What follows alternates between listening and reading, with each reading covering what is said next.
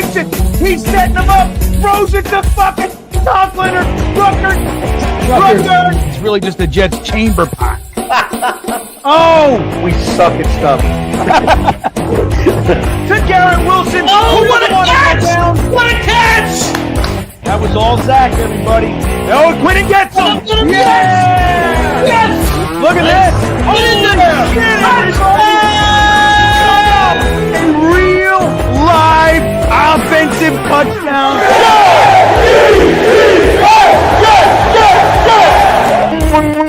Got pressure. Run, you idiot. Here we go. Oh, that's a catch. That's a catch. All right, everybody. Garrett Wilson doesn't give a shit. Look at Zachy Poo, huh? Let's go, Zod. Gibson around the end. Run, little guy. Touchdown. Oh! Are you kidding me? I believe in Zod. Let's go, Jets.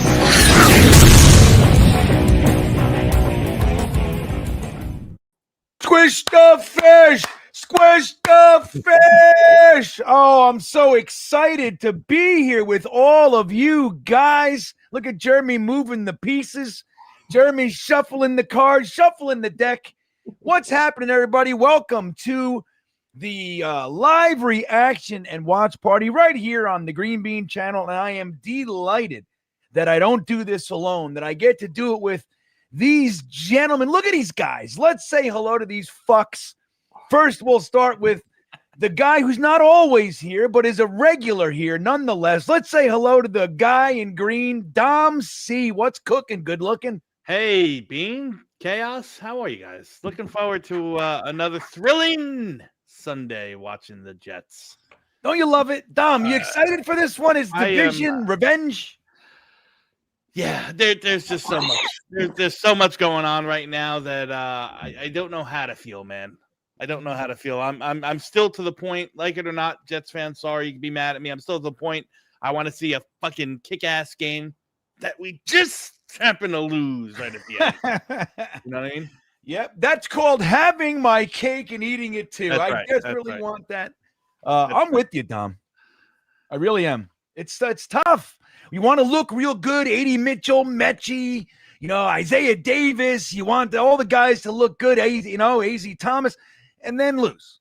You know what I mean? Like Jets Chaos. What are you doing, brother? How are you today? Well, let me tell you something, Green Bean.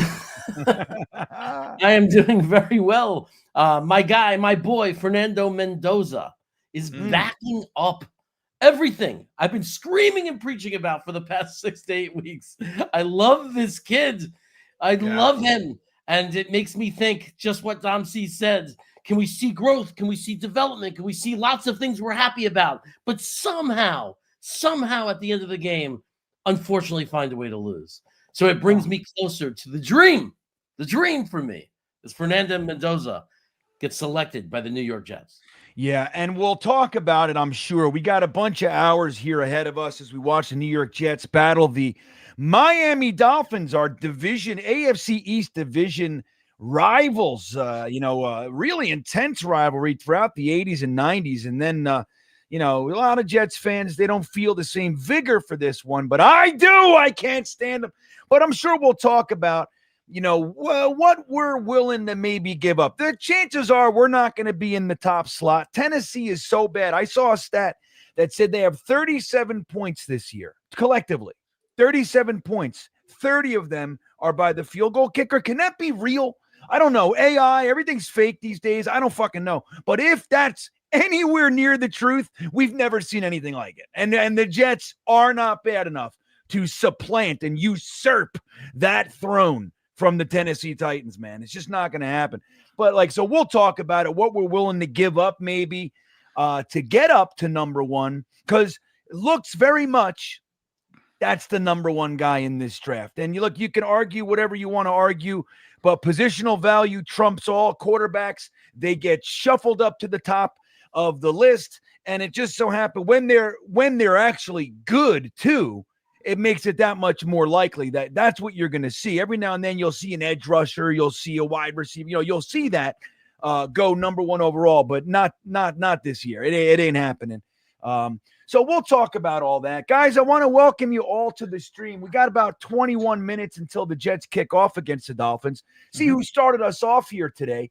Tony Alexio, the Great. We call him Tony the Great around here. Tony the Great Package. That's what we call you, Tony. We love you, and you're awesome. Look, you're here all the time, and you're the best. Followed by Juggalo. He was supposed to have his gallbladder removed tomorrow, but now I have the flu, so it's postponed. Yeah, we go. Hey, I'll tell you a story. I just recently, like a couple weeks ago, I had my colonoscopy set up, which I've never done. I've been putting it off, I'm afraid, and all this kind of shit. So I get set up to do it, and I misread the prep. I did all the prep, all the pills, all the stuff that you got to do to prep for a colonoscopy. That's the worst part. Yeah, and I thought that it said to drink water before you go, and I was like, all right, and it kind of did. It's a weird. Their directions on the medication was a little bit screwy, so I just made sure to drink a pint of water before I went, and because of that, they wouldn't do it. So I did all the prep, and I sat in the chair and did the whole thing, and they're like, no, we can't do it. I'm like, guys, no big deal. Trust me, it's gonna be fine. Just fucking do it. They were like, they weren't having it. So I had to put it off too, man. I got to wait till January now and stress this metal rod going up the old rear end here. I did the different method, the home method. That's like 98% effective, but I will not talk about it beyond that. Right. Well, I did that. The prostate exam, I got to do that. So I didn't have to go So I, a little bit. You give some, you get some, Jeremy. You know what I mean? You get a little, you give a little.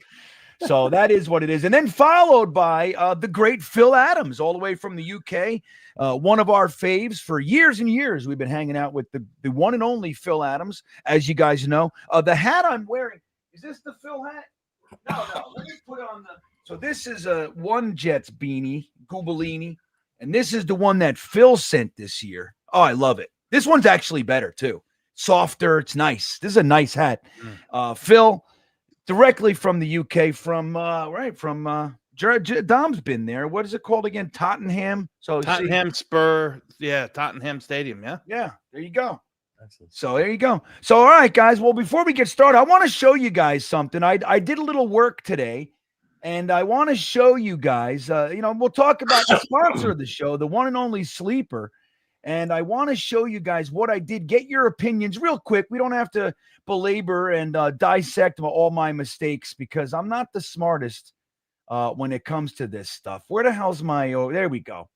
So we'll do this, everybody. So what do you guys think? Let me get Phil's comment off here. Now, guys, I want to remind you, Sleeper, they've been sponsoring the game streams for us all year. We're very grateful to have them. And they're the one and only place where you can take game day and make it into payday, winning up to 1,000 times your money. Now, I took this screenshot before I actually placed the bet, but this is what I did. And it's a great thing. As soon as you sign on the app, they have a bonus for you, $20. The first thing you see, would you like $20 to get started? And you say, it says you yes. And then they go, you want to use it now? And you go, yeah. So it's free $20 right off the rip. And you can start. Last week, I turned a $10 bet into $221, Jeremy. I nailed it last week. So this week, this is what we did. They make it as easy as possible. You pick the game. They give you the props. Do you think Tua's going to throw for more or less than 211.5 yards? I said, I think he's going to throw for more. What do you think, Dom? You think I got that one? I'd say yes. I have a feeling, and it's just a funny feeling that it's not cold enough for the Tuanator to be ineffective. I think it's a little too mild here in Jersey, and I expect the Dolphins offense to be working at a very, very efficient level. We know that our defense is missing a couple pieces. Right. That we're missing Brownlee playing the slot. I don't know who's going to be in the slot today. If it's going to be, Clark, or if it's going to be Isaiah Oliver. Our linebackers have struggled in both man and zone coverage. So this is a kind of offense that can do damage against our defense. So I'm expecting Tua to have a pretty good game. And those were the reasons. You were right in the pocket of thought that I was. I'm like, I don't know, man. Our defensive backfield is question mark to say the least right now. So that's kind of where I'm going with that. A-Chain getting more than 81.5, Jeremy. Their running game, they've been on the backs of their running game the last number of weeks when they put together some wins. So even though I think we're going to see 211 plus yards, A-Chain 81 plus, what do you think?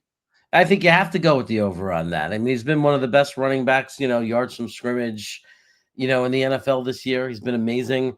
And what are we doing on defense? We haven't been consistent enough on defense, and we've watched helplessly as we watched the opposing offense walk down the field with their running back. So, I think that it's an obvious, you have to go over on that if you have to pick under over. Yeah, I think so too. I like how you said we watch helplessly. We've watched drafts helplessly. We've watched free agent non-action, action. We are helpless out here. All we can do is fight with each other. We eat our own, Dom C. That's all we're left with. We go on Twitter and go, screw you. You don't know anything. Your parents are the worst. That's what we do. So if you disagree with me about the Jets, you have a bad mother. Like, that's where it goes quick, too, these days. Nick Folk, more than 1.5 field goals. Look, I want to score touchdowns and all that shit. I think Nick Folk's going to be called on twice today. Dom, you think I'm good there? Nick Folk, 2 field goals? Yeah. I think it's one of those things that I'm just not very confident in our offense. So I think we'll be able to move the ball to an extent, and then we're going to have to call on, old man, the old Folk legend, if you will. So right. 2 plus, I think he's going to be good. Yep, I think so. So Breece Hall, 1 touchdown. I think, if we're scoring a touchdown today, I think Breece is going to be involved. Don't feel too bad about that. It's as good as a guess as anybody on the offense to score a touchdown, right? Right. I'm actually surprised it's 0.5. Like, I would think 1, like that difference between 1 and 2 would be where the sweet spot is. But again, I feel confident. That's why I like this app. And then, Jeremy, the last one, A.D. Mitchell, 3.5 receptions. Now, I'm not expecting 8 again like last week, but I think Tyrod Taylor and A.D. are starting to develop that chemistry. I think he's going to be our number 1 today. Do you agree? Yeah, look, one thing A.D. Mitchell has done since we've obtained him is get open. The guy gets open. And he's a safe target to throw 50-50 balls to. He's big, he's strong, he's fast, he's athletic. There's no reason to think that he wouldn't get at least 4 targets, especially against the Miami's pass defense. Why not? Right. So there you go. So there you have it. I feel pretty good. Guys, we've made it as simple as possible. I put the link right in the description of the video. You can join in. It's as easy as that. I'm telling you, it's the first place I actually feel comfortable playing these kinds of games because they made it so easy. Once you like it, be sure to use the promo code GreenBean because Sleeper's going to match up to $100 of your first deposit, which is pretty damn good. That's $120, Jeremy, all for playing Sleeper. And we thank Sleeper for hanging out with us today. And then we'll check in with them later and see how we're doing, Jeremy. What do you think, Dom C? I'm going to pull him off the screen. Dom might be a little in and out today, but that's okay. Dom's kind of working. Now we'll jump into the chat here. I saw a couple funny ones about my procedure. Somebody said a pint. You're supposed to drink a sip. I know. And you like how I said that as soon as I said it, a pint, but it's funny because I actually did. I drank a pint glass. Like, that's why I said it Yeah. But it's funny. Yeah, and everybody agreeing with you, man, that the procedure it's nothing compared to the prep. Now, let's jump. We're going to get to some super chats. Guys, thank you so much for the support. I'm going to remember. I forgot again last week to give away a Green Bean hoodie, Jeremy. This is becoming a problem. I'll remind you at the end. Thank you. All super chats today of $5 and up are going to get entered to win a Green Bean hoodie at the end of the show. And they're awesome. They're good material. I'm telling you, I love them. I wear mine constantly. But Armani AD, changing the way he spells it a little bit, Jeremy. But look at him here with the big dick super chat. We love these. And we love you, bro. You're our good luck charm. We haven't seen you as consistently as we have. But that's okay this year. We can settle down on using our luck. You know what I mean? Next year, we'll squeeze the luck lemons. Luck lemons, Jeremy. I like that. We got to remember that. Just dropping by, fellas. It's been hard to catch the show. I'm a business development consultant, so I'm always traveling. Keep up the great work. Well, let me tell you something, Armani. I commend you. I commend you. Look, priorities, right? Especially when the Jets aren't exactly blowing the doors off the joint. But it's always nice to see you. You are always welcome, of course. We love you. Look, I hope that all this is successful for you. What do you think of Armani? I think we're going to wait on the Armani Luck Lemons, Jeremy. Yeah. Look, Armani, I mean, one day I might call you as I try to build out a private practice. I mean, you might be able to give me some help. There you go. I didn't know that that's what you do for a living, but right. It's all about the marketing and how you do it. I mean, what separates the guy that builds up a giant practice versus the guy that doesn't? It's the stuff that Armani probably knows how to do. It's the people that know. When you don't know, right? You can have the best product in the world, and there's a guy with it's all about how you market. Dude, that really is the difference. The marketing, it's the difference, and the build. So Armani, thank you so much for the support and checking in. It's great to see you. Look, good luck out there, man. Be safe. You know what, Jeremy? I had a weather warning today. It said frozen fog warning. Frozen fog. The fuck is that? I've never heard of that before. No, like 53 years old. Frozen fog is new. Like you're driving, like little crystal pieces of the fog. I mean, you're just driving, it looks like fog, and you fucking hit a frozen fog wall. I've never heard of the term. That's scary. Gina is Aunt Gina, everybody. Aunt Gina stopping in to say hello. Didn't say much, which is, I'm going to tell you guys, which is weird for her. Aunt Gina is a chatty Cathy if you've ever known one. So the fact that she dropped a super chat without saying anything is a little odd. But I love you, Aunt Gina. I'm glad you're here. If you don't know, all you 212 on YouTube and another 100 or so on X, I'll tell you all again. Aunt Gina is the reason I'm a Jets fan. So love her. But I had to work through some resentments over the years. It looks like your aunt was dropping like a day one Hanukkah presents, early for you here. Yeah. Aunt Gina took me to the ground round to watch the AFC Championship game against the Miami Dolphins, the Mud Bowl. Now, we had been watching the Jets and the playoffs before that at Grandma's house. I still remember watching the games and everything, but we went to the ground round, just Gina and I, and that was the day. Losing that Mud Bowl pissed me off so much as a 10-year-old kid that I decided right then and there, I am a Jets fan. This is my team. You said, let me have 40 years of this torture. There's no way. Next year, they're so good. Next year, they're going to win the Super Bowl. Of course, I'm jumping on. Who knew? Who knew, Jeremy? And I'll get to all the $2. I'm getting to the big dick super chats, Armani, Aunt Gina, and the one and only Ablab. Checking in. Yeah, thank you, man. UVA, as you guys know, I was real excited for UVA. We beat Tech last week. I was there. I went on the field after the game with everybody. It was a great moment. And it's my thought that they should have beat Duke last night. But Mensa, Dom C's quarterback too, I believe in this class, he looked good last night. And it was weird, Jeremy. UVA, they looked spent. You know what I mean? Like, when you can tell one team just has more juice. You know what I mean? Like they were playing hard. You could just see it. And as the game wore on, it was one of those games. It was sad. I watched the whole thing. And everything. I had the Indiana Ohio State game on as well. And while most Jets fans' focus was definitely that way, my focus was UVA, and it's sad. Fuck, man. 10-2, you get all the way, you get to the chan, you lose the ACC championship. Would have been a nice bow. But thank you, Ablab, for the consolation. It's nice, isn't it, Jeremy? What do you think of Ablab's love there? I think Ablab has been since I've started with you here, and we've been doing this for over 3 years. I don't think we have a bigger supporter than Ablab. As far as the super chats and Ablab's the man. Remember the first year, the first year that we did the Wayward Jets Fan Fund. That first year, we sent like 4 different groups of Jets fans to their first ever Jets game. One was a husband and wife, and it was great. We had like 4 different people that we paid for the flight, we paid for the tickets, And I'm not sure if we paid for parking or not, but either way, the flight and the tickets. But Ablab donated to that fund and paid for one person by himself. Yeah, Iowa Jets fan got to see a Jet game because of Ablab. Let's be honest. That was it. Yeah, Reed. Oh, that's so great. I miss Reed. Yeah, he hasn't been around as much these days.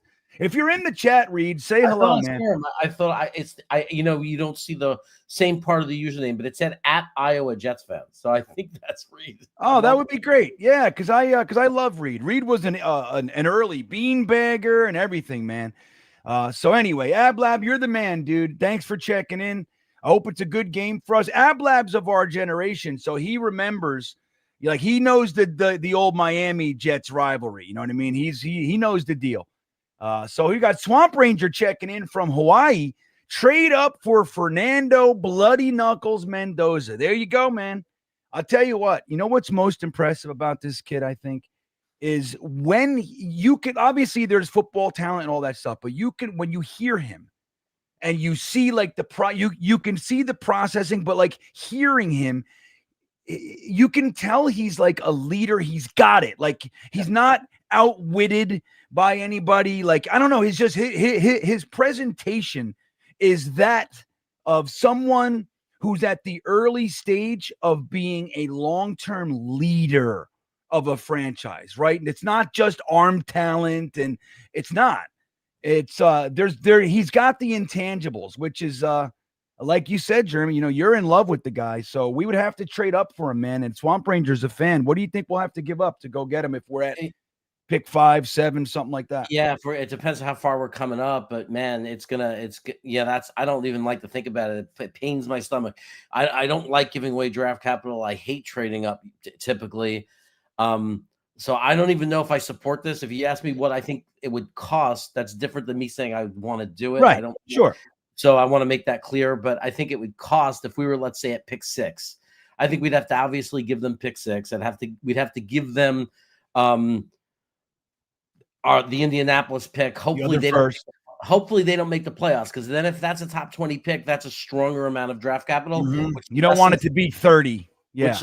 That could then determine which number 1 of the 3 we're going to have to give them for next year, because I think it's going to take 3 number 1s. I think it's going to take the 6. It's going to take the Colt pick, and then one of the 3 picks next year. I think we want that pick to be the Dallas pick. So maybe if the Colts pick is top 20, we'll have the leverage to make sure it's the Dallas pick, because I think out of the Colts, Dallas, and Jets, I think Dallas, it's most likely to be the highest, the lowest pick of the 3. Well, that's pretty damn expensive. I know the way you got to look at it. I know it's expensive. I am thinking it would take both first this year, that without question. I think if you're able to manage anything outside of that, I think you're slam dunk. But I think it would take both firsts and a second next year. I don't think you got to. That would be a lot easier to digest. I don't think it's 3 firsts to move up 5 spots. The only problem is you're not going to be alone. The Browns are going to be in there. Everybody's going to be, there's going to be competition. If you're the only team, that's one thing. But if you're one of 3, there's going to be a bidding war. And I think a lot of that determines on where that Colts pick is, right? Like, I think there is a chance it could be only a second next year, but that Colts pick would have to be like the 18th pick. Like, they collapse now, they don't make the playoffs, then it's a lot stronger. If they start winning again and it's the 25th pick, I think you're going to have to give up a number 1 next year. No matter, like, I don't see a way out of that. Who are the Colts playing today? Jags, right? Jags. Go Jags, baby. Go Jags. Go Jags. Yeah, you got to be a Cleveland Browns fan and a Jaguars fan today. Hell yeah. Who are the Browns playing? Tennessee. Yeah, you can't reach for Tennessee's got it. You know what I mean? Like, you can't. Tennessee has the hardest schedule left out of all the teams in the NFL. They're going to be number 1. That's fine. Yeah. Root for everyone else underneath that. Maybe we can get Cam Ward for a second. Let them take a new quarterback. Would you do that? You're not going to get Cam Ward from them, and you would sprint up there if they said a second for Cam Ward. You go, hey, here you go. Yeah. All right. Thanks, Swamper. Jonathan Francois, I was just thinking about you when we were talking about the guys who are consistent on game streams. Jonathan Francois' name popped in my head too. He's a consistent guy. He's been around. You, Phil, Tony, Ablab, all you guys. I don't know. I'm having like kind of a reminiscent, touching moment here. So Francois thinks we're going to win today. I think we're winning today too, guys. I really do. I think we're going to win a few of these. I think we're going to win 2 guaranteed. Not guaranteed, but like I really feel confident about 2, and I think 3 is in the picture. I think today the Saints, and who was the other one I was thinking? Jacksonville? No, I think Jacksonville is going to fucking lose a shoe in our ass. Maybe it was the division. I don't know. I got to look at it again. But anyway, there you go, Francois. I'm with you, man. Dom, Mensa looked good yesterday. Is he still your number 2 from John Naroyo? He graded out as quarterback 2. Listen, it's not final, but let me. I'm gonna pull it up just a little. He did look good last night. I was watching that game. I was more focused on that game than I was the. Well, obviously, Ohio being in Charlottesville, I would assume you were. Yeah, I was really pulling. I thought UVA was going to do it, man. Me too. They didn't look. They should have gave the ball more to Jamari Taylor. Like I don't know. He's so good. He is so good, dude. Yeah. So to your question, that quarterback, my quarterback rankings, Mensa is second. And he graded out for in my scoring system with a 7.19. Dante Moore has a 7.17. So they're right there, neck and neck, 2 and 3. And they're the only 3 that I have first round grades on. Obviously, Mendoza being number 1. There you go. So there you go, John. He did look good. Too good. I wanted him to look a little worse than I did want to see him look good, but I wanted him to lose. Yeah. Anyway. Who else? I see Jets Forever in there. What's that? I see Jets Forever in the chat, and I wanted to say hello. Hey. I did write an article, shameless plug, on Jets X Factor, talking about Trinidad Chambliss as an option for the non-tanker. Say we win too much and get out of range of these guys, the Mendozas and the Moores of the world. Trinidad Chambliss was right up there for one of the guys I would target in rounds 2 or later. There you go. All right. Why is everything seems weird today? Like Sunday Ticket, it's not showing me the pregame shit. I want to see pregame. I get nervous. Moose Knuckles is checking in, everybody. Let's bring up new Moose Knuckles super chat. Hello from St. Augustine, Florida. Let's go, Jets. Let's go, Jags. Hey, I love St. Augustine, man. I'll tell you a funny story. St. Augustine, Moose Knuckles. I was there with my family. My father was actually there. We were visiting the Ripley's, the original Ripley's, believe it or not, museum is there. And we were visiting that, and the lady who was doing the cashier gave me the senior discount. Ha! And my daughter said, "You're not," I went, "Shut the fuck up," instead of like, "Hey, excuse me, I'm not," I just took that senior discount, baby. So the Ripley's, believe it or not, museum in St. Augustine is the first place that Green Bean ever got the senior discount. There you go, Jim. What do you think of that, huh? Awesome. There you go. Let's go, Jags, baby. And Swamp Ranger, thanks, Moose Knuckles. Checking back in. Dom, what would you be willing to trade up for number 1? Yeah, so let's assume we're between 5 to 7. What are you willing to give up to get up there? I will give up what I need to in this year's draft to go up if the process lands and he's their guy. I don't care. Give up 2 1s and give up both 1s and one of the 2s this year and go get them. They want a player, give them a player too, or instead of. You know what I mean? I don't care. Yeah. I just don't want to get into the 2027 ones. That's interesting. All right, we got the kickoff coming.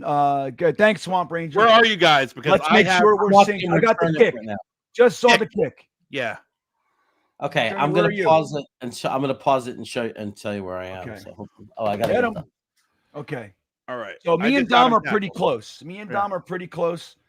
Invader asking about Frankie. Frankie, he didn't quit. Frankie had some scheduling stuff. And this is a tough stream, man. It's 4 hours. You know what I mean? So clearing 4 hours, being obligated can be tough sometimes. So Frankie just had some scheduling stuff and came in the way and he couldn't commit. So, Frankie's, I just texted him actually a little while ago. He's welcome back whenever he can or wants to, whatever. I love Frankie. Yeah. So thanks for asking, Frankie. I think Frankie needs all the love in the world. Oh, we got a jump. It's on us. It's motion on us. It is. Yeah. No, it's on them. Look at that. It's on them. Moving back. So who's 91 now? I'm still trying to figure these guys out. 91 is Briggs, right? Mm-hmm. And 97 is Phillips. Yep. All right, I'm doing all right. Okay. 72 is Clemens, 11. Tell me when you get to 22 on the clock. Okay, hold on. I'm not there yet, Jeremy. All I'm right. still doing 24, the replay. 23, 22. 22. All right. All So right. Dom's a split second behind us. 15, Not 17. worth tinkering with. 16. All right. 15, We got an eye. 14. Okay. He hands the ball off. Met right at the line of scrimmage by Sherwood. Nice. Nice play by Sherwood. And then the rest of the crew came in and helped him out. Nice to see. Last 3 games, 428 rushing yards, which is why I chose that decision that he's going to get more than 81 yards today. Not on that play, though, Jets fans. Yeah, the middle of that offensive line for the Dolphins is a little susceptible. My guy, Jonah Savanea, has not had a good season. All right. Oh, a little switcheroo, end around. Get him. Oh, man, they blow it open. Look at this. Waddle with the big play. We had an opportunity there, guys. We were playing it well. Just their blocks ended up getting in the way, Dom. The damn blockers got in the way. Look at the creativity, though. I mean, they're in the pistol with a full house. They're showing counter one way and bring everyone around with a lead blocker and a full. That's a hold there on the Malachi Moore, but we're not going to. Well, and let me tell you something. Number 51, I believe that's Magoa. Mayanoa, he fucking got pushed around. Terrible linebacker play there. Terrible. Hands the ball off again, right up the middle. Look at this. That's why I said to take him over. Look at this. Fucking you kidding me? Oh my God. Jesus. And that's why he's going to have 81 on this drive. What I tell you. Quick, easy drive for the Dolphins. Hey, Francois, we might not win this one if that's going to continue. Ablab checking back in, totally off topic, but we should adopt Oregon's uniform philosophy. What is that, Tom? What's he talking about? They use a different combination of pants, jerseys, and helmets every week. No two are the same, but the NFL doesn't allow that, Ablab. Oh, dude, we got to look at we got to watch. I got to dissect that. That was one of those plays where everybody thought somebody else was the guy bringing them down. Like, that's what I mean about animal linebackers. They don't give a fuck who's in the way. Hands the ball off. Nope. Oh, but a touchdown nonetheless. It's a split second too late. Who was that? Waddle. No, I mean, who laid the wood that almost got there for the pressure? Yeah, we hit him right as he threw it. Right as he threw it. He just got it off. Look at that, dude. That was 2 minutes and 15 seconds? Are we serious? That was a hot knife through butter, dude. That was 91. So that was Briggs. Is it Briggs? Yeah. Wow. Briggs is something, man. He was just there a tiny tad too late. Who's that in the coverage? Brandon Stevens. Damn it. Hey, listen, it's you get a guy that's crossing across the whole back like that. That's going to be tough. Dude, the Jets didn't even tie their shoes yet. They're like, whoa, wait, what the fuck just happened? Look, the stadium's empty again. Yeah. Yeah, you sent that picture last week. That was incredible. Oh, man, it was crazy. Moosey, Swamp Ranger says Mooj watched Mendoza last night, and we're tanking. We're fine. Go ahead and lose this one, AG. if one half of this game is going to look bad, I'd rather have it be our defense that look really bad. There is a lot of teal. Yeah. At MetLife today, though, guys. A lot of teal. They call it the MetLife takeover, don't they, Dom? Is that what they call it? Yeah. I mean, any team does, but Miami has that yearly MetLife takeover thing that they do because they know if you're going to travel, you might as well, you know what I mean? Like, it's a good place to go because you're more than likely going to get a win. Because it sucks to travel to a game, especially like all the way up the Eastern Seaboard, to do that whole trip and then lose. That sucks. Our Jets guys know it well. Fireman Ed, the Gotham City, all those guys, they travel for many games. Big Lou B, he's at every game pretty much. That guy, he's an animal. You hear Lou B? For those who want to lose, who want to win, if you're rooting really hard for the Jets to win, don't give up and be too upset too soon. We have a kickoff coming, and we're pretty good at that. That's right. We are the number one special teams unit in the league, which Dom C hates. He hates it.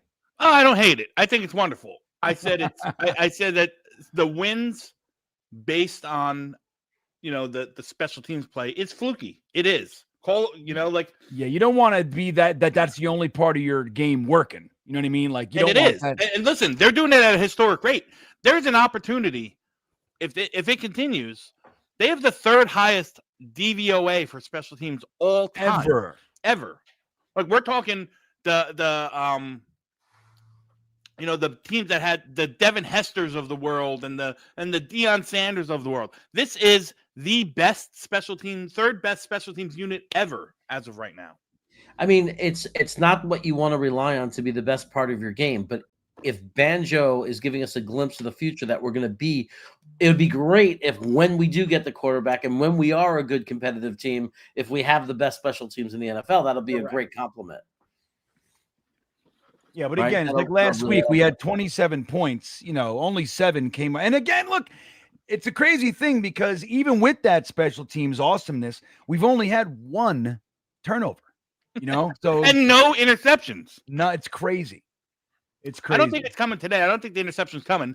Based on what we just saw in 2 minutes and 14 seconds, looks like they can just run the ball right down our throats. Yeah, I mean that play with that one run was egregious. How bad it was. All right, we got Isaiah Williams with the ball in his hands. He's running, Dom. See what I'm saying? About the 41-yard line. 41. I mean, it's like our it's special. Yeah, they are special. They're special in their own special kind of way, Jim. Yeah. Jets Terrible says Gotham is so scary. Isn't it?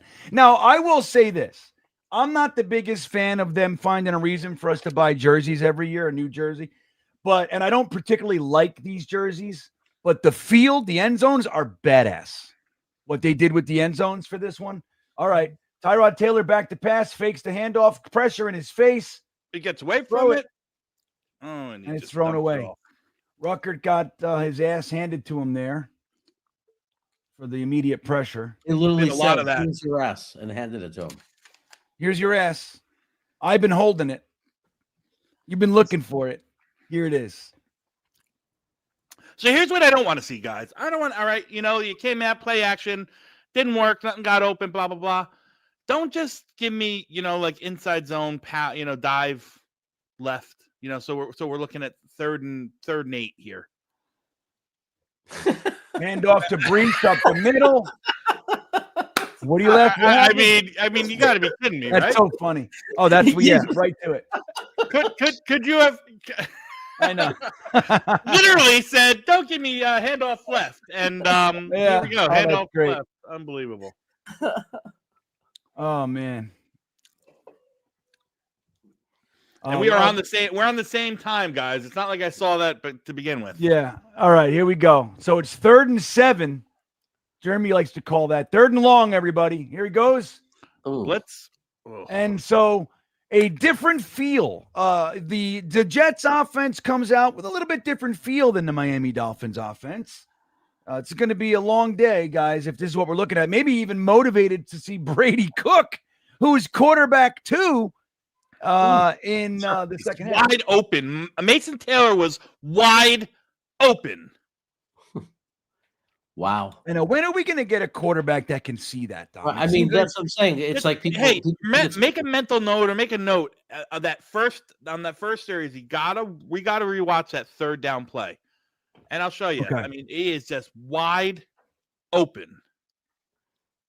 But special teams. Oh my God! He did it again. Special teams does its job. Like, Arian really Smith finding a role. That's the best special teams I've ever seen. It's great. It's great. Jets pack 6-15. Damn, this team sucks. Like he jumped out of the air. He got his feet out of the end zone to make sure, by college rules. Because by college rules, if you're standing and touching the end zone. Well, right. Yeah.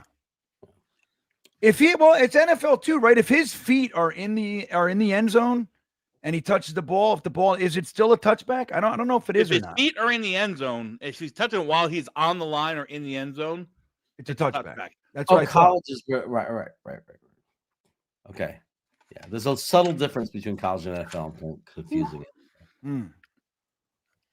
So fun stuff, guys. Fun stuff. Our offense, it looks like the Jets, they didn't realize that Miami wanted to play, so hard from the very beginning. They're like, wait a second.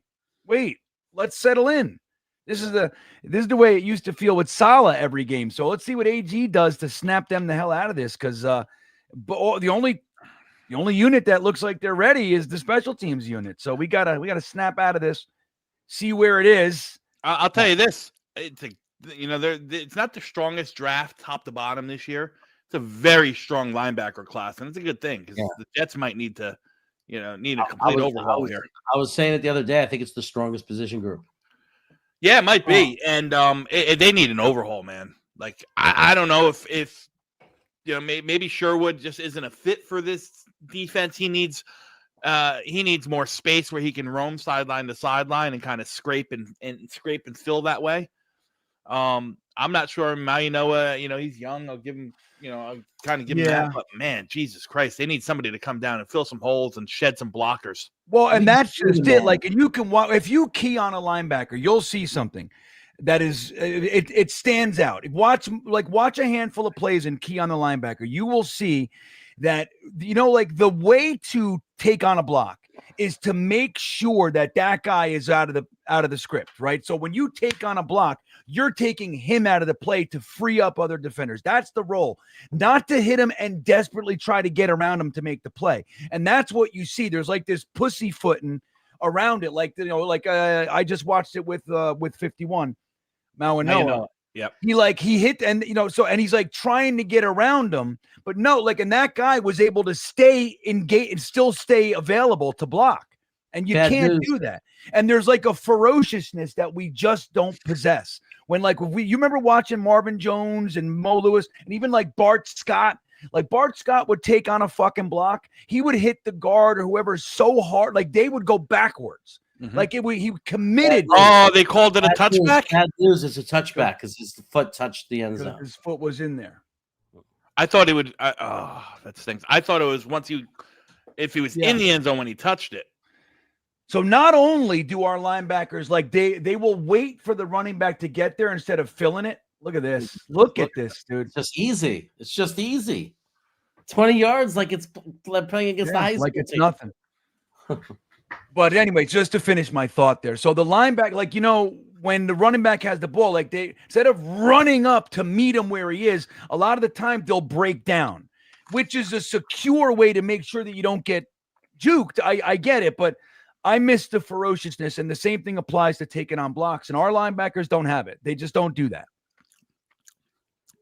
So I'm with you. The rest of it, overhaul. It's really just those two guys, because all the other linebackers that are on the team are really there for specials, right? Right. Kobe King, Cam Jones. Look at this handoff right through the line. Sherwood with the tackle, helped out by Phillips. But he's chasing and being dragged.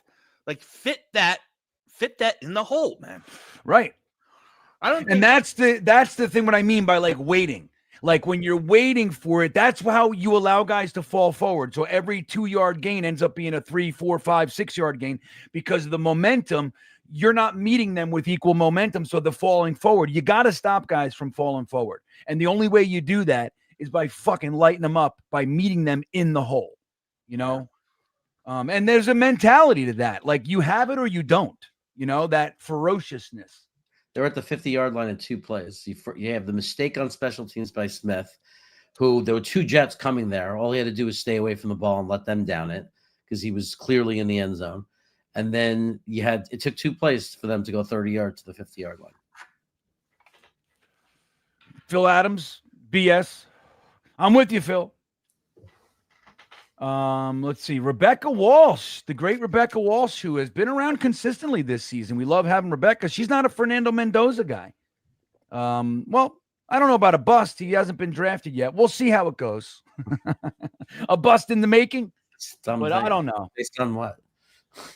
Well, you don't like him. Fuck you, man. Don't take it so personally, Jeremy. Jeremy has a vagina. You know what I mean? I wouldn't call anyone a bust.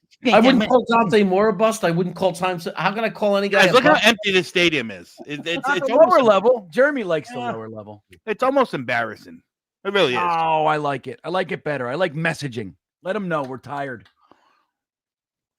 Look at this. Yeah, they're just shredding us. What do you think it is? We tired? Better offensive coordinator than we have a defensive coordinator. Oh, I mean, Dom, you break it down sometimes so simply, right, Jeremy? And Jeremy, I'm just playing with you, man. I didn't want to hurt your feelings. They're killing us on the inside. Jeremy. Yeah. Jeremy. I said I'm sorry. Oh, yeah, sure. No worries. Okay. They're killing us on the inside. AZ Thomas was passing that off to Oliver. Oliver clearly didn't know what the responsibility was, and he just let that guy cross his face. Yeah, the Brownlee thing is killing us. All right, good. Throws it deep, wide open again. Wow. Oliver. Isaiah Oliver on Waddle there. Yeah. It's going to be an ugly one. This is like, yeah. Well, you know what? Anything that can motivate Glenn to not consider retaining Wilkes for this upcoming. Look, I'm fine with him staying on as like a consultant, assistant head coach. I really don't want him running the defense. Dom, I think it's time for like a young, aggressive, new, fresh defensive philosophy. Hey, I got one for you. Who's that? Spagnuolo. No. It's to the left. Here we go. Cuts right through. Look at this. Look at this. Touchdown. Jesus. Unbelievable. We're not even here. Oh, Tyler Barron just broke his leg. Tyler Barron's knee just snapped. Really? Oh, my God.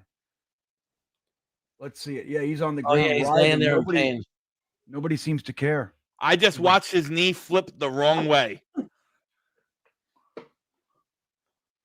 How is he even in the game? He's the worst player in the NFL. 94. That is Tyler Barron, right? Yeah. Am I wrong? I don't think you're wrong. That's 94.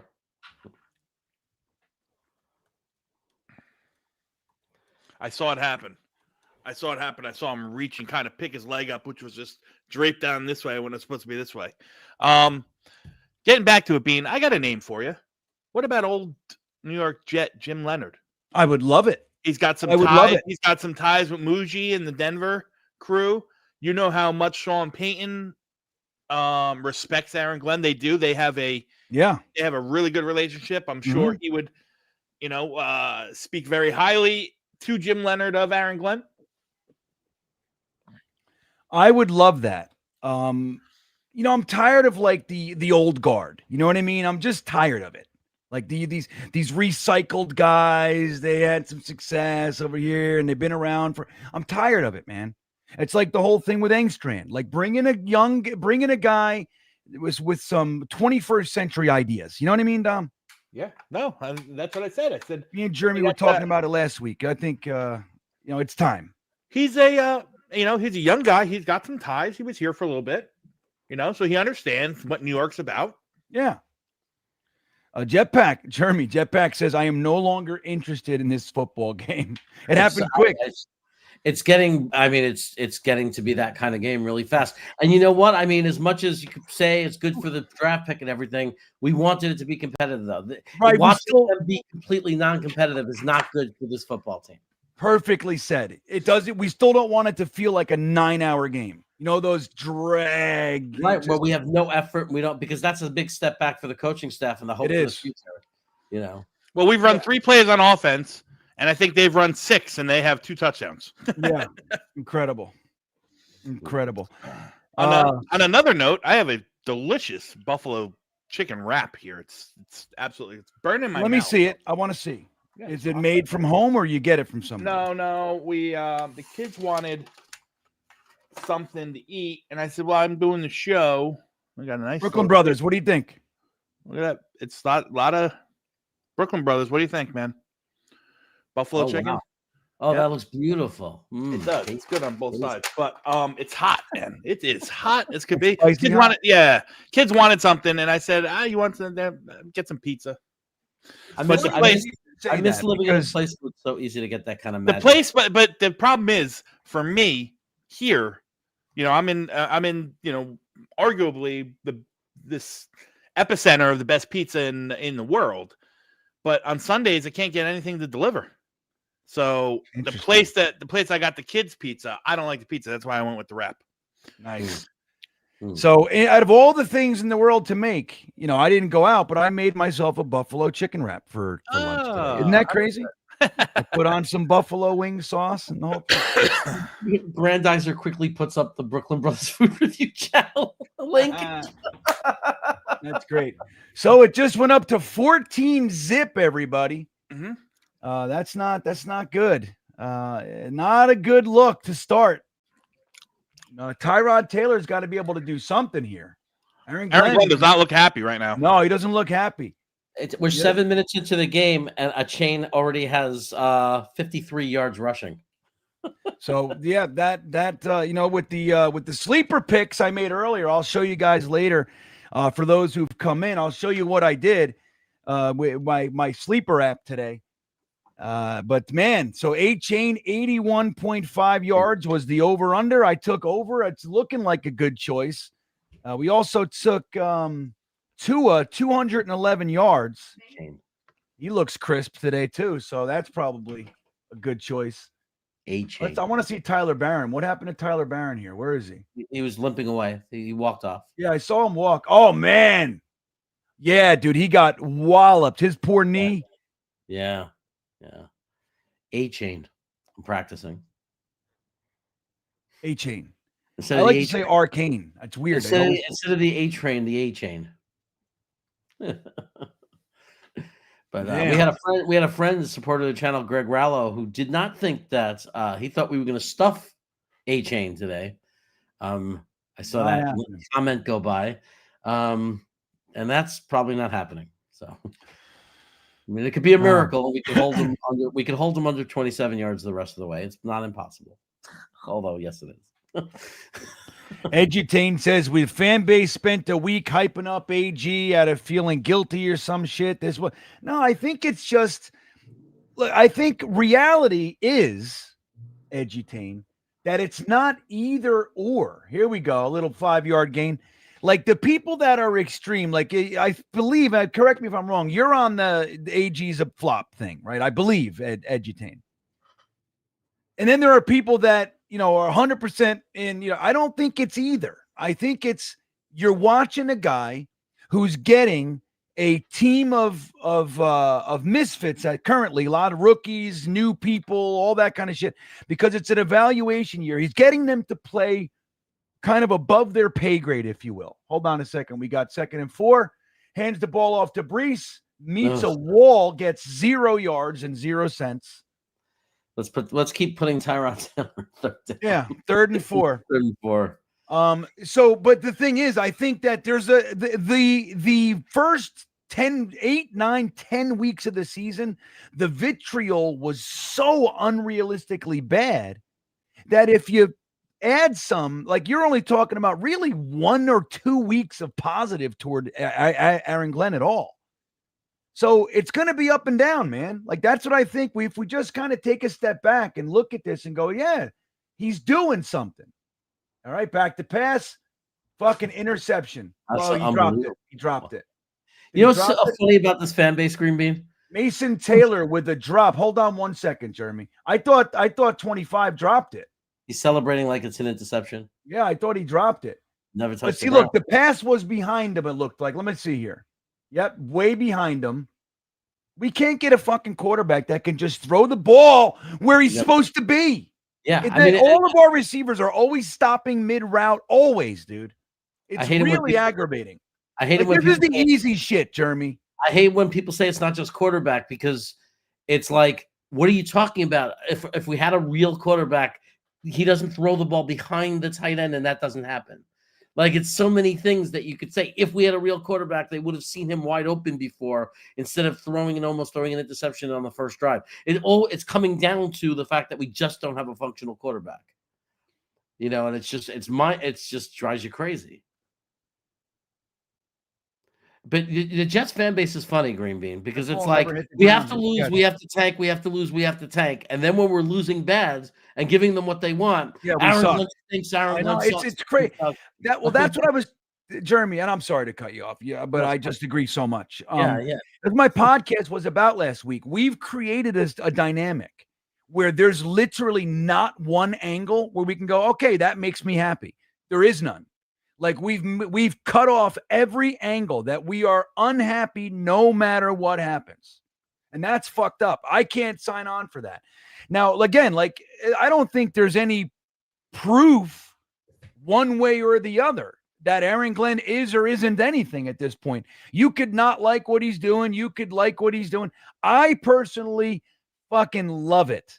I think that our problems here are so deep that it's not just a quarterback. We saw that with Aaron Rodgers. It's not just this. It's not just a tackle. It's none of those things. It's a mentality thing. This team likes to quit. The players on this team quit, and that is deep. And what Aaron Glenn did, and the leaders have to lead. That is a very real. Oh, Dom's back. Sorry, Dom. That is a very real thing. That it is part of the game of football, that there are players on the field that are the leaders, vocal, physical, they're leaders. Our best players for the last number of years, the Quinnen Williams of the world, the Sauce Gardners of the world, the Zach Wilsons, the quarterbacks, Justin Fields, they're soft. They're soft-spoken. Loved Quinnen Williams, my fucking favorite Jet for many years. Love Quinnen, still love Quinnen. You know what I mean? But the thing is, he's not leading anyone. He's just doing his job. And that's great. But when you need leader, we are devoid of leadership and we are allowed to quit. That's what's been going on here for so long. Aaron Glenn is doing the things that I have been screaming for years, that no coach, no organization has been willing to do, which is hold people accountable. And if they're not doing what you need them to do, cut them, bench them, trade them, whatever the fuck you got to do. And they've done all that this year. And you've seen the response. Now, this game in particular, looking pretty ugly. But the reason that there was finally some positive press on Aaron Glenn the last week or two is because the rest of the world is actually looking at it and going, maybe there is a shift happening here. And that doesn't mean it's going to be, sunshine and rainbows and we walk off into the sunset like a storybook and all's well. That doesn't mean that. But it means that finally the things that are happening might actually have long-term effect and impact. Dude, next year, this team's going to look totally different still. And it already looks different than week one. All right, hands the ball off to the right. Quick 6-7 yards. Unbelievable. Easy peasy lemon squeezy. Yeah, that's their equivalent of our 1 yard gain on a run play. For them, it's a 6 yard gain. Yeah. So how long were you back there, Dom? I'm sorry. I didn't realize. Okay. And no, right now I was back there. We're good. Yeah. I'm sorry, man. My fault too. I could have seen him and I didn't. You could have, Jeremy. You're not even helping me. Bad news, guys. What happened? Yeah. Tennessee took the lead on Cleveland. Oh my God. What are they doing up there in Cleveland? All right. We got a 2nd and 3. Quick handoff to the left. The Jets tight end. Yeah, they played it better. Who is that? Yeah, that was Darren Waller. Yep. Darren Waller, as we remember, came out of retirement and 10 minutes later caught a touchdown right in Sauce Gardner's face. He was retired for 2 years making rap albums, decides, hey, I'm going to put a helmet on. They threw him on the field and he fucking burned Sauce Gardner for a touchdown. Ablab checking in. If this gets out of hand, we will see Brady Cook in the second half. Will we see Brady Cook? What do you think, Jeremy? You think we see Brady Cook in the second half? If it does get out of hand? It's possible. I don't know if they're going to run to do that. It depends. If it's tired. He hasn't shown to be very quick with pulling quarterbacks or sitting quarterbacks this year. I mean, that's a good point. No, he hasn't. He doesn't seem like that kind of coach. Yeah, I don't know either. What do you think, Dom? I don't know if he's gonna... I don't know if we're going to see him today. Right. But I think the whole knee soreness from Justin Fields, is the polite way of taking a captain and saying, hey, listen, you're not going to start anymore. I think we could still see him over the next couple weeks for sure. I think ideally, my guess is probably he wanted to see what happens with Tyrod today before you make a decision. At this point, if it's a blowout today, which it looks like it's starting to be, you can just hand the reins over to Cook, let him finish the season, see what you have. Right. See what you have. He's not going to be the future. No, but let him develop a little bit. You know what I mean? Let's see if you have a future backup quarterback on the horizon. Yeah. So that last play was literally, a little tight end screen there. They've ran that play. That was the second time that exact play worked perfectly on us. Oh, look at this little pressure. Dumps it off to the tight end again, who has nobody within 20 yards. And Sherwood, that's Sherwood's guy. I bet you. I can't say it because I didn't see it, from the top. But the way he's trailing there. Who was that with the pressure? Was that a blitz? No, that was JJ. Honestly, it's going to be a good. Yeah, look at look at there. All the linebackers, both of them. Yeah, they're just standing on the play action. They just bid on the play action hard. Yeah, it's fucking crazy, man. Fire Wilkes the day after the season ends. Come on, we got to get a real defensive coordinator. This is a joke. Let's see here. Okay, we got 1st and 10 on the 5. Got a little motion, little pitch. Oh, fumble. Oh, I thought that was a fumble. Damn it. It was an elbow. Fucking elbow. Grab that elbow. Unbelievable, man. These guys. Unbelievable. So, all right. Lose every game, Devin Montagna says. Montague. Lose every game. All right. I mean, look, it is. Look, like I told you guys, there is nothing that means anything more than what it means in the moment. I need you guys to understand that. Last week's win didn't mean that we're fixed. There's a touchdown up the middle. Last week's win didn't mean we're fixed. And this week, whatever happened, doesn't mean anything it doesn't mean anything long term. This is a work in progress. That's all it is. And we're going to win some and we're going to lose some. I am so glad I'm not at this game. Oh, yeah. The only good news about up there. It's probably really cold. Look at Sherwood. Look at Sherwood laying on his back. Unfreaking believable, this guy. Yeah. It's 41 degrees. Feels like 36 in New York. Oh. Feels like 36. Then why don't they just call it 36, Jeremy? That's it's been my question for a long time. Look, there's a lot of changes that are going to be taking place with this team. But the one good thing I was going to say is not only does it helps our draft pick to lose, right? But it also Miami moves further down. So one of our division rivals who in the beginning was really, really bad also, are starting to win a lot of games, and they're going to go way out of contention to get anybody really impactful. Oh, I don't have the score up there. Yeah. Say, thank Bradford. Thank you, buddy. I didn't realize I didn't share the score thing. I forgot. I have it queued up. I'm ready for it, but sorry. Let me share the score, guys. My bad, everybody. I know you guys are. That's why the Jet fans should.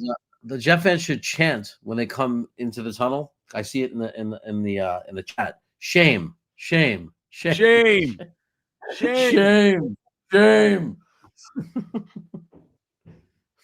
This is a disgrace. It's 21-0. Why not? I want to share the score. But listen, boss girl, let me tell you, I'm a very proud member of the reality bunch. I live in reality. Like if it's just like, it's so funny. I got into a discussion this week because I said something positive. Somebody said that I was bought off. I shit you not. This is real. Bought off by the Jets, that I'm now part of the crew that's paid to say only positive things, which would be fucking delightful, by the way. I've never been paid a single potato chip by the New York Jets. They haven't given me a bag of chips. All right. Just so you know. But you can't say anything. So last week, some positive stuff happened. So guess what? I talked about positive stuff. When there's negative stuff. Green Bean, I'm sorry to interrupt, but I just flipped over to Twitter. Breaking. Jets quarterback Tyrod Taylor has gone to the locker room. The backup quarterback entering the game is undrafted rookie Brady Cook. Oh, my God. Now watch what happens when he sucks. It's going to be a fucking delight. This is going to be the hilarity that I've been craving. Oh, this is so good. So, boss girl, yeah, I love to put the score up. So, like, that's the thing. Like, when there's negative shit, I talk about negative shit. When there's, when there's positive shit, I talk, and that's just it. I like the direction of the team. I like that we made the trades. I like that we made the benchings. I like that we cut who we cut, and I like seeing the rooks, and I like it. I like it all. Where Robert Saleh, like, again, dude, I wasn't an Aaron Glenn guy, to bring him. That wasn't my coaching hire choice. So I'm not biased in that way. But let me tell you, Robert Saleh, I barely liked anything. The 2023 year with the defense, that was really good. I was in on that, but like the whole time, Robert Saleh never did anything that I liked. Like I never. I don't know. I just never felt like he was doing anything, So with Aaron Glenn, I feel like there's work going on. And you can disagree. That's fucking fine, of course. But here we go. Brady Cook. Brady mother effing Cook era begins now, Jets fans. Interesting. Does anybody know what happened to Tyrod? Or was this the plan all along? The secret weapon. The secret. Here we go. Billy wants to know what happens if Cook cooks. What do we do then? Then we don't need to trade up for Mendoza. We got our quarterback. Here he goes. Hands the ball off. Brees pops it off. Look at the energy. Oh my God! Look at this. Cook's in the game. They got 9 yards. They gotta respect him. We get 9 yards on the ground. That's right. They backed everybody up. They said, "Holy shit, Brady got a quarterback." Questionable to return with a groin injury. This game just became interesting. So I want to just mention something. I was on Jake Asman's show the other day, and he and I had come to the conclusion Brady Cook looks exactly like Kevin, the Buffalo Jet fan. All right, hold on. The handoff up the middle. Brees Hall's got to bounce it. He's fucking backwards. He just had to hit the pile to get the first, but get a yard. Got to get 1 yard. I mean, I get it. I get it. He saw the space. I get it. But sometimes you just can't fuck around. Just get the 3 feet. Jason Edwards checking, and this might be the only train wreck I can't watch. No pride on the field. What the fuck am I? Well, now you get to watch Brady Cook, Jason Edwards. The energy's different. Brees Hall just made a mistake. That's all it is. All right. 3rd and what? 3? 3rd and 1 still. All right. Got back to the line of scrimmage. Back to the LOS there. We're going to see Brady. Come on, Brady. What do you got, baby? A.D. Mitchell in motion. Got a little pressure. Throws it. Oh, fucking behind A.D. Mitchell. He's like, well, that's what we do, right? We throw it behind. That's the goal. Unbelievable. It looked exactly like every quarterback we've had the last fucking 3 years, doesn't it? Jeremy. I don't understand. Jeremy's hysterical. I play with friends in the street. We play. I understand it's different level, different speed. Come on. I don't understand. It's how hard is that to make that throw? It's incredible how consistent it is that our quarterbacks, no matter what their name is, what their background is, their pedigree, school, fucking mother's name, it doesn't matter what it is. They all do it. They throw behind the damn receivers. I'd never seen anything like it. Like for this, it was Sammy when he was here did it. Fucking Zach loved to do it. He didn't do it in college. What changed? It's the nerves. It's all psychological, right? I mean, it has to be. Yeah. Ablab says our back of the defense is tiny. Linebackers, cornerbacks, and safeties in totality. No doubt. Yeah, I mean, Sherwood, we were talking about it last week. Sherwood's what, 218 pounds or some shit like that? Yeah, 220. It's crazy how small everybody really is. We need some beefcake. Oh, God. Tennessee scored again. They're now up 14-3 on Cleveland. You got to be What the hell's going on? You got to be kidding me. Wait, who is that? Tyler 45's in the chat saying Daniel Jones went down with a non-contact leg injury. Is this accurate? Oh, wow, that could be. I mean, I don't root for horrible things like that.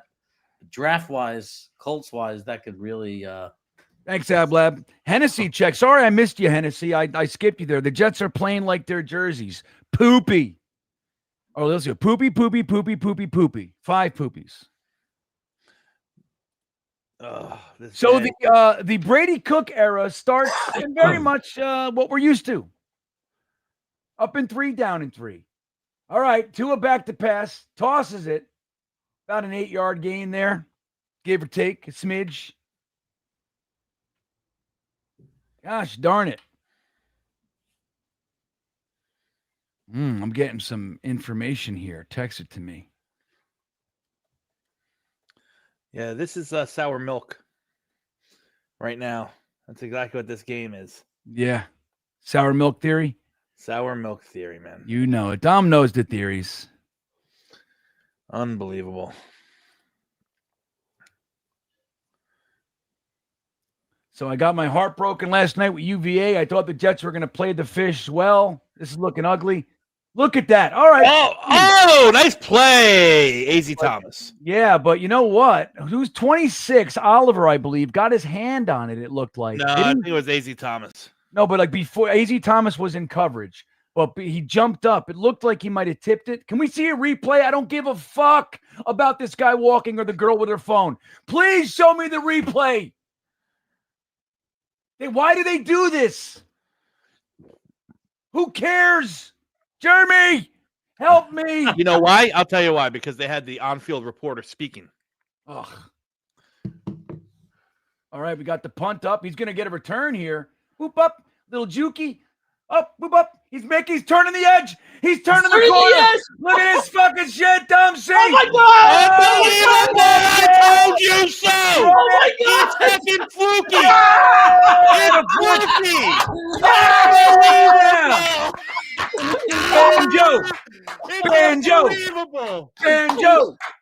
Banjo. Yeah! It's not a fluke, Dom. It's not a fluke. Right. It's not a fluke when you do it every week.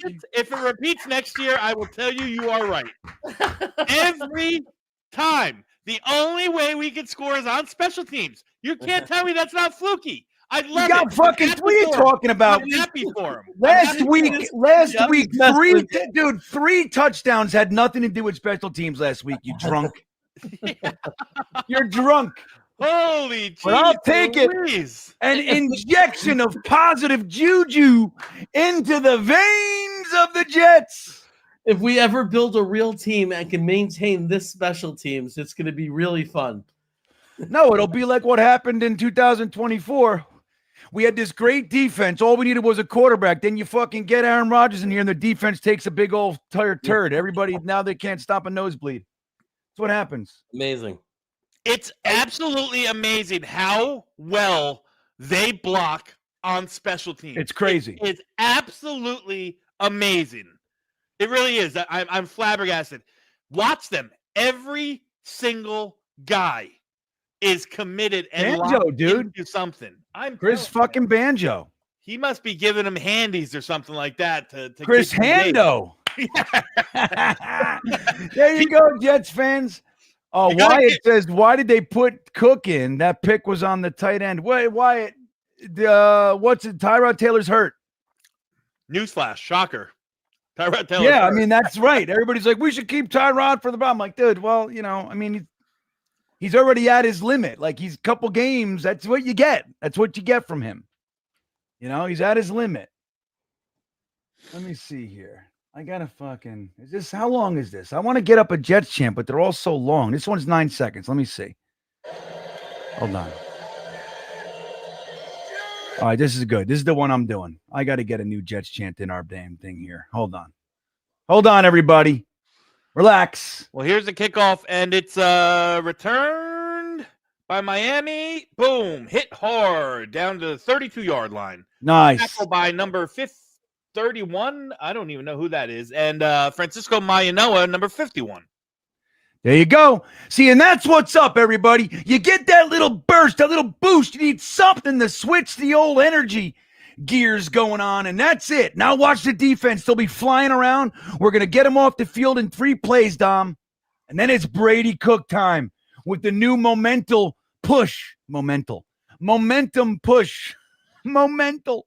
Jetpack says Isaiah Williams, he's all of a sudden reinterested in this game. All right, 21-7, everybody. Tua fakes the handoff, throws it to a wide open. That hit the ground. Yeah, it looked like it might not have been a catch. That hit the ground. But still wide open. You guys better stiffen the hell up here. Like, what is it? Why can't we cover? Look at fucking Maui Noe. He's just spinning that- around. He's literally not engaged with anybody, yet he's spinning. What is that? Dom, help us. I wish I could be out there. Green Bean, I'm pretty confident that if you and I logged in and suited up for Mayano and Sherwood, that we'd have a different effect on the defense. I'm telling you. They I think believe Daniel that, Jones- Tom. they think- I don't know they if I could cover anybody anymore, but I tell you what, I'm going to go in with a forearm shiver right to the chin of the first That's guard right. that comes up to block me. Right. You mean business. Get him, Quincy. You suck. They think Daniel God, Jones has an thanks. Achilles. They think Daniel Jones popped his Achilles. Who's their backup? Is it still Richardson? I think It so. is. Yeah, he's terrible. He's got a lot of he can pop off though. Yeah. Super talented, man. E-Boogie checking in with his Stream Beaner super chat. Thanks for the support, E-Boogie. You know I love you, my man. First, Dom C. Boo. Second, still a chance we can win 4-9, baby. Then to go to 8-9. E-Boogie, the perpetual optimist. He says, that was great. We had a lot of fun booing Dom C. What was that? Tuesday night, I think. Yeah, That Green was- Bean just went ballistic on me. Oh, that was great. I had it. Dom, you were the recipient of all the comments that were aggravating me. You know what I mean? I was like, that's it. I'm giving it to Dom. It's okay. I still stand on 10 toes on that. Listen, when your offense can't regularly produce and your defense can't, stop much, you're in games because especially if I think it's great, but it's fluky. It is. Repeat it next year, and I'll change my tune. Well, I mean, obviously, before you guys start, hang on one second, Jeremy, because I want to get in the freaking chat. You sons of bitches in the chat. When we do Monday Night Mock, and I don't take a freaking kicker, I don't want to hear it either. All right? Yeah, because it's gonna happen. I think Resign Folk, then. Damn it. What's up, Jeremy? No, I think as much as we joke around, we know that like you can't rely on special teams. Obviously, course. you're never saying, "Oh, we got a good shot next week because our special teams is better than theirs." No. You know? But I'll tell you what. Thank you. Bingo. But I'll tell you what, when you have a fucking punter that can routinely get the ball inside the 10-yard line and all that's Right. It's not fluky. It's what he's doing. And again, like last week, the game was interesting time to say that because number one, we didn't score. We scored off of a fumble the next, a play or two later, whatever it was. But that was it. The offense, we had 27 points. It wasn't like the special teams. It's just the special teams are positive and strong. It's our one unit that's consistently good. But the offense was the one doing the scoring all day. So anyway, it is what it is. No, everybody gets it. Everybody gets it. Who's hurt? Mike P. Tyrod Taylor's hurt in this game, but Daniel Jones went down as well. And why we're talking about that is because the Colts pick is very important to us. And if they continue to lose games, that streak of them being the number one seed in the AFC and all that shit, that helps us. And if we're talking about trading up, Jeremy pointed it out earlier. Oh, Mayanoa is leaving the field limping. That's no problem. No Fucking great next loss. man up. Let's see what he did. Next bum up. Yeah. He Well, it's leg his whipped. own damn fault. The fuck Looked were you like he got doing? leg whipped. No, it was his head. Yeah, helmet to helmet. Get him. I mean, Will McDonald just got his. I mean, I can't even say what I was going to say. Clock cleaned. I was going to say something a lot more derogatory than that, or dirty, I should say. Look at this. It's a little bit lopsided today. 199 yards for the Dolphins, 18 for the Jets. 18 total yards. But it's the turnover that's killing us. See? Was that fluky? All right. Who's hurt? So anyway, it'd be real nice. Jeremy pointed it out earlier. I'll talk about it after this play. I want to bring up Jeremy's great point. All right, it is 2nd and 9, everybody. Got a little motion action. Tua back to pass. Tosses it down the field. You're a fucking Oh my God! You got to be kidding me! with you? Can't get one. What is wrong with us? Why can't they catch? He tried not to catch that. He had to have tried not to catch that. Oh, the tip. They got Oh, the tip. Dude, still. right in his hand. Dude, I'm telling you, like you said, on the playground, I catch that shit diving on gravel. Like, what is wrong with these guys? But anyway, so Jeremy's point earlier was in the event we would like to trade up to the first overall pick to get Fernando Mendoza, and we're at pick 6. The higher the Colts pick is, like, the lower or whatever. Hold on, Tua back to pass. Oh, Another almost pick. Nice play. But nice play by Jose Luis Rivera there. Isaiah Oliver. Jose Luis Rivera was a wrestler, I think. But anyway, look, it could have been another pick. We just don't want to pick it. We don't like it. We just don't want to do it. Tua's trying. Look at this. That was a great play. So, like I said, look, the special teams touchdown. We knock him off the field in 3 play. Defense gets off the field. And now Brady Cook's coming in, riding the momentum train, everybody. Let's see how it goes. So the punt is up. Fair catch called for. And we're going to be at, what, the 14-yard line or something. Now talk about my great point again. Yeah, so Jeremy's great point. So in the event that pick is higher, like closer to the front of the draft, we might not have to add other assets. So, like, let's say hypothetically you got pick 5 and pick 17, 16, something like that. That's going to bode real well toward being all you need to trade up. Maybe you throw in a little something. But if we're at pick, if the Colts pick is at pick 28, now you're talking about our first, the Colts first, next year's first. Like, that's what, you know what I mean? You got to add all this shit. So the more the Colts lose, the more smart Jeremy looks. And that's what it's all about. if you don't make the playoffs, you're automatically in the top 18, right? I think that's how the math works. Correct. 18 is the last. So you're in the top 18. If you make the playoffs, then it's based on how you do. So, right. It's greedy to go. If you look at their schedule, I don't think I'm being greedy. And you look at what the situation, thinking that we have a really good chance if they don't make the playoffs, if they lose today. It's really good. Ablab says freeze Dom C. That's great.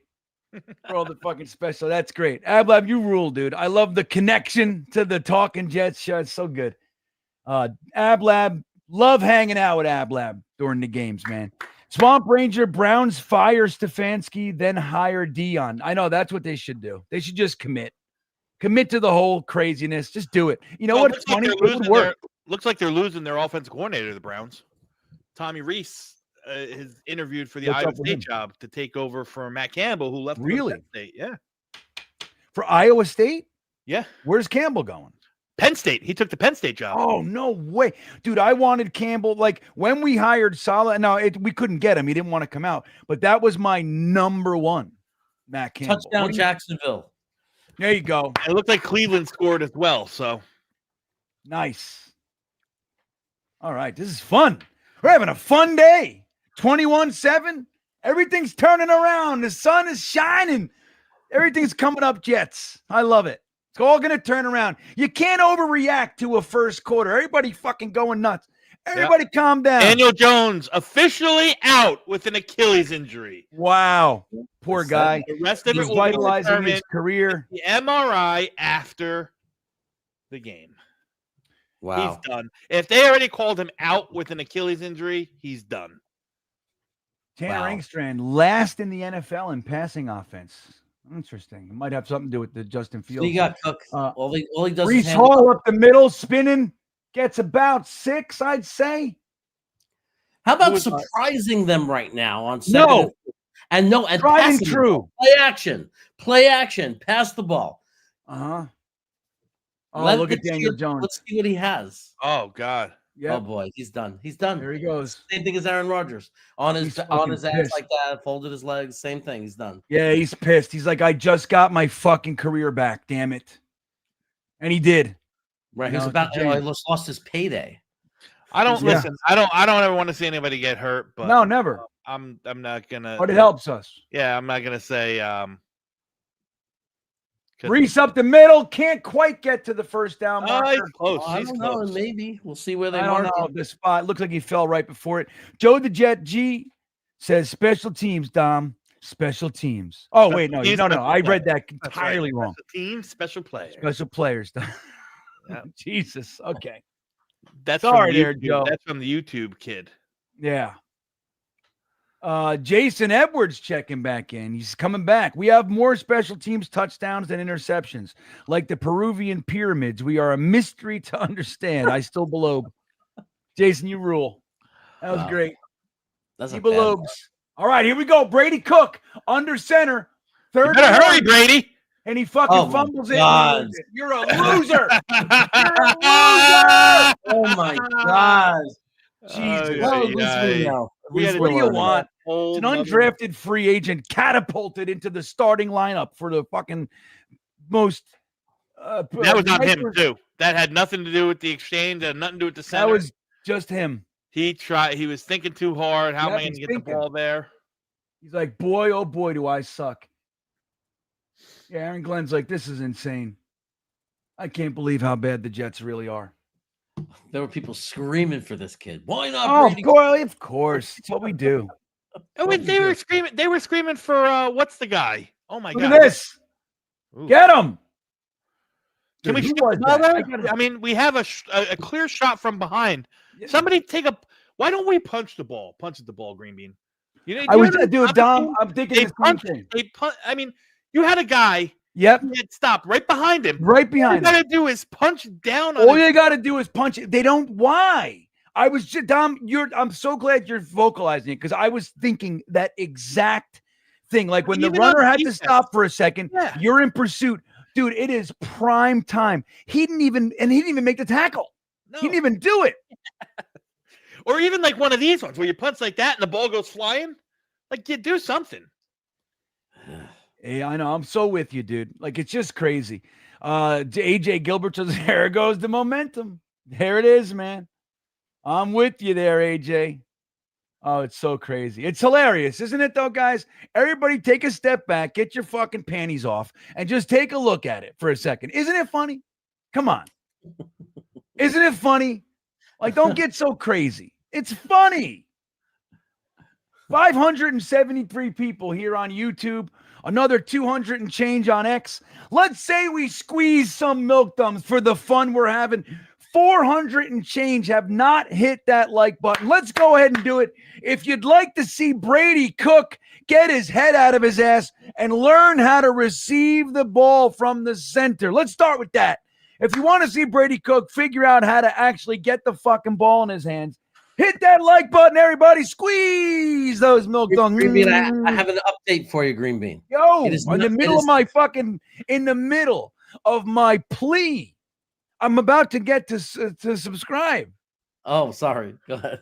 And if you haven't subscribed to the channel, please take this opportunity and do it now. If you're new here, we'd love to have you. We have a goal of 15,000. And for some reason, for the last 3 weeks, I cannot get from 14,192 to fucking 14,200. Isn't it crazy, Jeremy? I can't get it. So if you'd be so kind, if you're new here, please go ahead and hit that subscribe button. And don't forget about these guys. Jeremy, the Jets Chaos, the Brooklyn Brothers Food Review channels are in the description, as is Dom C's Project Prospect channel and his amazing XDC_New York Jets link, and give these guys a follow. And the whole crew's in there, from Gunny to Frankie to even Tigo. I left Tigo on there. Why? I just don't know. That guy, so fucking Tigo-ish, but I love him anyway. And his link is in there. So support. We just got another 60 likes. So thank you guys. And if you're hanging out on X, what do you say? A little follow action? Give me a follow on X. That'd be great. Oh, I got something. Nice play. What happened? I got something that'll get you the 15,000 subscribers. AZ Thomas is hurt. AZ Thomas looks really hurt. What happened there? Oh, he made a great play. Come on, kid. Get up. We'll be all right. Everybody's made of glass these days. Kyle Clifton he made a phenomenal play. He read the screen. He broke on it, and I think his arm got caught between the receiver and the guy who was trying to block him. That's what it looked like. What is it, though, Dom? Is there something in the milk? Because Kyle Clifton played aggressive smash mouth football for 15 years, and I'm telling you, there was only one season that it was impacted by injury. He came out every play and played. Marvin Jones, same thing. Mo Lewis, same. What's with it? All of a sudden, everybody's hurt. AZ Thomas has already been hurt twice this year. What's the same, story? It's the same reason why, Green Bean, when we were younger, not one kid in our classrooms had a peanut allergy. Now tell me the reason. I want to know. I don't know. Everybody's a puss. Whatever that reason is that brought up all these allergies, the same reason that they're all getting hurt too. Anyway, I got positive news in all this. Okay. Oh, so Jeremy, what your update? Let's go. Colts is not Anthony Richardson. Who is it's it? Riley Leonard from Notre Dame. He's the 6th round pick out of Notre Dame, and he's the starting quarterback right now, or he's the playing quarterback, or the quarterback they're playing for in Indianapolis. So a 6th round pick is now taken over for Daniel Jones. I don't know why. Maybe Anthony Richardson is not completely healthy. They just hate him. They're like, dude, we just hate this kid. That's what it is. That's what it is, Jeremy. I'm convinced. Yeah. The bad news is he's 4 for 4 for 35 yards so far. Oh, look at this guy. They're like, maybe he's just straight up better than Anthony. He's better than Brady Cook, I guess, huh? All right. Well, let's play a couple of these before we do anything else.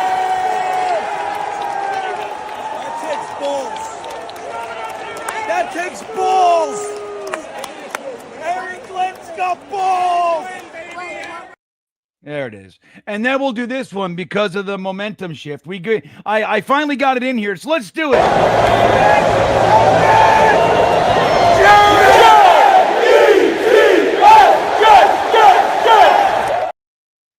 I did it. I finally got it right. I cut it down to size, and we got ourselves a real Jets chant for the damn live stream. It only took me 5 fucking years to get it right. For Jeremy, I got it right. I've had one, but I've been like piecing it together. I finally got it right. So there we go. All right. Jeremy, how you doing? I'm doing all right. I'm trying to follow these other things. We got so much more to follow that's more interesting than our own game, if you ask me. Yeah, well, it all pertains to the Jets. The Jets are the center of the NFL universe. I am convinced.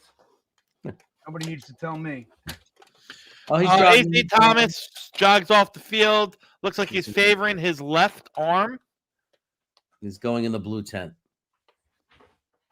I can't see what happened. Oh, it gets twisted under right there. Yeah, well, see? the blue tent twist. Is made Get him! a great play, though. These guys, man. You know what? Arm is better than leg injury for a cornerback. It's just stating the obvious. Oh, I didn't even realize Tony Adams wasn't in there. That's what I mean. Like when we look at the guys playing, man, we're playing just a collection of characters at this point, you know? Well, you know what? The run defense has been so bad, I just assumed Tony Adams wasn't there. Right. Totally. Oh, man. Here we go. We got 3rd and 6. Let's get off the field here, New York Jets. The snap is up. Look at this. Yeah. He got him. Big They got him. Who was it? That was Quincy first, swallowed up by little Michael Clemens, it looked like. That's right. Getting off the field on a big sack. See, the Jets just took a minute to snap out of it. Little zone dog. Did they bring it? Yep. Yeah, that's Quincy and Michael Clemens. Michael Clemens with his sack last week. So he now has the same amount of sacks. That's because he'll get half a sack for that. He now has the same amount of sacks as Abdul Carter.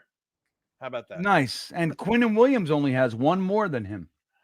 So it's amazing. Michael Clemens, one of the elites.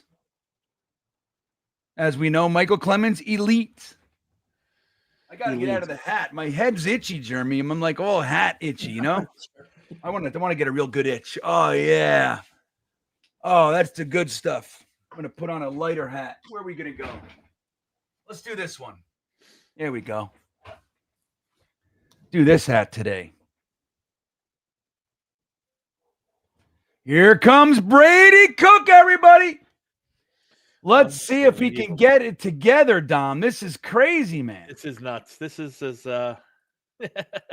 Rebecca says he's warmed up. Here he goes. Fake hand. No. Oh, he fumbled. He fumbled again. Oh, he's fucking terrible, dude. Oh, and somebody else is hurt. Face down. Please don't be Brees Membu. Hall. It's Brees Hall. No, on the back. Please don't be Membu. 76. No, he's up. He's a man. Simpson. Yeah, dude. Brady Cook is the hottest of all the garbage we have. He's so bad. Oh, there you go again. You see that? Did you see what happened there? Is that you're playing Ruckert against a fucking rusher. Yeah. Against Chop Robinson 1v1 with no help. He can't do it. He can't do it, guys. I don't know why they keep doing that. 2nd and 14, the refs are like, should we really keep this game going? This is sad. Ian Rappaport, MRI confirms torn Achilles for Daniel Jones. He's done. I'm sorry. If the MRI confirms torn Achilles. Right. I'm sorry. That's a little different. I apologize. I read Brady Cook with a quick the draw play. Look at this. Reese gets most of it back. It's going to be a 3rd and manageable, Jeremy. Yeah, Dom, it's December. He's not going to be their starting quarterback next year. The Colts will have no quarterback for next year. We have their number 1 pick there too. Well, they have what's his face under contract. They do have Richardson under contract still. Yeah. So Paula Bonner, what's up, Paula? Says good run. It was a good run. Nicely designed draw play. I haven't seen that yet. I haven't seen a draw coming. Right. Like Well that done too. Well done. Well timed. Trips top, man. Look at that. Brady Cook, empty backfield. It's time. There's got to be a flag. And they're going to bring the heat. Look at this. Got to be a flag. Where's the? Oh, they're off. They're off sides. Yeah. Hopefully it's them. They stopped the play. It's on us. Not necessarily. If there was contact, I don't know if there was or not. There's probably motion. It's on us. There it is. How is that on us? How is that on us?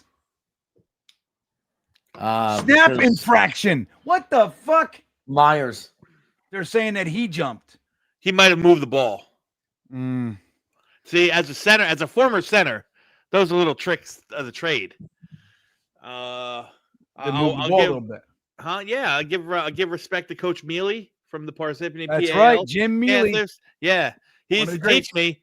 You just squeeze your hand, and if they're going on contact, they might be watching the hand, and boom, they're gone. Look at this, right before the sticks. Got it. Never throw it past the sticks. We're playing Jets football, buddy. I love it. Down by 14 points. Don't throw it past the sticks. 3. I thought that was more like 4th and 1. That was a bad spot. Holy terrible indeed, Rebecca. But they said but Reagan says if Tyrod is okay, he should play. Yeah, I don't know. I think we're seeing Brady Cook because he's not okay.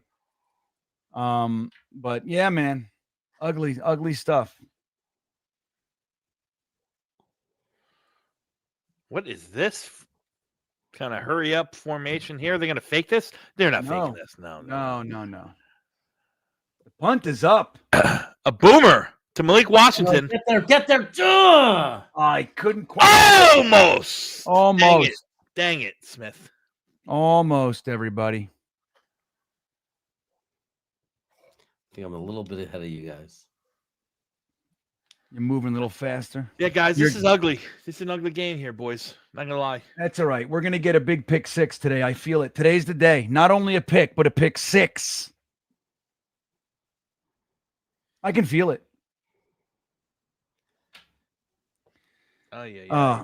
Dude, isn't it funny how bad Brady Cook, look, he's an undrafted free agent. I know, like, people are nuts, right? They have all kinds of expectations and weird shit, right? And that aside, I didn't have any real expectations for him, but I did not see 2 fumbles in his first fucking 6 snaps. I just didn't see it coming. A 1st and 10, Dolphins at the 20, pitching it to the right, finds a seam. He's going to go all the way. Oh, he's gone. Oh, God. Jesus. Why not? Jets defense. This is why, dude. Listen, every time you see that, Jets fans, I need you to understand something.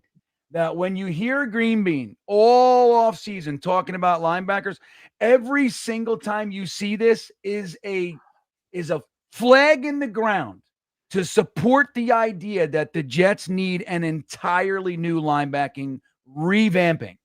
Like, and from the core mindset, like this read, react, kind of wait and see linebacker bullshit that we have with our 215-pound linebackers, like it's got to stop. We need 240-pound thumpers. Look at that. Nice play. Who's that? 37 Stiggers. He's going to get penalized. That's the way you do it, though, He's Dom. going to get penalized for it. Nope. You cannot go. They're gonna call a personal foul. You went too low. No block. Fuck you, man. They do not allow you to take on blockers by going low. You have to take them on. That's right. He went too low. Shit. But that's how you do it. Granted, so he went low. Yep. That sucks. But do you see the disruption of the play? Now, if he just didn't go low there, that's the aggression. That's what you need to see. See, full speed, taking on the block. He's not really low, dude. He hit him in the damn shoulder pads. That's bullshit. I call bullshit. I want him to do that every fucking time. I tell him, good play, kid. Do it again. Do it every play. The fact that he has to step up and actually act and play like a linebacker because we don't have any linebackers that are willing to play like. Well, he read it. I mean, that's exactly what his read was, which is fine. Yeah.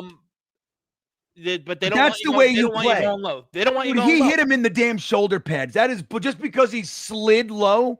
That's bullshit. That was after contact. I call bullshit, everybody. I want Quantez Stiggers and everybody else to play exactly like that. But you know what happens if he runs like tries to take him on running shoulder to shoulder, just going straight? He's gonna get concussed. He's gonna get plowed through. He's a small guy against. There was a fullback, but most of the time it's linemen. Yeah, I thought that was a tight end. That was their fullback? That was their fullback. Yeah, I mean, he's bringing more beef to the party than Stiggers. Yeah. I hear you. Okay, he's back. Yeah. AZ Thomas is back. Oh, good. Good. And I understand that, but that's why it should be. Look, I'm a big fan of 4-3. I want 3 linebackers on the fucking field. I hate this shit that in nickel 86% of the time. Like, I can't stand it. I want men on the field. I know. We need a real linebacker. It's like it's like one of the biggest needs that we need to see in the first 4 picks. I think we're really reeling and realizing now, at least I'll speak for myself, how much of an influence CJ Mosley had. Come on, Harrison Phillips. You have him stopped. You have him stopped before the line of scrimmage. And you let him fall. And you let him, and you just let him fall. You just let him go. And A-Chain's in the blue tent. Does he have 81.5 yards? Yes, he's got over 100 already. He's already got over 100. Yeah, 92 yards. There you go. So I got that one. I'm going to pull up the box and see what's going on here. Hey. I mean, this you can't make this up. We have a total of come on, get him! Oh my God, show it again. Michael Clemens is fucking famous for he doesn't have any cognizance of when you hit the guy with full momentum from behind, you're gonna push him forward for fucking 6 yards. He doesn't understand that. We're net 8 yards passing today in this half so far. 12 yards, but net. That's pretty typical. Pretty typical, right? You just don't see quarterback play like no, this. It's exceptional. And the fact that you would call that fluky, but it's not. We are consistent with how bad we are. Nice play. Who was that? 56. Quincy. You saw that line? Or was it 53? Mikael Walker. Somebody with a fucking pair of testicles. Yeah, did you see how he filled that gap though? Right. That's linebacker play. That's what you're supposed to do. We haven't seen it in so long. We forget, Dom. That's what it looks like. I watched with the Beanbaggers last week, 2 weeks ago. We watched the 1996 games. It was Marvin Jones, Mo Lewis. Dude, watching those guys play linebacker, it looks like a different sport. I've had that discussion with people a bunch. You watch David Harris. Now, David Harris could never play in this day and age. His style of play was completely different. He's just too slow to really affect a defense in this day and age. But man, he played linebacker like it should have been played. Marvin Shade Tree Jones played linebacker like it should have been played. You know what I mean? Right. Yeah. And look, not for nothing, but Bart Scott continued that. He played that way. He was a fucking animal, Bart Scott. Like this whole like finesse thing, like Salah's whole thing, I just, and look, he's doing a great, whatever. Just it's time for us not to be that way anymore. Like I can't wait to see when Aaron Glenn gets his players. And I'm hoping, I don't know. I hope that they're 240, 235 and up, Dom, for the linebackers. Get him. Come on, you guys suck. Nobody can tackle. They suck. I mean, they're such pussies. Block in the back. It's got to be a block in the back. I saw it. It's got to be. It's coming back. I saw it. Did you? I saw a block in the back. We make everybody look like Adrian Peterson when they have the football. It's crazy, dude. It's crazy. I mean, how many missed tackles on that play alone, right? Hennessy says Tua leads all quarterbacks in interceptions. Can we get one? It's on us. Somehow it's on us. That's unbelievable. The same thing again. They went low. I gotta fucking hear something. No, it's offsetting penalties. Yeah, they did get him for a block in the back. They did get him for a block in the back, but they got us for the low thing again. What was so who was it? That's complete bullshit, dude. I just can't. It really upsets me, the softening of the only damn sport that we still have. What is it? What's the fucking penalty? They called it on Oliver, but it looks like he was just going low for the tackle. Right. Like, what is it? Can you not tackle somebody below the waist anymore? Yeah, that's disgusting. These refs, man. People need to be held accountable. They got to retrain them, fire them, whatever it takes. This is just a joke. And it's like, it doesn't matter. This game is not in question. It's just how bad they are and how badly they look. Good play. Who was that? That was Sherwood. Sherwood's hurt now. Oh, great. Get up. So sick of you. I'm a firm believer. If you're a linebacker, you're not allowed to have. Sick of you, he said. I'm sick of it, dude. Every tackle, there's somebody like, ow, my elbow.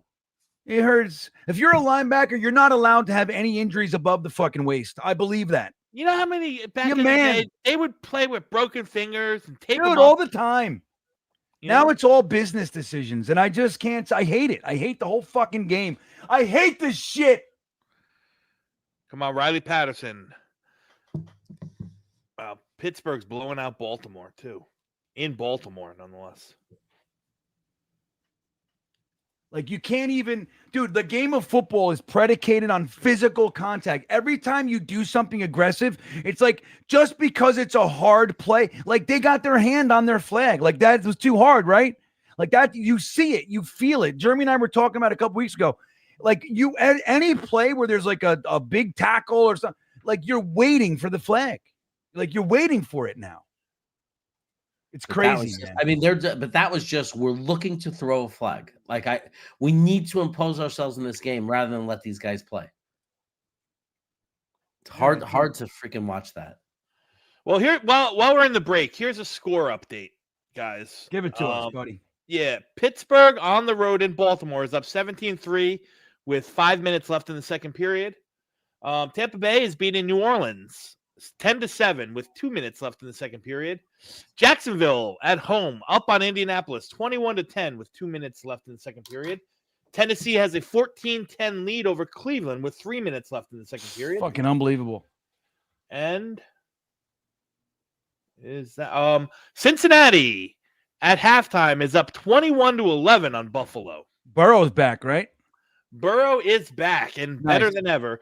And at halftime, Seattle and Atlanta tied at 6. Did I get everything? No, I didn't. Minnesota. Oh, Cleveland just took the lead on Tennessee. They are now up 17-14. There you go. And Minnesota's up 14-0 on Washington at home at halftime. Wow, I ran into a guy in the parking lot at CVS earlier. Full Commander's regalia. I mean, everything from the ball, the little ball hat, and shoes, everything. I said, "Hey, man, how do you feel today?" He goes, "Not so good." Like, it's so funny. Like, you would think he's like, "Ah!" He was like, he's all dressed up, jacket, shirt, pants, sneakers, hats. You go, "How you feeling today?" And he goes, "Nah, not so good." That's so funny. So here's an interesting. Dare Sanders with a 60-yard touchdown pass to Judy. Look I at love it. that. I love Look it. at that shit. Real quick, Duh. Jason Edwards says Ronnie Lott cut his finger off to get it. Now, it's a great point. Totally 100% different era, right, Jason? It was a championship game, too. So it was an important game. It wasn't just a game. But that's funny. They said, look, it's going to take X amount of time to do this and that. And he said, what's the other? Or we can cut it off. He said, cut it off. Yeah. That's Without a man. even thinking. Field goal's good. 24-17 with 2 minutes left. 24-7. 24-7, excuse me. It's amazing we got out of that with just giving up a field goal. Yeah. That was good. The defense tightened up. We only gave up 3 points in the second quarter. Sith Happen says, I hate this shit. Green Bean, December 2025. That was actually a beautiful pass that just showed it, the Jerry Judy touchdown pass. It was a very nice pass. Look at that. Snowing up there. Wow. Snowing in Buffalo, too, where they're getting their shit pushed in by Cincinnati. Oof. Wow. That too much? Sorry. No, yeah, I was a toughie. Takes a lot. Takes a lot here on Green Bean's Jets fans channel. Shador Sanders, though, man, showing the kid might just have a little talent in the back pocket. Yeah, it might end up being something. That's good for us because it takes Cleveland, if he's really good, out of the quarterback market. That would be great. You know what's interesting, though, about that, Jeremy? Yeah. Is that they came out and said that, now that Deshaun Watson's going to be active, and they plan on him being, back on the roster next year. So Deshaun Watson? Yeah, they opened up the practice window too. They opened up the practice window for him, and their expectation is that he's on the roster, whether it's in a backup role or whatnot. But you got the two rookies. You have Deshaun Watson, who you can't move off of next year. You can move off of the following year. Right. I don't know if they're going to go quarterback that early. I don't think they are. Well, and they drafted 2 last year, too. Yeah, correct. They drafted 2. Correct. You drafted 2. Now, New Orleans, what we need to see Tyler Shuck just kill it for the rest of the season. I mean, he's holding his own for a rookie. Yeah. You need to see him kill it. Is he playing right now? He's playing right now. He's 7 of 11. He's Brady 7 Cook, of 11. Mechie, go Mechie. He can't look at that. He fucking hit a brick wall at the first down. He's about 148 pounds, John Mechie, soaking wet. You know what I mean? But think about that. He's like full momentum, right to the first down marker. Nope. Punt, interception, punt. All right, not bad. Things all right. We can turn it around. Brady Cook back to pass, tosses it to no one. Where is that thing going? You should make that a song, Green Bean. Pass interception, punt. Pass interception, punt. Yeah, it does.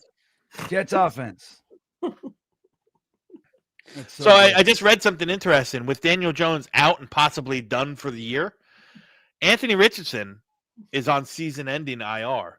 So the only quarterback that they have active and can play is the kid from Notre Dame. And he's doing good. He's doing good. If he ends up doing really good and playing well, this offensive coordinator for the Colts coach next year. Defense coming back on the field, it looks like. Can't even get a fucking first. Or did we get it? I don't even know what's happening anymore. 3rd and 10. I guess it's 3rd. Okay. Mason Taylor dropped. Yeah. Well, it's cold. What are you going to do? It's cold out. Does anybody else want to shave that little goatee off Aaron Glenn? I know. I don't like it. I either want to grab it or I just want to cut it off. One of the two. Yeah. I mean, every man can do whatever he wants. It's not killing me, but I'm not a fan. Yeah. All right, here we go. 3rd and 10. Brady Cook back to pass. Tosses it deep. Oh, my gosh. And that's a fucking reception. Oh my God. Brady Cook. Brady Cook. Brady Cook. That's a flag. It's pass interference, yo. Who's the receiver on that one? Isaiah Williams. Isaiah Williams, yeah. Wow. Did he catch it? He released that thing. He caught it, but then it went loose.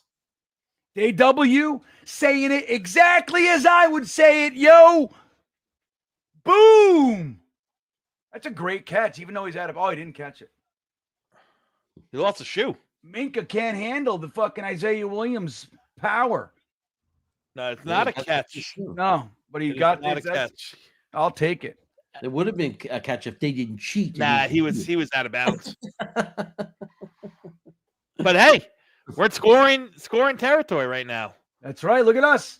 Brady Cook hands the ball off. Brees Hall, bouncing it. Gets corralled. Oh. For 4-yard loss. In typical. Unbelievable. Yeah, sucky Magoo.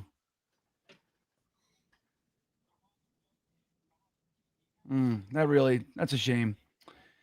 I mean, look, good guy saying he loves Brees. He can't go backwards. Not his fault on that one. I mean, he ran into a brick wall. He bounced and tried to make something out of it.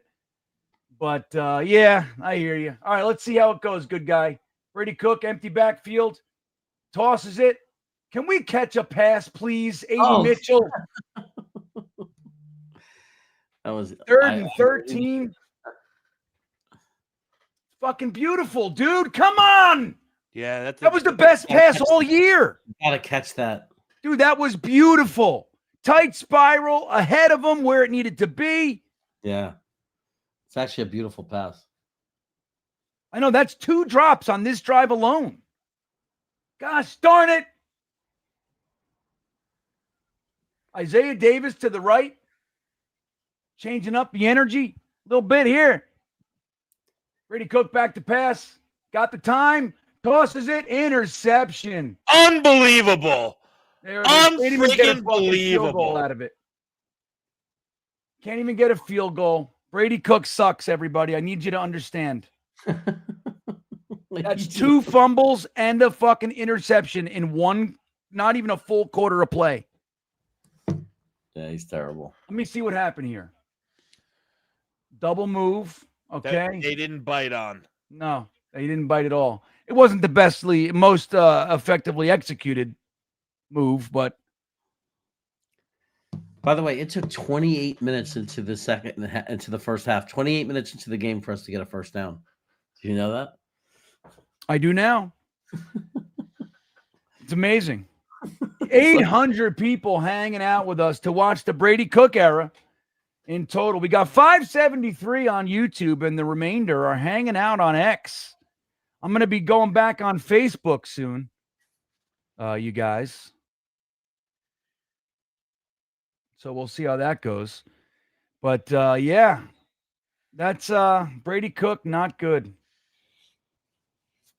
Why aren't you on Facebook now? Is there a reason why you're going to? Well, I stopped because it sucks. It's a shitty because I stopped because that's where a lot of the spam was coming from. All right, hand the ball off. Good tackle after a gain, Isaiah Oliver. Guy gave him some room there. I mean, there's only 20 seconds left in the half. That really became, I would have liked those points. And not for nothing, I got the sleeper thing. But one of the things I chose was that Folk would have 2 field goals. God damn it, man. Brady Cook actually started looking like maybe, just maybe, he could be competent. Yeah. I don't know about that. I don't know where you got competent after what you saw so far. Well, I'm just saying, on that drive, looked like he was starting to put it a little bit more accurate. Looked like he was kind of moving that direction. Here it is, Monday Night Miracle. There it is. You know where I was during that Jumbo Elliott touchdown and this kick? Green Bean, do you know? What's that? High heels. Wait, what are you saying? I said I was at that game. I was one of the many who left at the 30-3. Oh, yeah? Yeah. And went right over to stilettos. Formerly known as high heels. You did, yeah. Totally. Juwan Briggs with the stop. Somebody wrapped him up. I like Briggs. I think he's part of the future. And why are you calling timeouts? Come on. What are you going to do? I know. What is this? Just let it go. We want the ball back, Tom. For what? 21 seconds. I know. Yeah, and you got another timeout. You're going to punt. You're going to get the ball back with about 10 seconds left at your 30-yard line, and you're going to take a knee. So we can see the great Brady Cook. This is like really bad. It's really bad. I can't believe he called the timeout. Like at least with Tyrod Taylor, like you knew what you were getting, but you'd have those. You felt like you can have like a little bit of an offense. You know what I mean? Yeah. Brady Cook. It's like going back to the Luke Falk thing. No, it's to get a punt return. Someone made a really good point in the chat because we want to punt. No, that's a live ball. That's a fumble. What are you fucking? What's going on? They called it incomplete. They called it incomplete. No, he threw it backwards. Why isn't Aaron Glenn freaking the fuck out? It looked like see a where he is. Yeah, let's see. He's He's at the 5. That's a backward pass, dude. That's a backwards pass. What are we doing? And well, right there, I think it's done because it's under review. So, all right. But so did we never have possession there? So what would happen there? No, well, let's see. Did he step out of bounds? Is the question.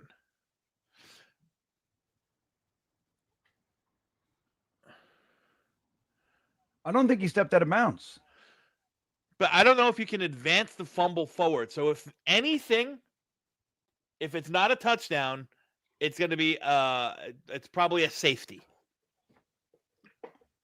I don't think he stepped out. Why? So, but if he recovered the fumble, and you can't advance, we have the ball at the 2-yard line. Then we have the ball at the 2-yard line. Gene Celestor is talking right now. Hang on.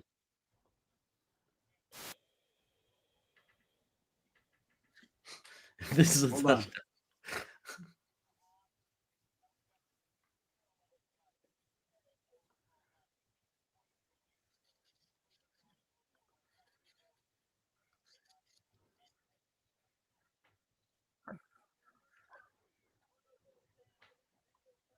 Dude, that's bullshit. No, well, they just like gave you John Stenistor, whatever his name is, just gave you the breakdown. So it's at the point of release of where his hand is. It's not where his feet is. So at the point of release where his hand is, it's at the 3.5. And anything parallel or more is considered a backwards pass. And they're saying that did not go backwards at the point of release where his hand was at the 3.5-yard line. So, well, we get a punt return, and that was the now you're kicking this out of bounds if you're Miami, aren't you? Or you're not. They did. Let's see. Run it. Run, little guy. Oh my God. Hennessy checking in says Aaron Glenn normally active on the sideline, but he has the Robert Saleh blank look today. What is he thinking? He's thinking, holy shit, I'm down to my third quarterback, and guess what? He sucks. That's what he's thinking. That's what he's thinking, Hennessy.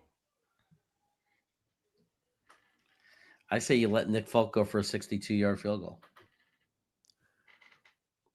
Just so we can see. See, you got 8 seconds. And what? You're at the 40 instead of 30. I called it.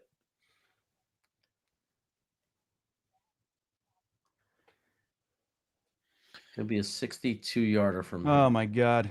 53-yarder. Let's go. 8 seconds. Toss it down there, Brady Cook. How's his arm, Dom? Anybody know? Well, before he threw it far before. Well, you're in field goal range with one pass if you can play the sideline. Yeah, that's what I. But you got Lazard on the outside there, right? Throw it quick. Get a 15-yard pass and call a timeout. Get rid of it now. Now! See, This is what I'm saying. Yeah, I know. That's just stupid. Yeah. If you got to know before the snap, listen, if my first look's not there, I'm throwing it out. Right. Save some time. Because now you don't have time to run a play and get the kicker on. Well, yeah, we're taking Aaron Glenn's It's joy. got to be right here. Right. Boom. And then boom. Right there. It's got to be thrown to Lazard.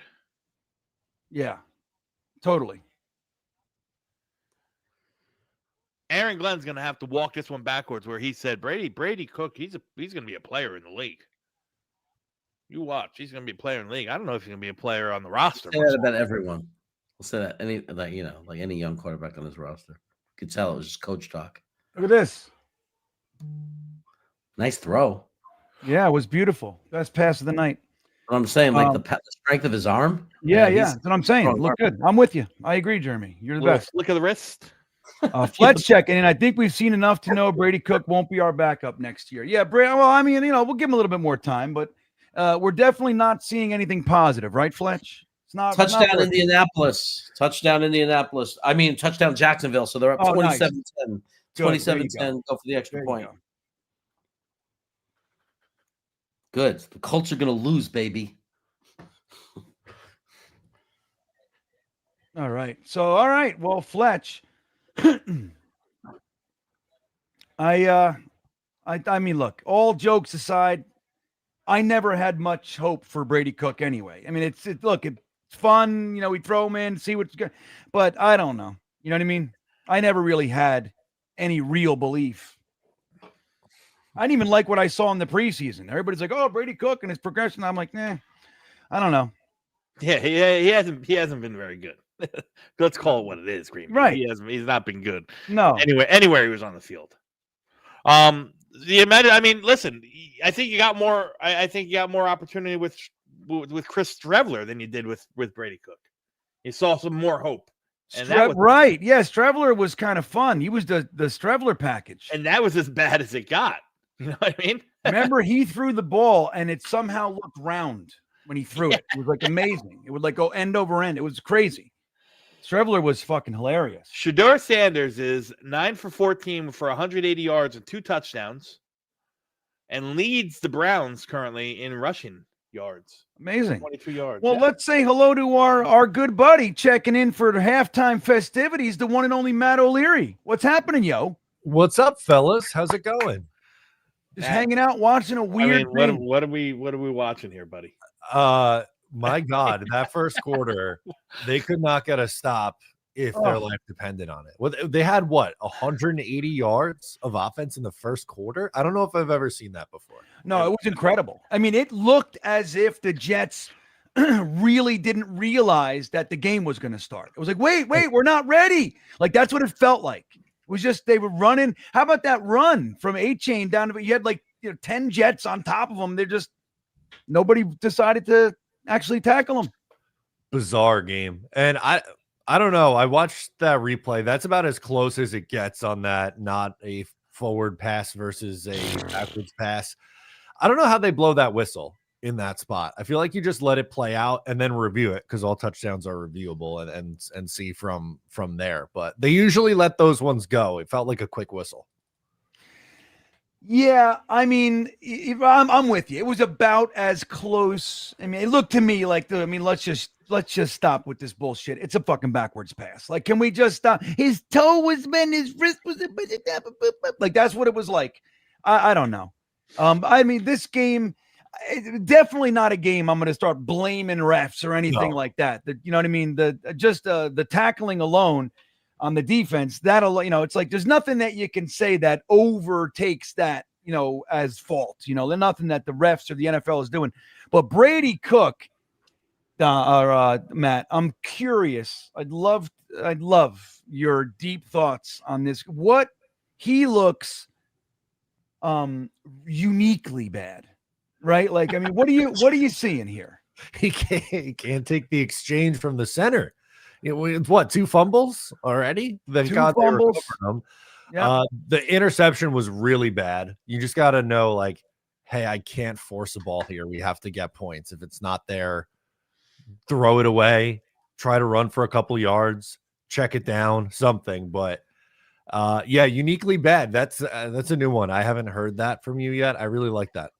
It's very specific. It's like, right, so you said, like we can see sloppy and all, like, we're used to so much, we've seen so much, but to come in and have 2 fumbles in your first 6 snaps professionally, and then get settled down a little bit, for whatever reason, the receivers can't catch anything now, but then you throw a pick. It's like 2 fumbles and a pick in less than a quarter of play is fucking special, man. Like, I don't know. We've seen, look, you think about it. Like Zach Wilson, Tim Boyle, Streveler. We were just talking about Streveler, how when he threw the ball, somehow it looked round. We've seen magical stuff here, but Brady Cook, special. I don't know. I mean, what, it was a minute and 40 seconds left in the half when they picked up their first down of the game. Unbelievable, right? That, again, we've seen a lot of shitty offense and bad quarterback play in our day, but this is one of those where we might look back and go, remember the Brady Cook game and how bad that offensive performance was. Right. Like, hey, Dom, and you'll remember this. I think it precedes Matt a little bit, but the Bubby Brister game. Remember the Bubby Brister game? I do. Very much so. I think that's a great point, Matt. Like, we'll look back at this, maybe, because we have a whole half left. Yeah. We have a whole half, which is funny to say. I love saying that, a whole half. We have a whole half of football left for him to have just, I mean, you know, he could do anything he wants. We have it's like a festival of fun that we could. I mean, it feels like the game should be over, but we have a half of football left. But we could look back at this one as one of those games like, oh my God, remember that? That's fun. Now, Matt, did you have any like real expectations for Brady Cook? You know how there's like a cry always for the backup quarterback, but I mean, I actually started hearing it like there are Brady Cook people out there. Are you on that side? Did you have any expectations, or where did you stand on this? No, to put it in perspective, when Brady Cook was coming into the game, I tweeted out a picture of Bryce Petty saying, "Here comes Brady Cook," essentially saying this is what I think it's going to look like, and that might be disrespectful to Bryce Petty. And then it's still early; it's only a quarter and a half, if that.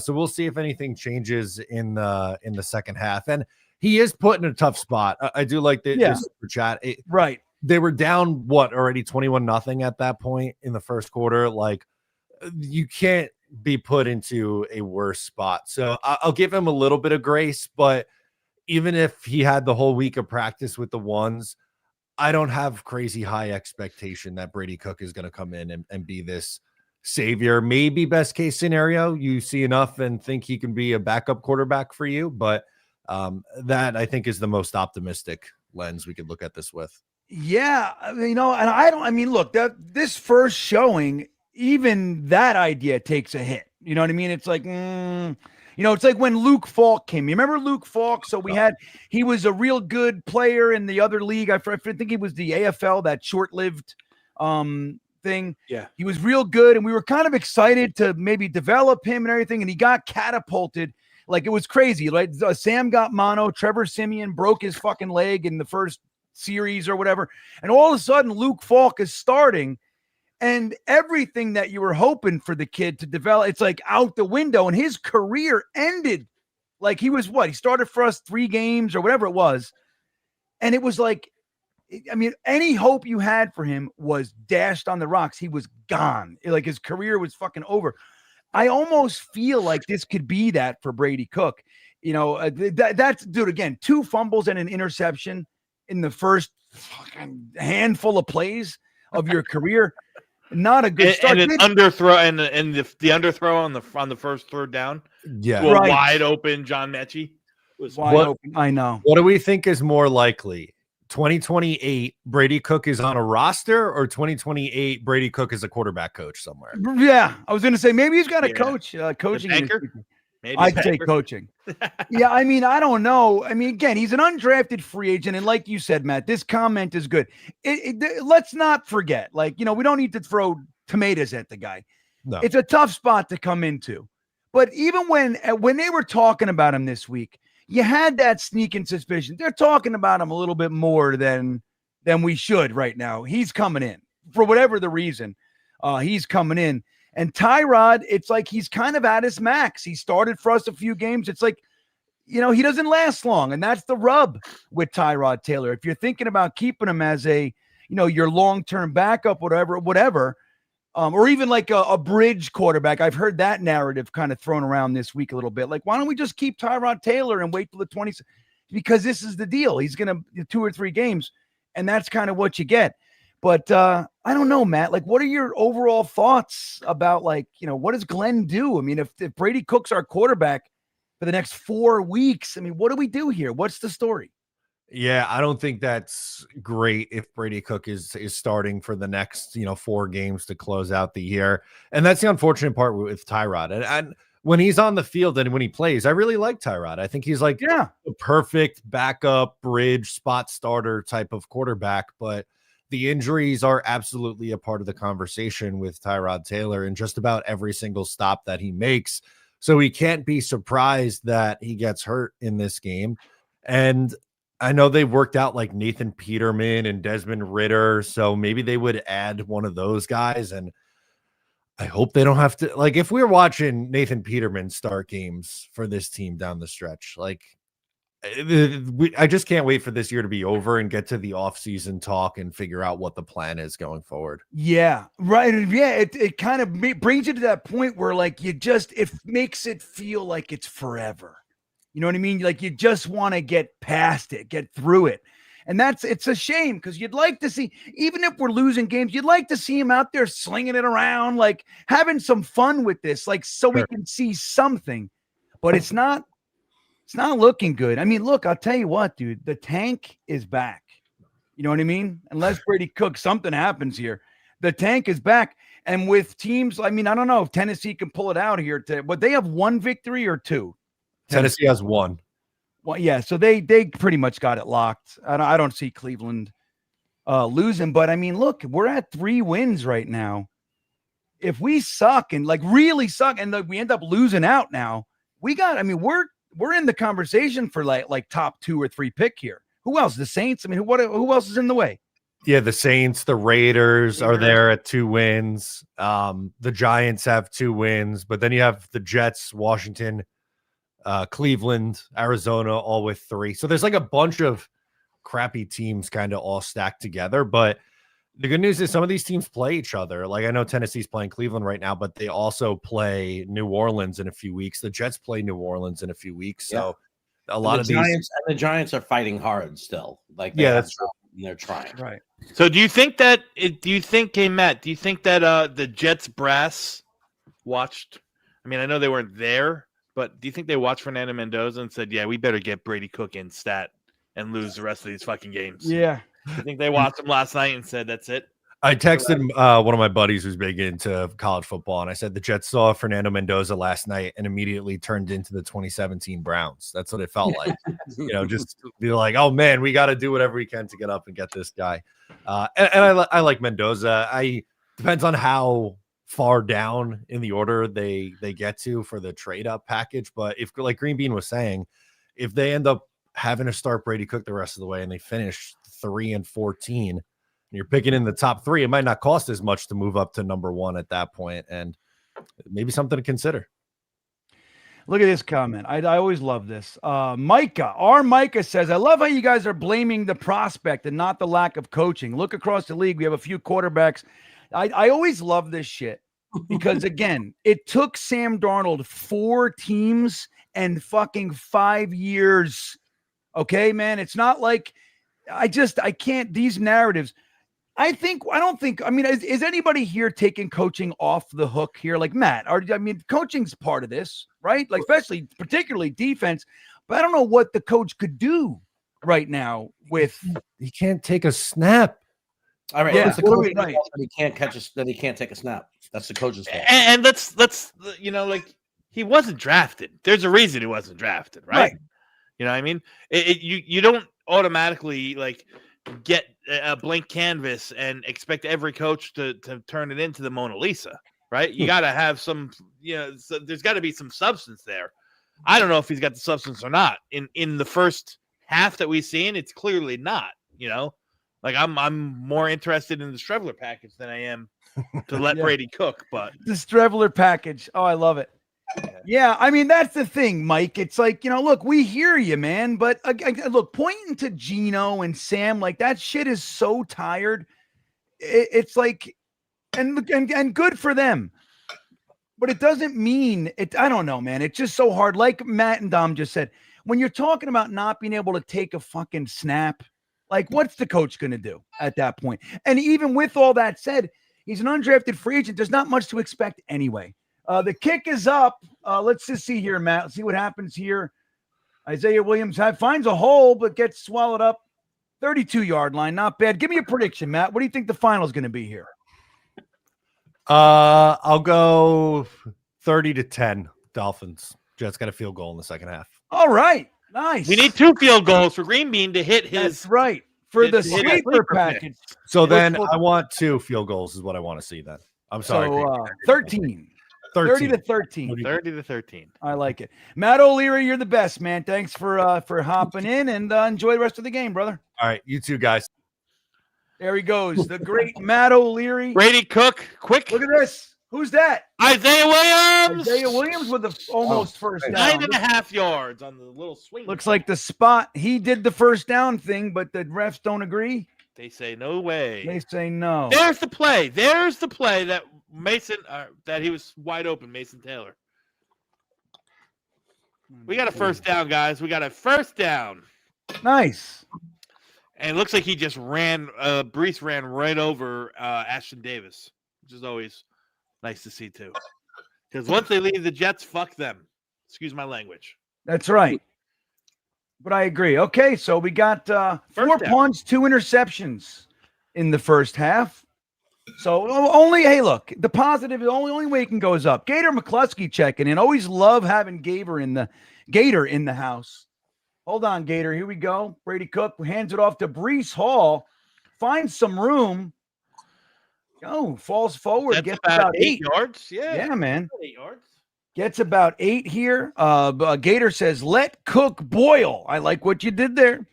3 and 14. This team is beyond shite. Yeah, man. Well, hey, what are you going to do? You know what I mean, Gator?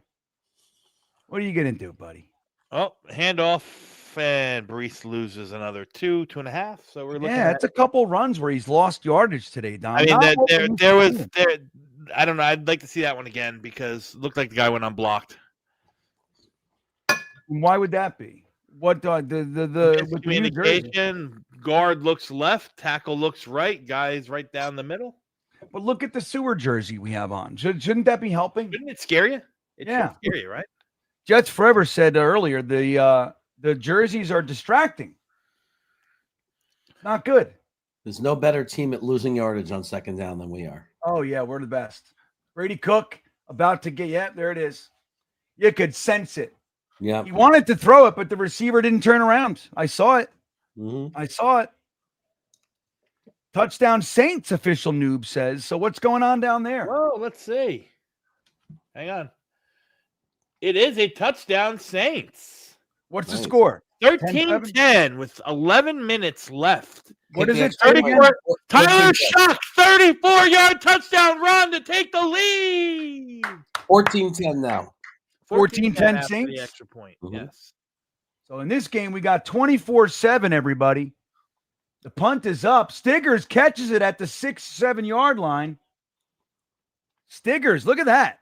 Now that's teamwork. The punter goes up, the gunner catches it. I like it.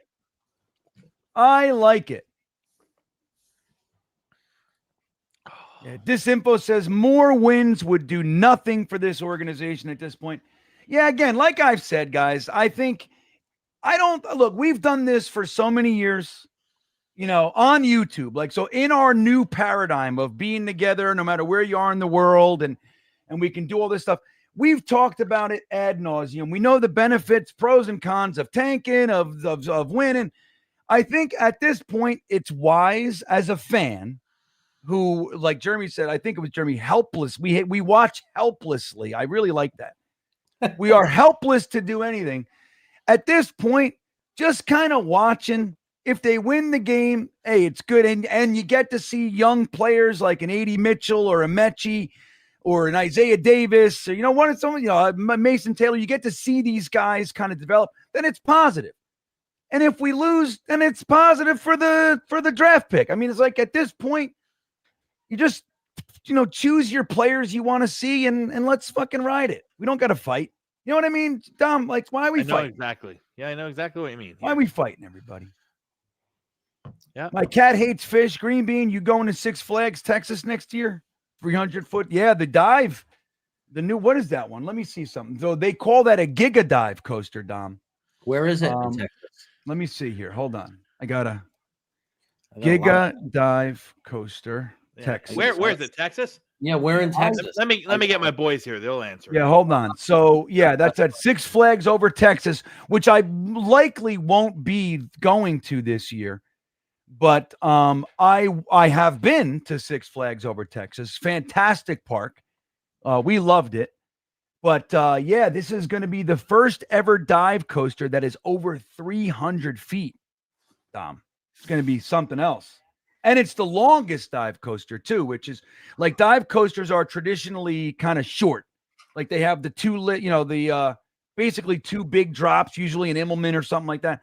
But I think dive coasters are fantastic. A lot of real coaster enthusiasts don't like them, but I like them. And a 300 foot, I mean, the one at Busch Gardens is like 212 feet, and it is fucking badass. It's the one that hangs you over the front, Dom. Jeremy knows. We've never been to Busch Gardens, man. There's where the closest one to you is? They just put a dive coaster in Dorney Park, but that's a mini dive, so it's probably like 160 feet, which is still big. All right, here we go. Dolphins on the 7-yard line. Almost get the Jets to jump there. Tight end in motion. The pitch to the left side. Here come. Come on, you got to get in there. Good pursuit. Good tackle. 1 yard gain. They played that well. But the question is where is Six Flags, Texas? Like what city? Oh, I would say it's closest to Dallas. Green Bean asked, do you know that there's a new Giga Dive coaster at Six Flags, Texas? What's the name of it? What coaster? There's a new 300-foot Giga Dive. Oh, it's a weird name. He's not going to know it. Come on, I'd be impressed. Know it. Come on, PJ. At Texas? Yeah, Six Flags of Texas. Six Flags Over Texas, right. Over Texas, okay. 2nd and 9, everybody. Is it brand new? Yeah. Yeah, it's not built yet. I think it'll be open this coming year.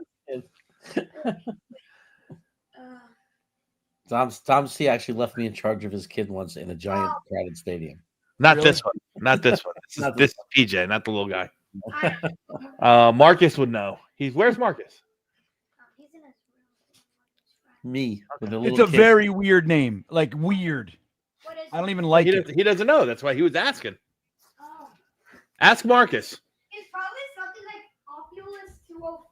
Like Market! He gave a theory of what he thinks the name would be. Populous 205 is the theory he said. That's good. I like that. Probably No, something like it's called Tormenta Rampaging Run.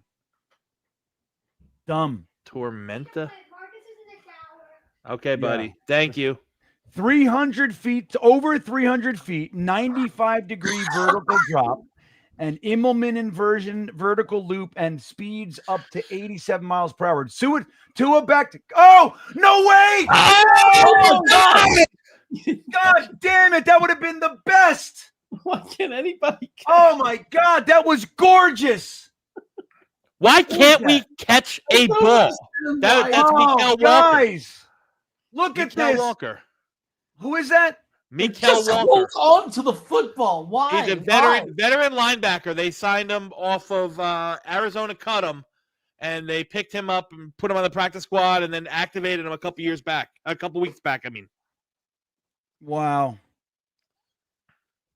I don't understand why nobody could just manage to find a way to hold on to a football. Look, is anyone going to tackle? Okay, finally. Dude, I mean, that was a pick, obviously, but even just having the ball there, like, oh my God, so good. you just have to laugh at this point, right? Like, I mean, it's got to be. Oh, That's what I'm saying. It's funny. Swamp Ranger says, do you think Woody will pressure for Mendoza? I don't know if Woody will. The rumor has it. Listen, they've done. I can say this with factually, is they have done their homework on these quarterbacks. Look at this, Dom. Oh, he got clocked. All right, though. Gets to the 49 of the Dolphins. A good place to start. Yeah. Still a good return. Yeah, absolutely. So they've done, Jeremy, they've done their work. I mean, the Jets front office, not just scouts, but the Jets front office and like collegiate personnel members, AGM, GM, they've been on hand and see Mendoza play 4 times. They've been on hand to see Moore play 4 times. Yeah, that's good. They're doing their work. Lock in the back. So that takes away our awesome field position of starting in their damn territory. Stupid. Why not? Who was it? Jeremy Ruckert. Jeremy Ruckert's having a bad game. Having a bad game, huh? Yeah, he is. He has a drop too, if I remember correctly. People are saying somehow he's been one of the guys that everyone says, "Oh yeah, you can bring him back next year." It's really turning the corner. I don't know what corner he's turning. No, it's like he's in a round room. If you ask me, yeah. I like that. 3 now at best. Yeah, it's sad to say. I gotta tell you guys, Jeremy Ruckert. I mean, upgrading's not hard to do. You know, I mean, maybe keep around tight end 3. You know, but I want to upgrade tight end 2, no doubt. So there's a couple guys that I want, a couple guys that I like. Now, I think with Baltimore signing Mark Andrews long term, I think it makes for an intriguing option if Isaiah Likely becomes available because he's still young and he's a little bit more of the a good partner in crime for Mason Taylor.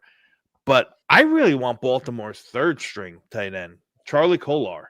He's the guy. Love Charlie Kolar. Yeah, man, he's Iowa. I don't know if they're going to keep both. Isn't he Iowa, Charlie Kolar? Yes. Yeah.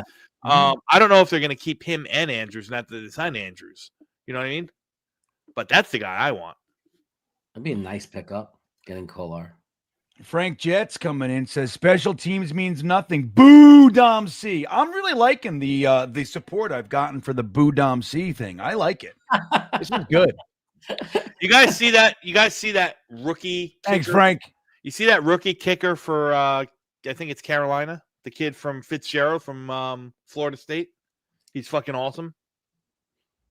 Wait a minute, Fitzgerald. Wait, no, I haven't. Wait, what's the? So talk about? There's a rookie kicker. Yeah, he was the best kicker coming out. That's who I wanted. That's who I wanted to draft, if I remember correctly. You know where? You know where they drafted him? Where? They didn't. Yeah. So Point. what? So you fucking lock him up. That's so, my point. So we could have had him with a 7th round fucking pick, is what you're saying. That's all I hear. Yeah, but you got arguably the best kicker in football right now, and Nick Folk. That's you right. didn't have to waste a draft pick on him. Again, for 1 year, maybe 2, and then you can have Fitzgerald for fucking 15. But you didn't using waste a 7th round draft pick on him. What? We didn't have a 7th round pick. We had to go get Tyler Barron. Well, I know. Trade up we had it. Tyler Barron. We had it, though. But that's my whole point. Like, I hear you, but we are one of 32 teams. So the team, when you're an undrafted free agent, they get choice, right? They can choose. You know, they weren't the only team that called. Likely. So he chose a better team than he would have. Maybe the Jets even called him. You know what I mean? But he said, no, I'd rather go to a team that actually looks like they aren't going to suck for the next 25 years. And that's why I'm saying use a 7th round pick. Most of our 6th and 7th, they don't do shit. Lock up a kicker. But I'm pretty, look, my brains are broken these days, but I think Fitzgerald was the guy I wanted. Look at Ruckert with the first down. Oh my God, he heard us. That's right. Don't talk shit don't blaspheme the Ruck. Stone's smart. Whatever happened to that guy? He fucking peaked in preseason when he knocked Abdul Carter on his ass. And that was the end of him. I just knocked the hell out of a spam for our first spam attack. But I got him. Nice. I got him through the StreamYard, though. I did the ban through the StreamYard, not through the YouTube. Cool. What's my breakdown on the Tokyo Toe? Yeah, somebody brought him. Yeah, Swamp Ranger brought him up last week. Brady Cook back to pass. Oh, and he drops it. Mason Taylor. But again, behind him, like, look what he had to do. He had to stop, slide, jump backwards. Yeah, go in between his legs like he's playing Twister. Yeah, it's really something else. And then we say, and I agree, it would have hit him in the hands, but it's like, dude, look at the fucking acrobatics. You jump and blame him, but it's like, can you just throw him the ball like a normal? Just throw him the ball. Yeah, let's see this. And look, he's got all the time in the world. He's open. Look at that. Come on, you can't blame him for that. No, he turns his head and the ball's over here. Give me a break. If you're playing catch with someone, do you expect the football to go behind you on the ground? Hey, Marcus, come on down here, bud. We're going to talk coasters, kid. Yeah. Let's go. Oh, Phil Adams on the job. Just nailed a spammer. Right, Phil Adams. I see that, Phil. Adams he just said, earning his paycheck. Come on. He just say hi to Marcus, guys. Marcus, what's up, buddy? What's up, Marcus? Hey, so there's a new Giga coaster at Six Flags over Texas. Yeah. But the first ever. Yeah. The first ever Giga dive. What's it called? Tormenta. See? The kids. He knows. I'm telling you, he knows more about coasters than you'll ever imagine, Jeremy. Yeah. Look at this. Wow. Big sack. Look at that. Brady Cook down. Bradley Chubb. Brady Cook looks The hurt. Jets are getting killed, bud. If he's hurt, who's our quarterback? Brees Hall? Yeah, who comes in? Brees Hall's the emergency quarterback. Brees Hall will be the quarterback. Yes, Brees Hall's the emergency quarterback. They already said it. It won't be any So, worse. so you knew the coaster's name? He knew. Go ahead. Talk to him, Bean. That's impressive, man. So you knew the name already? Yeah. Yeah. What do you think of that? At 3, have you been on a dive yet? Never. Yeah. I just told your dad the closest one to you is in Dorney Park. Look at that tackle. Holy crap. You see that? Oh my God. That's what's up. Special teams, baby. But I just told your dad they built, it's technically called a junior dive, but it's still like 160 feet. It's not small in Dorney Park. So you got to get on one. Dives are they hang you over the front. Yeah. You got to sit in the front row and dangle. It's the best. Yeah. Scary. I had a chance to go on it once, but I wasn't like really into coasters yet, and I was like a little bit scared, so I didn't do it. But yeah. What's your favorite coaster you've been on? I don't know. What's the one in Dorney that you like? I like the Talon. Talon. You know what? Yeah. I'll tell you what, at Dorney Park, it gets a lot of people hate it, but I loved Steel Force at Dorney Park. Yeah. At the end, the airtime, like on the bunny hops. What about Dollywood? Oh, yeah, that one was fun. Which one? Lightning Rod. Lightning Rod. Your dad reached out to me and said, "Hey, man, Dollywood." I said, "Dude, get on Lightning Rod right away. It closes down all the time." Didn't it close down in the afternoon for you guys? No, it rained. We got rained on for about 40 minutes, and my kids rode it consecutively. Didn't even they came on, came off, came on because it kept running, dude. I mean, they must have run it like 6 times in the rain. How good isn't Lightning Rod? Like it's like spectacular, isn't it? The end, that whole end, the triple down, I think it is, or quadruple down. Yeah, it's so good. Lightning Rod is, I mean, that's a special coaster. But my favorite there is still Thunderhead. I can't shake it. That one was fun. That one's really intense. Isn't it fun? Yeah. Yeah, it's one that I liked. The real casual one, the Bear. Big Bear Mountain. Big Bear Mountain. Big Bear Mountain's a good ride. Yeah, it was great. Ride. That's their new. They're building another coaster for this year, I think. Coaster. What is it? It's like a water coaster. Yeah, something like that. Yeah, All I got to pay more attention. Say goodbye. What's up, Dano? Later, man. I see you, Dano. That was awesome. Tom's got some good kids over there, everybody. Yeah, they my boys are well versed in their roller coasters. I mean, you can tell you who the maker. Oh, that's a blah blah blah, and that's this kind of maker, and it's this kind of coaster, and he's from Italy, and this guy's from Switzerland, and blah blah blah. It's like boggles my mind because it's just stuff that I don't know. Yeah, good kids, man. I know. I'm impressed with sometimes, like the kids. I don't know. I can't believe my own kids sometimes. I know. Well, here we are. They're back to this full house formation. 3. Look at this. Big run up the middle. They've run that play in that formation like 4 or 5 times. There's Jalen Saunders in the game, number 99. And we haven't stopped it yet.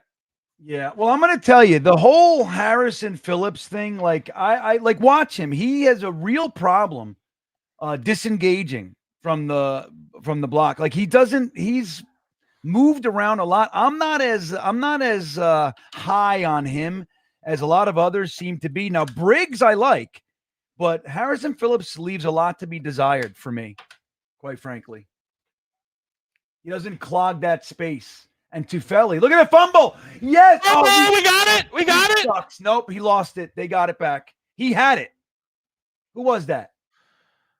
Clemens. Michael Clemens. We both want to blame him. It's so funny. Look at this. So he fumbles it. Watch this. Right through. Right to the Jets. Oh, no, it went right to him. That was Quincy. He didn't have quite as much of a shot at getting it as I thought. Will McDonald's been very, very silent today. Oh, yeah, he's done nothing. Right? He's done nothing. Whole lot of nothing. That's a shame. Tua gets it up and first down. Oh, Right to Waddle. Wide ass open. Yeah, I mean, I think Harrison Phillips is a good guy to like have on the team, but the amount of snaps, like him being the kind, the old term we use, the starter, Yeah. I just don't think, I don't think he's the guy. I want to see an upgrade. Who's the guy from Ohio State, Dom? Which Defensive linebacker? tackle? No, DT. McDonald.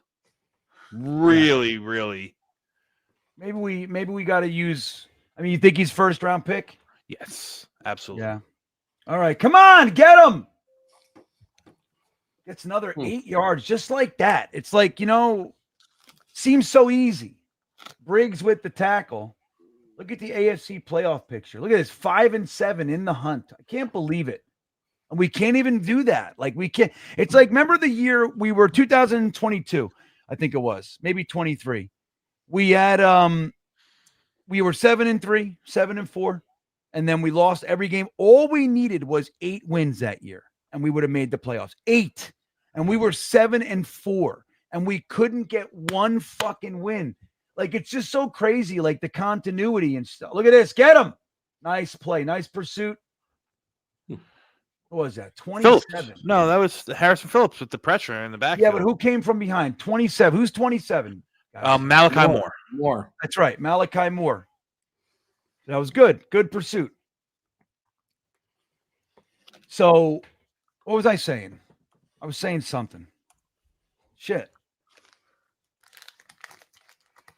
Yeah, we're bad against the run. Jets terrible. Is this Mr. Terrible? Because YouTube changed everybody's names. No, Are Jets terrible? Are you Mr. Terrible? Because it's spelled differently. I don't know if you are or not. I'd like to find, like, you know what I mean, Jeremy? It changed everybody's names. Screwed everything. First down. Why'd they change the names? I don't get it. Like it changed everybody from like the name that they choose, like Green Bay, to like whatever they are. Like it's like I don't know why it did it. And somebody came in that somebody said there's a way to change it back, but not everybody's going to do that.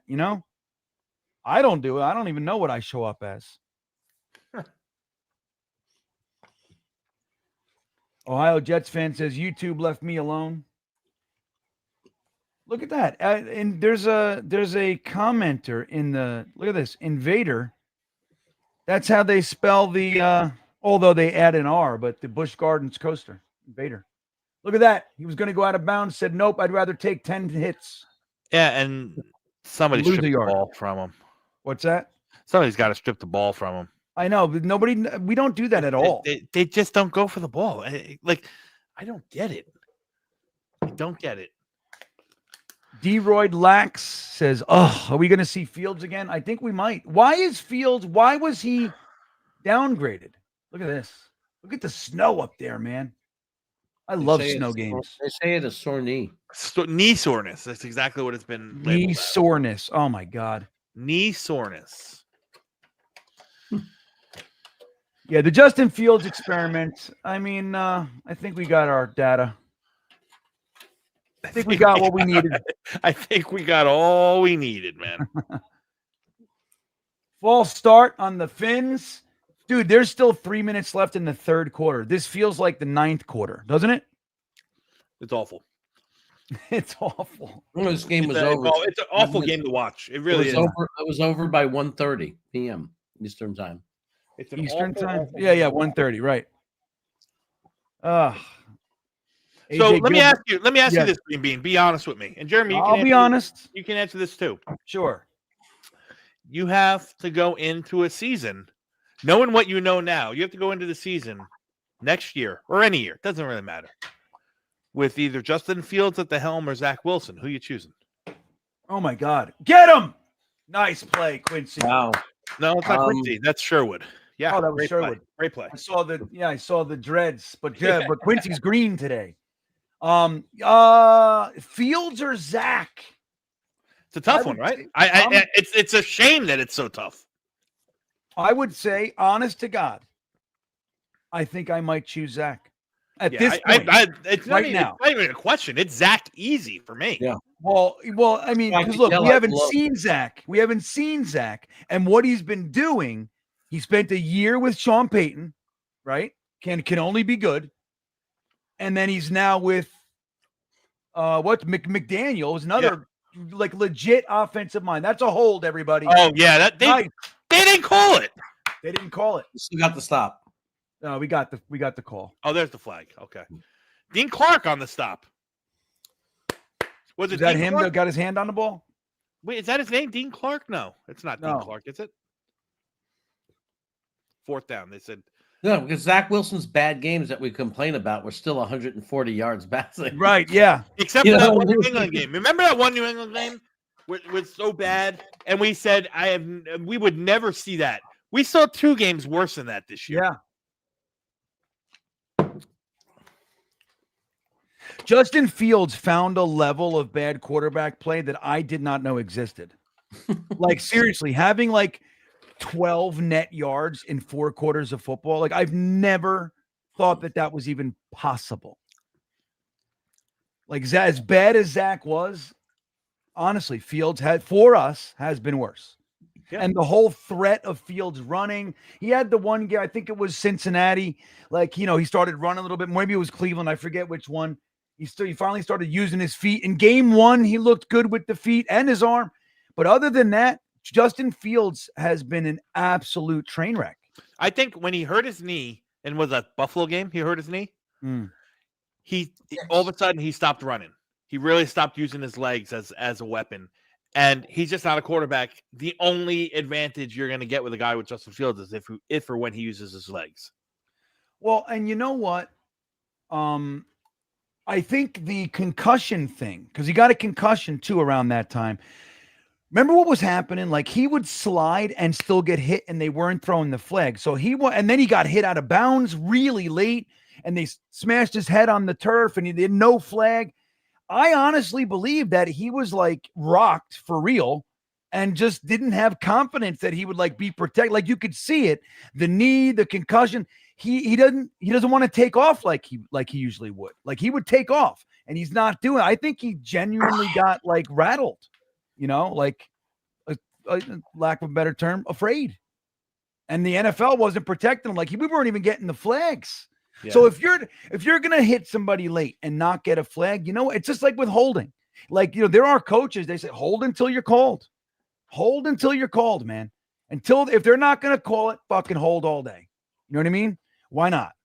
And so if there's a quarterback who's getting hit, he's sliding and still getting hit, dude, that'll shake you. So I think Justin Fields, like we not only got a guy who was limited, and unlikely to have the big resurgence, even though, look, it was the swing is fine, but it was a long shot. But on top of that, you have a guy who's limited, who's now tentative. Like he's not even the player that he was. So I don't know, man. So with Zach, again, we haven't seen him in a couple years, but he spent that time, wasn't just hanging out with fucking Rob Calabrese. He was hanging out with Sean Payton and Mike McDaniel. Rob Calabrese these days? Anybody know? He's he's on the Rams. I think he's just like I think his title is like football assistant. It's not even a position coach. It's bad. The Saints are tied with the Bucks, by the way. The Saints are tied with the Bucks. The Saints, who if they win and then we lose to them, is another team that we could be ahead of in the draft. Well, I think we'll be ahead of the Saints if they win and we lose today by nature of the strength of schedule. Yeah. Well. Yeah. So this is his title, Dom. Go ahead. Offensive assistant. That's his title for the Rams. Unbelievable. So he's with LaFleur, he stayed in the family, so to speak. And, the McVay, the LaFleurs, all those guys. Okay, gets it out to Mechie, who makes one guy miss, but nope, we're going to take this 5-yard loss and put it in a fucking gift wrap box, man. 5-yard loss on the play. But silly. Can we just throw the ball forward? I'll tell you. Jason Edwards says, all we need is a pick six. Oh my God. I just saw the grossest thing in the world. What? When you get off, Let me read this super chat. Hold on. Sorry. We need a pick six. What's an FFR?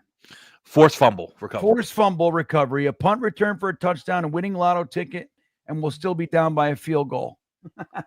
It's tough being a Jets fan. Gets it to Mason Taylor? No, Ruckert again. He likes Ruckert.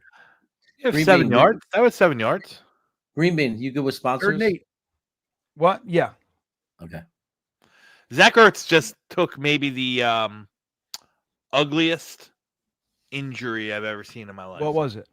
Yeah. He blew out his knee. I mean, in every specific today? way. Just now? Just now. I just happened to see the highlights. Yeah. I got multiple screens going on here. It was gross. Let me see. Where are you watching it? Send it to me. Like DM it, drop it into this chat if you could be so kind. Let's see if I can. Yeah, here. I actually can find it on Twitter right here. It's gross. Copy link. Brady Cook tossing it downfield, and he can't catch it, dude. A.D. Mitchell with 2 drops today, man. Now, I can't tell if a DB got his hand in there, but, dude, it's everywhere. This game is ugly, man. Yeah, I sent you a link in the private chat, Green Bean. Okay, let me see. Pretty gnarly. Let me see here. I'll be the judge of that. Let's see. Poor Zach Ertz still out there doing his thing. Not for long. Not for long. Oh. Yeah. Oh, man. I told you. That's a toughie. That is not for the faint Let me, They ran a fake! Fake! They got it! It's special teams! They got it! Nice! Aaron Glenn's got balls! They ran the option.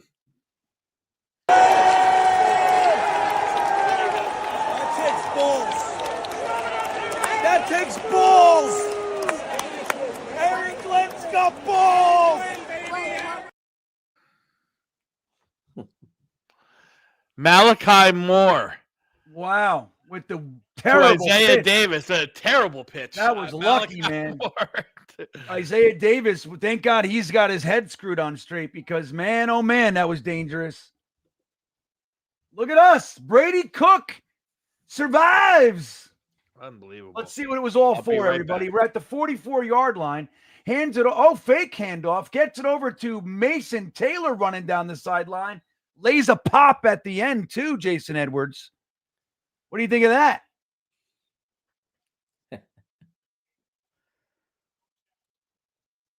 That's right. Jeffrey Malillo knows the term. There you go. Got quiet all of a sudden. What do you mean? I don't know. It just got Dom quiet. C left. Very Dom C was pumped for that one. He was excited. I was looking at something. I was like, holy shit. I saw the snap go a different way, and I was like, they're faking it? That's awesome. I know. I was settled into my malaise over here. I was looking up Rob Calabrese stats for God's You're down sakes. 24-7 at that point of the game. I like to see that kind of stuff because Yeah. who cares? You may as well try man. it. Life.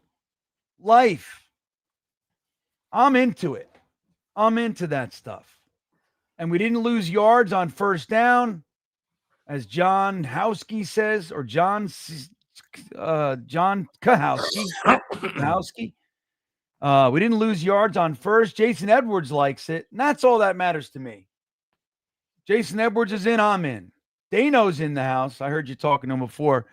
What is that symbol? Is that a peanut? What did he put up there, Jeremy? I can't see that in my eyes. I think that it looks like a peanut. Doesn't it? It looks like Dano.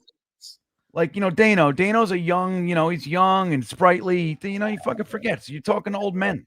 Yeah, he's Jeremy, how old are you these days? How old am I? I'm old, man. Old. 54. 54? I'll be 53 in about a week. Well, my birthday's on Wednesday, so. Hey, how you doing? Hey, how you doing? I'm going to be 55. That's pretty freaking scary. Let's see.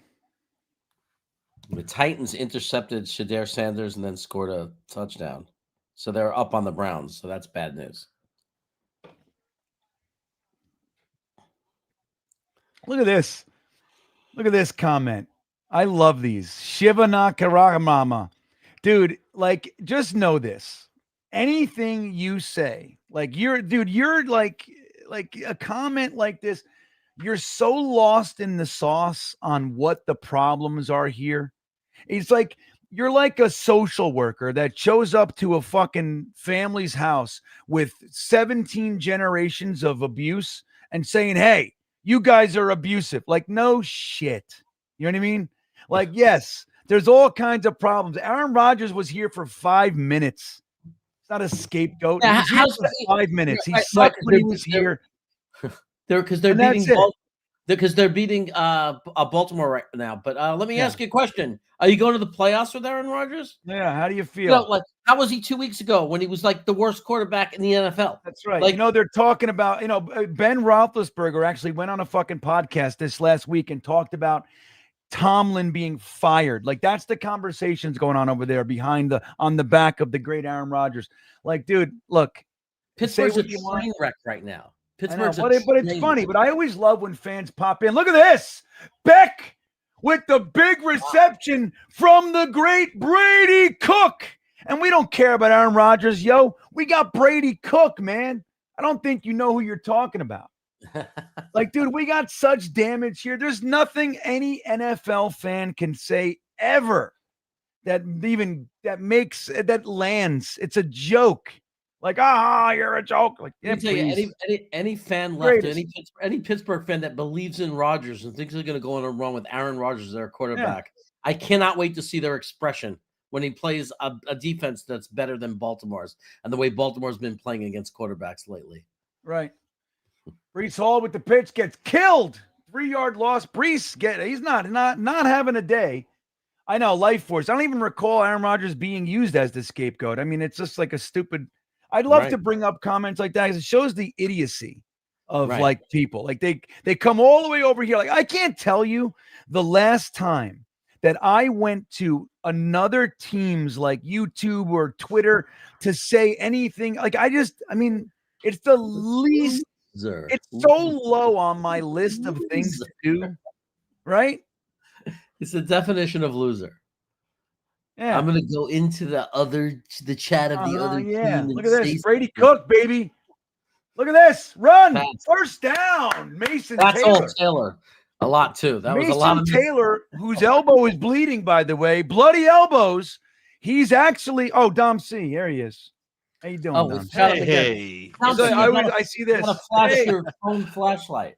But Mason Taylor is dropping hits at the end of his runs, which I'm a fan. Look, boom. Boom. Watch this. I love it. That's what a tight end should be doing. You watch his head bounce off the turf, too. Hands it off to Brees Hall, who gets around the edge.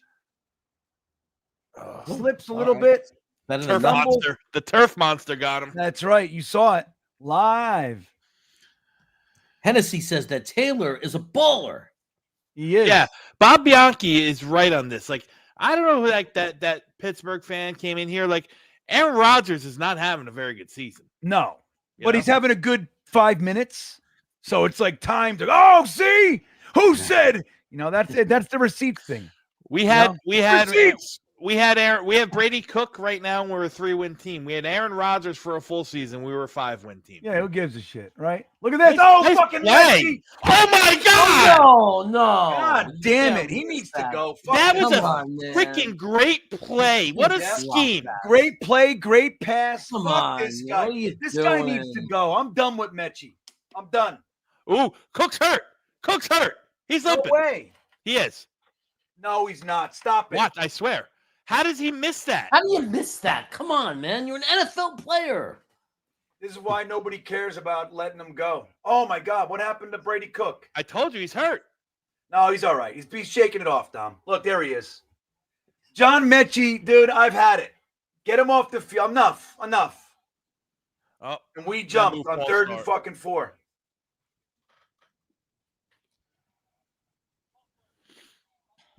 See, this is the implosion. Like, this is who was it? Who did it? Membu. Damn it. Yeah, it was Membu.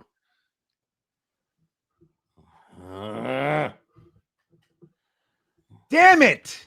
He's probably pissed off that Mechie dropped that ball. That's last week he had one of those too, where he dropped one in the end zone. Yeah. Like walking into the end zone. It would have been a fucking walk-in touchdown. And so that was, he had 3 drops last week, 2 today. And Oh, that was a touchdown. AZ has 2 today too. I tell you, man, it's such a shame. They're gonna go fade to the right. They're gonna go fade to the AZ, or there it is. Oh, he looked the other way though. What are you doing? What is that? What is that play? what is that going play? on I here? don't know. What are you doing there? Can I just say, unlikely the hot route. That was Brady Cook. You may as well go for it. Don't kick a field goal. Just go for it. Nah, you're you kick a field goal here. You're 2 scores. You got it. You got to do it. You don't like it, but you got to do it. Because if you go for it and you score a touchdown, you're still 2 scores away. So Right. what's the difference? Who cares?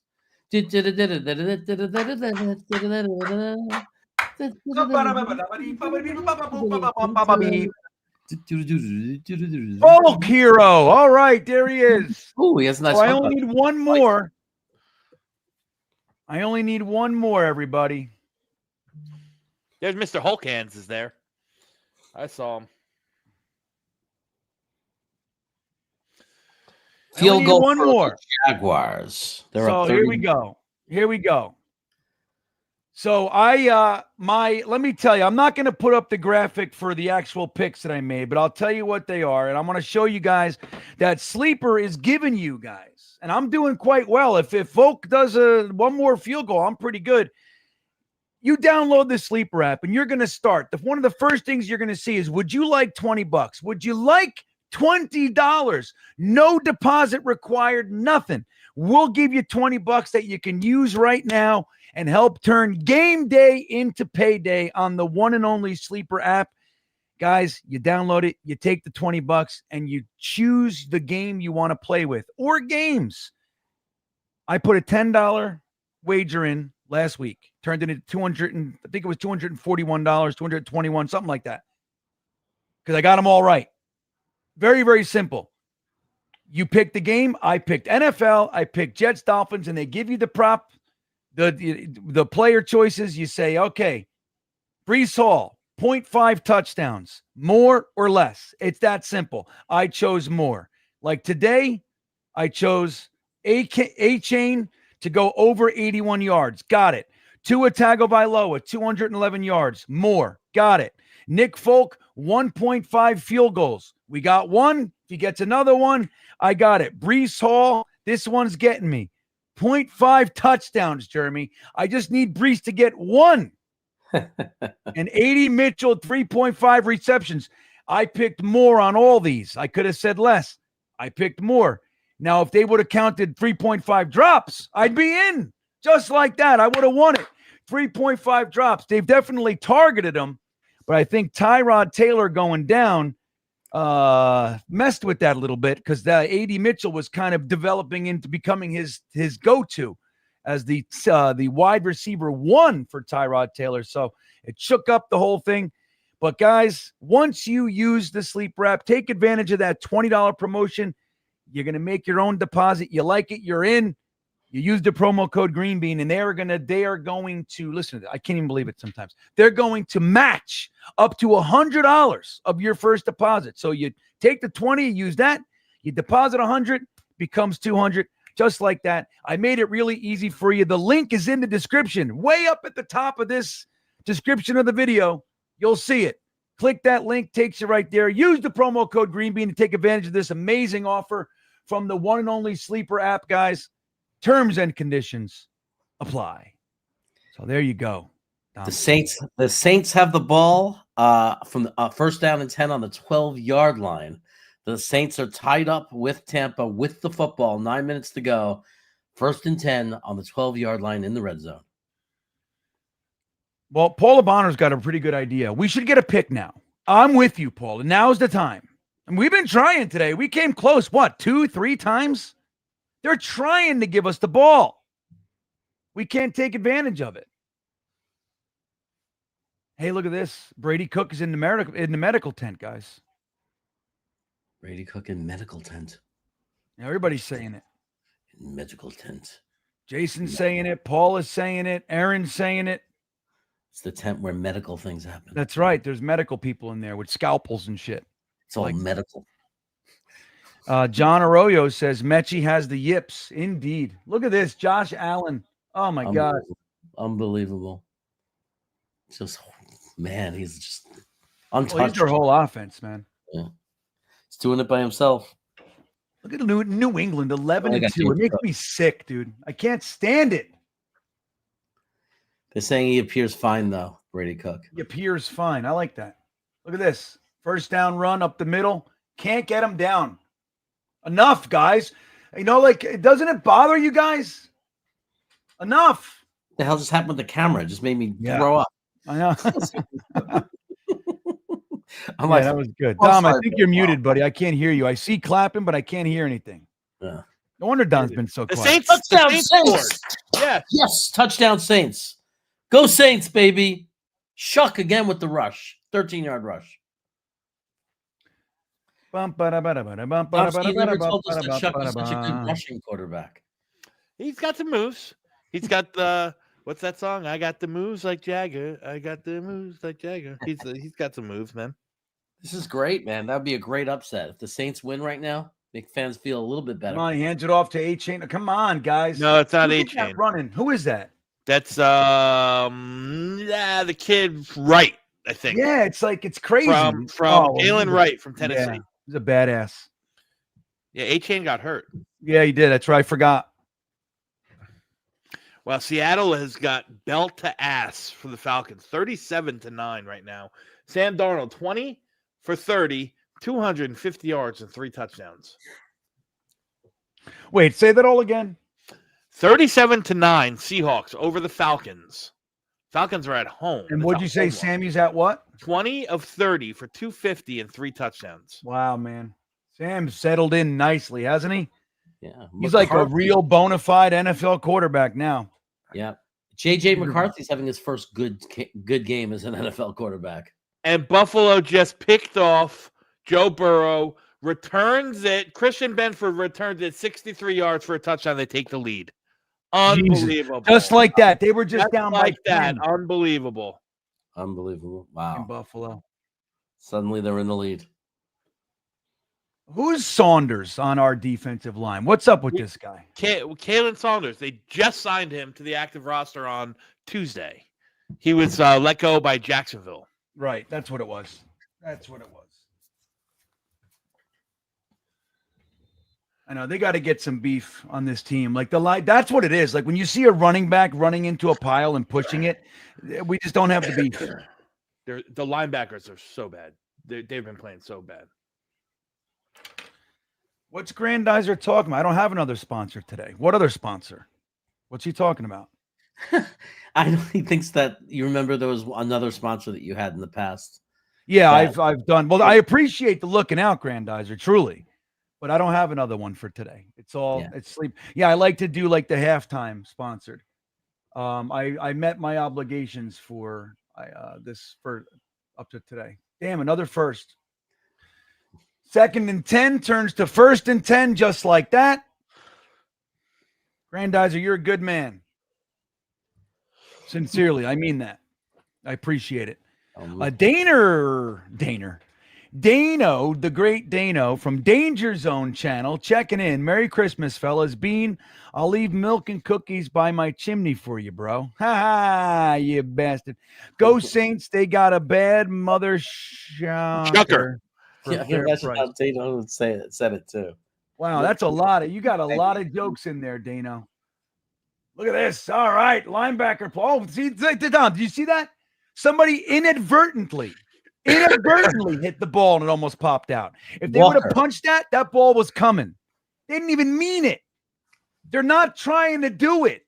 Every other team, like they work on it. They're punching the ball. That's a coaching thing. No doubt. 100%. Yep. 100%. Aaron Glenn's got to work on that, man. We're not doing it. Now, see, I can gripe. People call me a fucking Aaron Glenn homer. I'm not. I just chose to like him, but I don't like everything. That is a big deal. Hands the ball off right up the middle, starting with 5. Look at that. These guys are just getting blown off the ball. Blown off the ball, dude. The line moved. Dude, it was like before the running back even like thought about potentially getting tackled, he had 5 or 6 yards. Like, it's just free. 5 yards. The first 5 is free. It's like the Jets defense is the sleeper app. Watch this. Just watch, guys.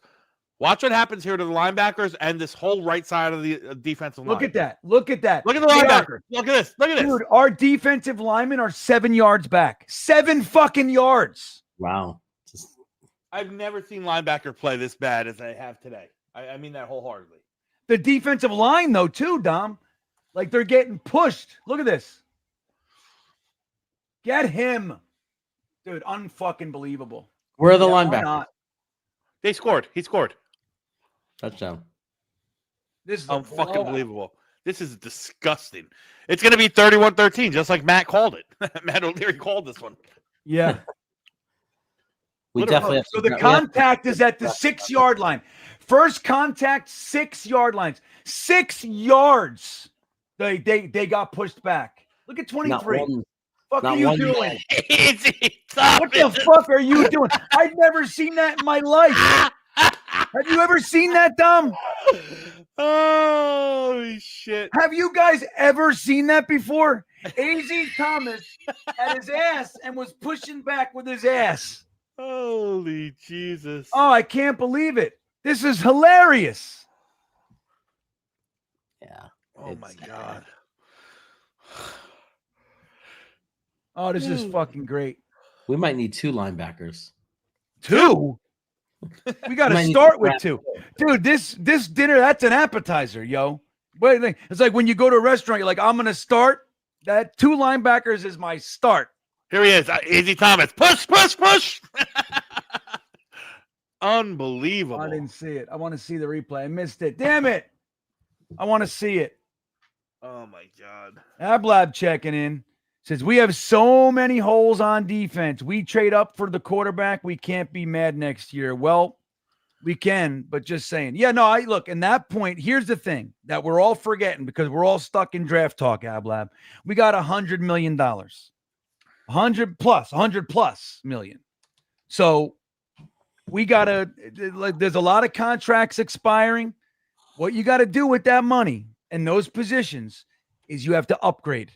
It's key. We have to upgrade, right? And not just upgrade, like talent is one thing, but proper fits. Like, for example, going from a 215-pound linebacker to a 238-pound linebacker.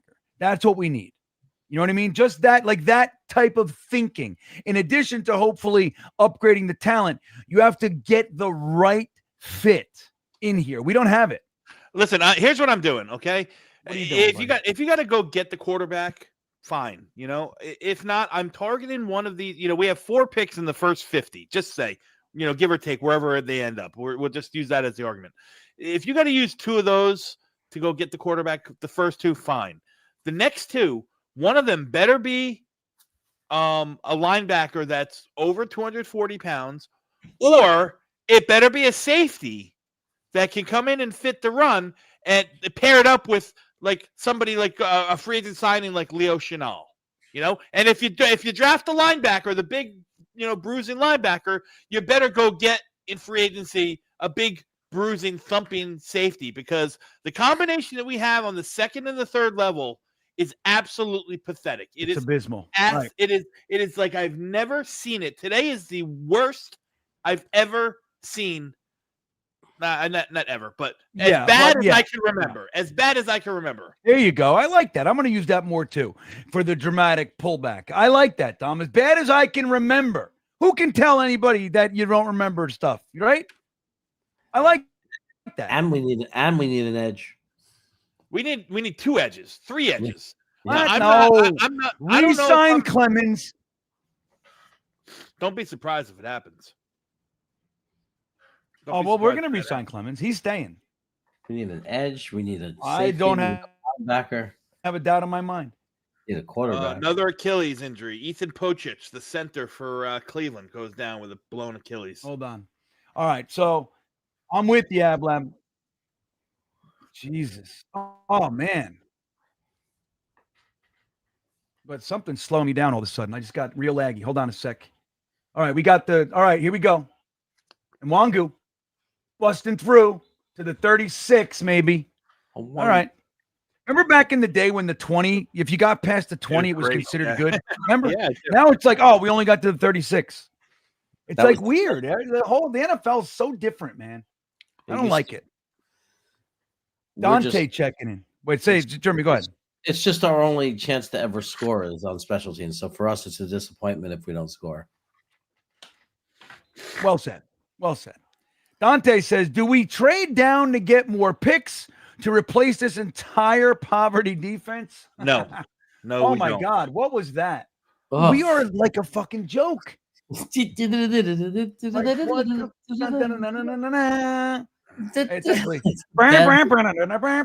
Wait, what's the Benny Hill shit? Oh,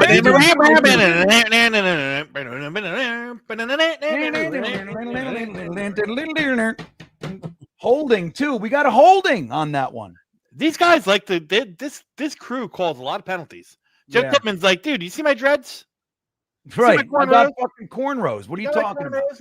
What do you mean holding? The fuck is wrong with you?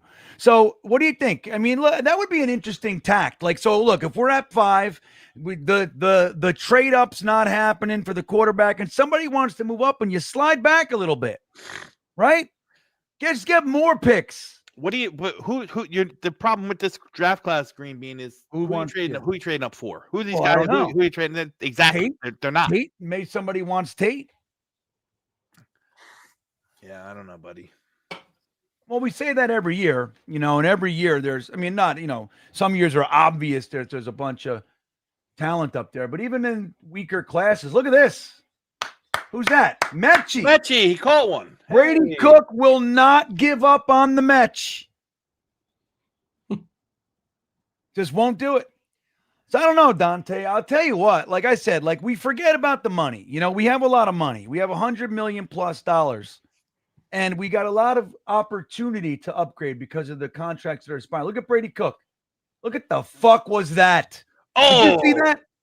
What was that? I think he thought he was at the line of scrimmage. I think he thought that somebody was near him and nobody was. He's hurt. Dude, that was, but it's funny. It's an undrafted free agent. He's lost. He's like, I can't believe it. Look at me, Ma. That's right. Mason Taylor with the first down. Nice. Got 5 minutes left in this game. I'm going to enjoy it. Oh no, Tennessee just scored a touchdown. They're now up 10 with 9 minutes left. You know what? They're gonna win a couple, and we're going up for that first spot. That's what we're doing. Browns. It's the Browns. They're playing the Browns is the problem. We need the Browns to win. Yeah, but you know what? I want everybody to lose. Browns and the Titans. How do they do that? Look at Brady Cook. He's running. He's pointing. He doesn't even get back to the line of scrimmage, so it's technically a sack. I can't believe it. He's hilarious. This guy's fucking hilarious. I just can't wait this week on Twitter and everything. I hope everybody shuts up with Brady Cook. And again, look, it's a tough situation, man. So D-Royd says, thank you, Dante. I'm with you, buddy. Trade down because we got a lot of holes, a lot of things to fix. So Zach Rosenblatt just tweeted something interesting. I'll talk about it after this play. D-Royd says, fire the DC right after the game. Well, that's not going to happen, but I hear you. I just hope he gets fired at the end of the year. Brady Quinn moves. Oh, and yet another drop. That one's on Andre Williams. But he threw it too hard for him. He wasn't going anywhere anyway. It was like a 3-yard gain. So, yeah. Well, it would have been. If the Jets need to go to an emergency quarterback situation, they have 2 former quarterbacks on their roster. Who's that? Stone Smart, who was a quarterback at Coastal Carolina, and Isaiah Williams. Nice. Who do you think we go to in that situation? Who knows? Stone Smart. Make him useful. Allen Lazard in motion is a big play. Here we go. We got trips. Brady Cook back to pass. Tosses it. What in the world? What in the world? He's wide open. I'll tell you, whatever good vibes it's just a funny thing. We just won't have it. Whatever good vibes we had, like we found a way to feel positive in an abysmal season. This game takes everything. Like the whole Selly from AD Mitchell and all the fun shit we were talking about. It's gone. One game, we just took every single thing that we could make into a positive, and we dashed it on the rocks and covered it with mustard. Jaguars got a safety, so the Colts quarterback is terrible. Which 4th and 10. No. Jesus Christ! But he has to fully set up. Dude, look, what an amazing escape. You're going to have to realize that you don't have time to fully set up, right, Dom? I just fucking toss it. Just. I mean, that's the stuff. Like when you look at a player, like, all right, you can't. I mean, that's bonehead shit. Look at this great move. Boom. And then here, throw it. You're not going to get your feet set and everything. What is that? This guy's hilarious. I want Fields. Well, you're going to get Fields next week for sure. I want Fields back, everybody. Look at Brady Cook. He's like, I can't believe it. This is nothing like I thought it was going to be. This is hard. This is so hard. They cover you. They're going to run out. They're going to run out the clock here for the last 4 minutes. Oh my God. Buffalo. Jason Edwards says butt fumble and now the ass tackle. Amazing. Oh yeah, A.Z. Thomas. Yeah, men. Harrison Phillips, like I came to fucking play. Ass tackle. Zach Wilson. Is Zach Wilson playing? Is he on the field right now? He might be. I can't see any other reason they'd put his beautiful, gorgeous face up there. Well, of course they're going to let him get some run. Oh, how many miss you, Zachy Poo? He's going to throw a touchdown right now, dude. Bet your balls on it. He's in. If there's a wager to make in this world, it's that Zach Wilson's having a touchdown drive right now. I don't even think he's going to throw the ball. Oh, doesn't matter. Whatever it is, he'll be on the field when we score. It's got to happen. It's like Elijah Moore. He gets the touchdown, does a backflip, and they cut him. It's just all about Jets pain. There you go. Pitch. Perfect pitch. Here it goes. Touchdown run. First down, Zachy Poo. There it is. Zachy Poo did that. That beautiful. Dude, I'm telling you, it's guaranteed. V-Man checking in. Nothing matters till you get a quarterback. The future is uncertain. If we wait until 2027, the quarterback class could fizzle out, stay a year. You might not want to find a trade partner because we won't end up. Well, that's the whole thing, right? It's all about like a bird in the hand is worth two in the bush. You cannot count on things that are going to happen hypothetically in 2 years. You can't. You got to do what you can do now, V-Man. I'm with you. Nothing is guaranteed. The entire quarterback class could decide we don't want to play football anymore. I mean, who knows? Yeah, you have no idea. Last year, when we were looking at basically Cam Ward, was like the only quarterback. Anyway, they were saying 2026, 2026. Now, 2027 is the real class. Get him. Look at that. Jamie and Sherwood came to play, buddy. Yeah, for one play. That's right. That's the problem. Hey, that's the play. That's the only play that matters is this one. He came to play, Jeremy. Aaron Glenn looking very much like a man who wants to go home. He is toast. There's another man that's toast.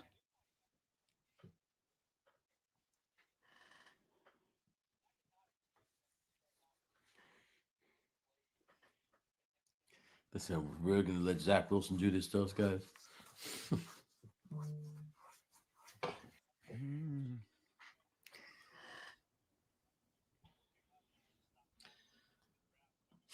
That is embarrassing. Someone said it's embarrassing when we're so bad they get to bring Zach Wilson into the game at the end to wrap it up. Oh, it's the best. Dude, there's still 3.5 minutes left in this game. It's a lot of time. Oh, there's plenty of time for Zach to fucking light this show up. Exciting things could happen. Oh, yeah.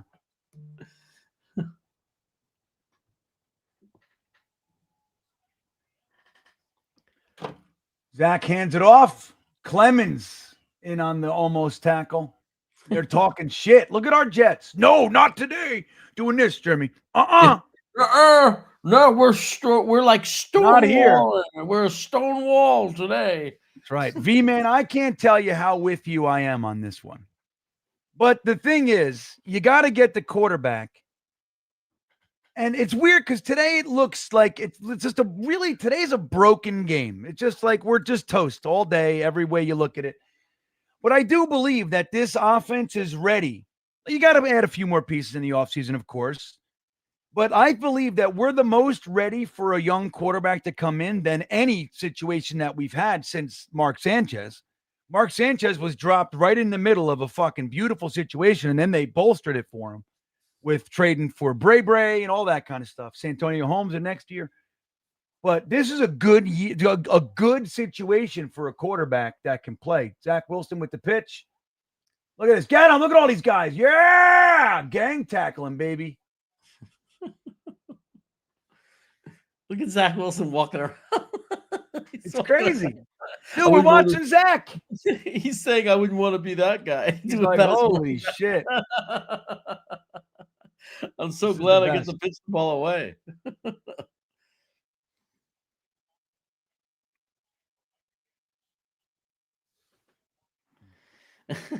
V-Man's next super chat is the best. Right, hold on. I love it. He's back. I miss this guy. You get it?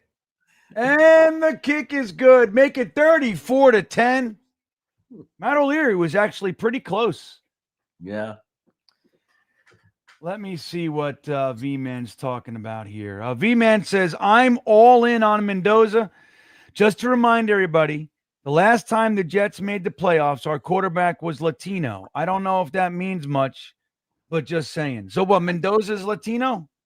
I mean, the name kind of, I never know anymore. You don't really know for sure. I mean, Mendoza. The truth is, I don't give a shit, right? Like, and that's, and I would not discount. His first name is Fernando. Fernando, yeah, I guess so. I mean, V-Man's point. It's just a crazy. Dom C, look at him. Hey, how you doing? There you go. Like, what the fuck, man? No, I just wanted to get your attention. That's all. Yeah, no, it works. It works. Like Jeremy used to do a flashlight. He would have a flashlight. He is. They call him the Fernando Mendoza. He's known as the Cuban Missile.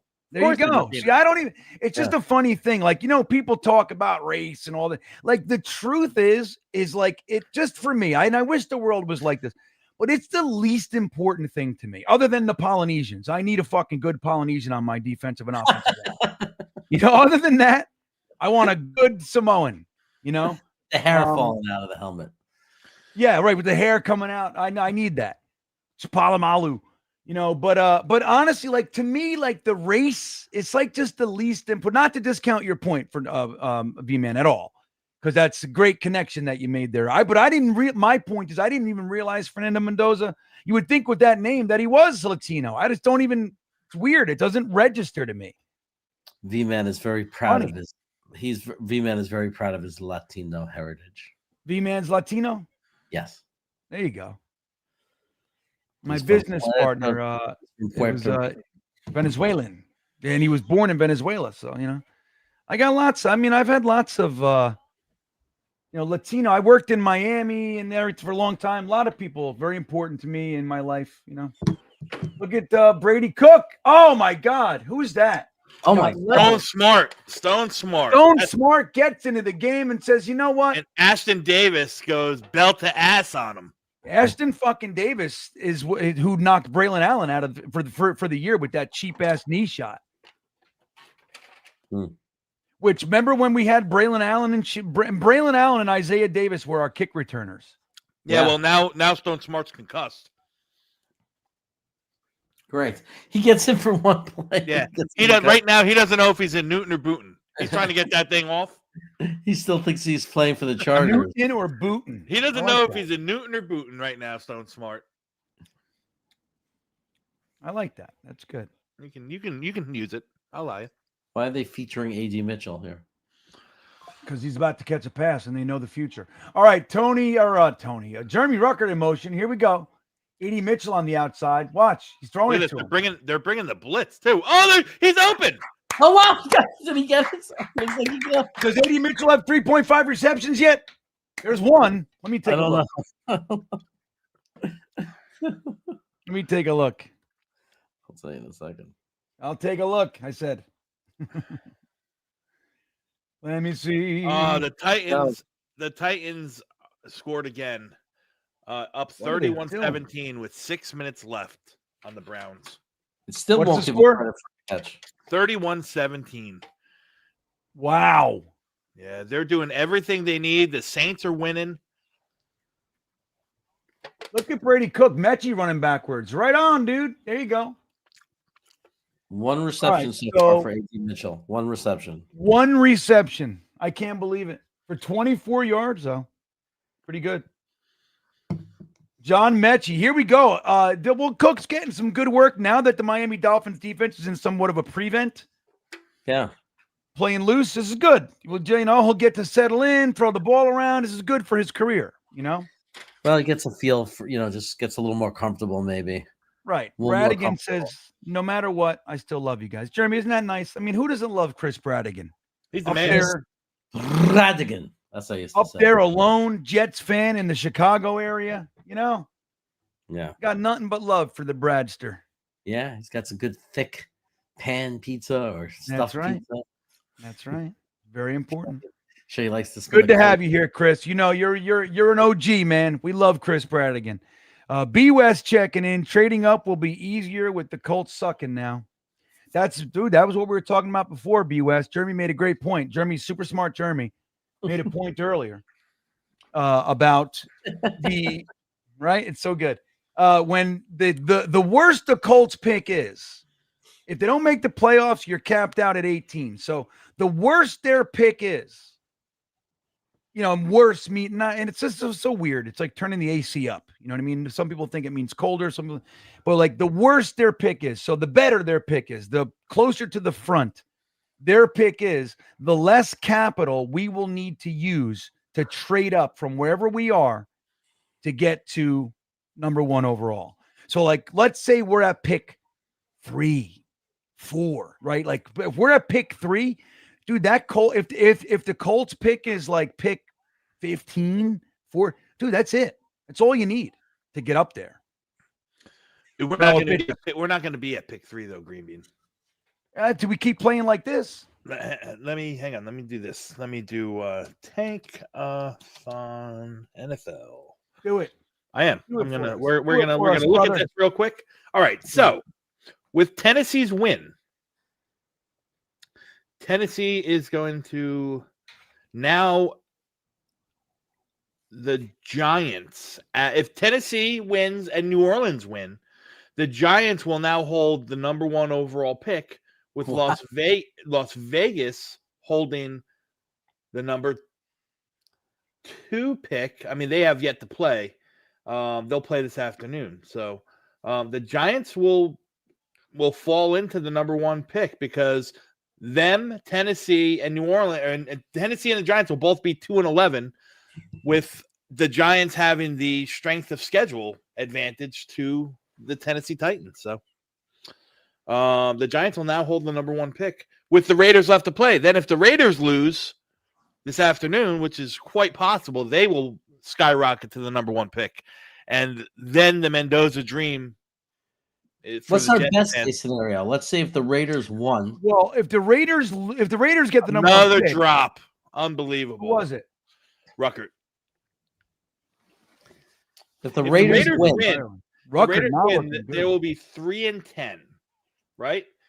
That would leave the Giants at 2-11, Tennessee at 2-11, the Raiders, New Orleans, and the Washington Commandos all at 3-10. Tied with Hold us. on a second. Cleveland at at 3-10. Ben Brady Cook throwing it downfield. Beautiful. To Isaiah Williams. So the Jets would be 3-10, but the Jets would lose the strength of schedule battle too. Let's see. Look at this. Oh, and it's a fucking pick. Brady Mitchell can't win the battle. Brady Cook, 2 interceptions, both in the end zone, dude. Ouch. Think about if he would have scored on both of those drives. You know what I mean? Those are touchdown drives. Brady Cook choking. A.D. Mitchell, let's see if he could have won this battle, Dom. Jeremy, what do you think? Wow, look at that move, though. Oh, it's a bad ball. He's got to throw that off. Oh, if he throws it to the corner, he catches that. He's got. Oh, it's a horrible pass. If he throws it to the corner, he's. That sucks. Yeah, I don't think the Jets, even if the Raiders lose, I don't think the Jets are getting any higher than possibly 6. I don't see. God, really? Yeah, but that's just this week. There's still 4 more weeks. You know what I mean? I know, but still. No. If the Raiders win, I should say, I don't think the Jets get any higher than 6. The Raiders would drop to 7. All right. While you're doing the math, V-Man's checking in, says, I'm Puerto Rican. We Cubans and Puerto Ricans are 2 wings of the same bird. It's why our flags mirror each other. You know, V-Man, my girlfriend years ago, I was with her for 7 years. She was Puerto Rican, like first generation over. And we would go down to Puerto Rico every year for like a few weeks. And I would spend time like in the mountains, like with her family. They had this like valley in between 2 mountains in Bayamon. In the kind of about 45 minutes from San Juan. And dude, it was gorgeous there. But I would go there and hang out with the people like around Christmas and New Year's. And it was amazing, dude. Amazing. Pig roasts and everything. Amazing country. I loved Puerto Rico. I would go in the backyard and chop bananas and shit, like for real. All kinds of crazy fruit. Not backyard. It was like a mountain with a river. It was amazing. Gorgeous. Guys, So, Don, what did you come up with? The Saints beat Tampa Bay. Wow. Saints beat Tampa Bay. Unfreaking believable. If we only had the Cleveland Browns beat the Tennessee Titans, we'd be in good freaking shape. But that's not our scenario. I gotta wait for Tankathon to update because it's all cockeyed right now. All right. With half the scores. So we're gonna hang out. I mean, I'm gonna hang out. You guys, if you need to bounce or anything, you can. I'm going to wait for the Aaron Glenn post-game press conference here. We're gonna do that.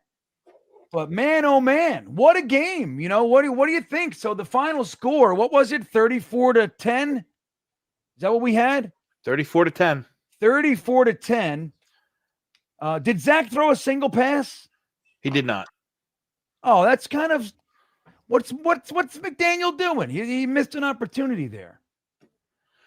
Yeah, but the backup running back, Jason Wright, or was that a Jason Wright? Jalen Wright from Miami. 24 carries, 107 yards and a touchdown. And that was after A-Chain had how much? 91, right? Jesus. That's a lot of rushing yards, everybody. Our defense cannot stop a nosebleed. Brady Cook was 14 for 30 for 163 yards and 2 interceptions. Wait, say that again? 14 for 30. Who's that? 163 yards and 2 interceptions. Brady Cook. Brady Cook had 163 yards. Think about that. Yards, yeah. But think about that for a second. Brady Cook, who was as abysmal as you could have hoped, had 163 yards. Justin Fields has had games with 12. Like, think about what we just watched was a fucking train wreck, and Justin Fields. I can't even believe it. That's how bad Justin Fields really was. Wait, Cleveland's getting back into it. There's still 4.5 minutes left, and Cleveland scored a touchdown. I got to set up. I got to look for the Aaron Glenn post game. Like, guys, what do you think in the comments? Let me know what's going on. What are your overall thoughts? I mean, Jeremy, what are your thoughts on the Brady Cook experiment? I mean, do you see hope that he can kind of, build on something, or is he just this guy's? It's a ordeal. I would never completely judge a player on his first ever NFL appearance where he came into a game and say it's absolutely written in stone, but it wasn't encouraging overall. Let's just say it wasn't encouraging. I like that. But it wasn't the dream where a guy comes in and it's lights out and he's kicking butt and he's doing great and you get all excited. Like, we didn't have that experience. So it is what it is. Wait, hey, not to change the topic too far back, but they obviously moved off the Jets game, and I got Baltimore-Pittsburgh. Did you guys see what happened right now, what just happened? No, tell me. So Baltimore down 5, driving with almost 2 minutes left to play, seems to celebrate, thinking that Isaiah Likely just scores the go-ahead touchdown. And it seems that he had a Malachi Corley moment and fumbled out of the end zone. No. To give Pittsburgh back the ball. Now, Baltimore's defense, in turn, stopped Aaron Rodgers, and they just punted. So Baltimore now has the ball, down 5 on the 50-yard line with 2 minutes left to play. Jesus. He had his own Malachi Corley moment. Wow. I can't even believe that's real. That's crazy. Yeah. Oh, wait a minute. I got it. All right. So I got the presser queued up. So I'll let you know when we start that. We're going to listen to the Aaron Glenn post-game presser. Blitz crew checking in between this year and next. You guys thinking of double dipping at quarterback? I mean, that's actually an idea. Like, for example, let's say we get into the second round, just for shits and giggles, and Mensa's sitting there, Dom. Oof. Do you take him? You just take a flyer on Mensa, work him all year, and then with the goal being like, hey, well, let's see what it is. But then next year, got 3 firsts, 3 firsts and a second. You thinking about going for a quarterback in that class? Like, where do you stand on such an idea? I don't think any quarterback taken outside of the top 10 prohibits you from going quarterback next year if you're in the range of a guy that's an ultimate game changer. Gotcha. So if you take Mets in the second round, okay, maybe you got something from him, and maybe you got 2 good quarterbacks, and you figure out what to do with it at that point. We've struggled for the position for so long. Double dip, man. Could take 2 this year, take 1 next year. I don't care. Figure it out. I think I'm with it, Blitz crew. I'm with it, man. But I gotta go, guys. You're out. Thank you. Yeah, I'm out. The game's over. You guys take over the press conference, Jeremy. It's always a pleasure. Green Bean. See you later, buddy. Dom C, everybody. The links are all in the description. Enjoy the rest of the day, Dom. Thanks for hanging out with us, buddy. There he goes, Dom C. The links are in the description. DC_New York Jets on the X machine, and Project Prospect with Dom C. Right here on the great YouTube. But let's see what the chat is saying. Well, what's going on with the Baltimore game? What's the score? I'm trying to the Ravens are down by 5 points. There's a minute 56 left. They're 1st and 10 on their own 26-yard line. So they have time for a quick drive to see if they can score a game-winning touchdown. And they're down by 5. So now the Browns just scored. I'm hearing. They did, but they missed the 2-point conversion. They're down by 8 points, but there is 4 minutes and 30 seconds left. It is Tennessee's ball, 2nd and 10 on the Tennessee 35-yard line. Amazing. So they scored. They missed the 2-point conversion. Yeah, they went for it the way Aaron Glenn did, hoping to make it a 6-point game. Right. Gotcha. Okay. And then it sucks. Now they're going to need the 2-point conversion. They'll need another. Yeah. So that's a risky move. It's a risky move, right? Blitz crew. You know about risk, buddy. Wyatt checking in, Jeremy. He says, I feel like an abused wife who won't leave my abuser. This team is going to get better, but it's rough to watch, and I don't want Wilkes back. Yeah, I mean, that's what it is. Dude, I mean, Wyatt, the abuse cycle of this team is very much an appropriate. That's a very appropriate way to look at this. Granted, it's not physical or anything, but the fact that we stay here and endure this year after year, and even like the past 10 years, we've upped, like with YouTube and Twitter and draft and the fucking mocks, we've increased our intensity of watching and absorbing and consuming this team. And it is, dude, they've given us nothing except hypothetical hope. After another promising day, let's see. What is Ian Rappaport talking about here? What's he saying, Dom? Or Jeremy? I don't know. What did he put out a tweet or something? What did he say? Jesus. Know, right? Everybody calm down.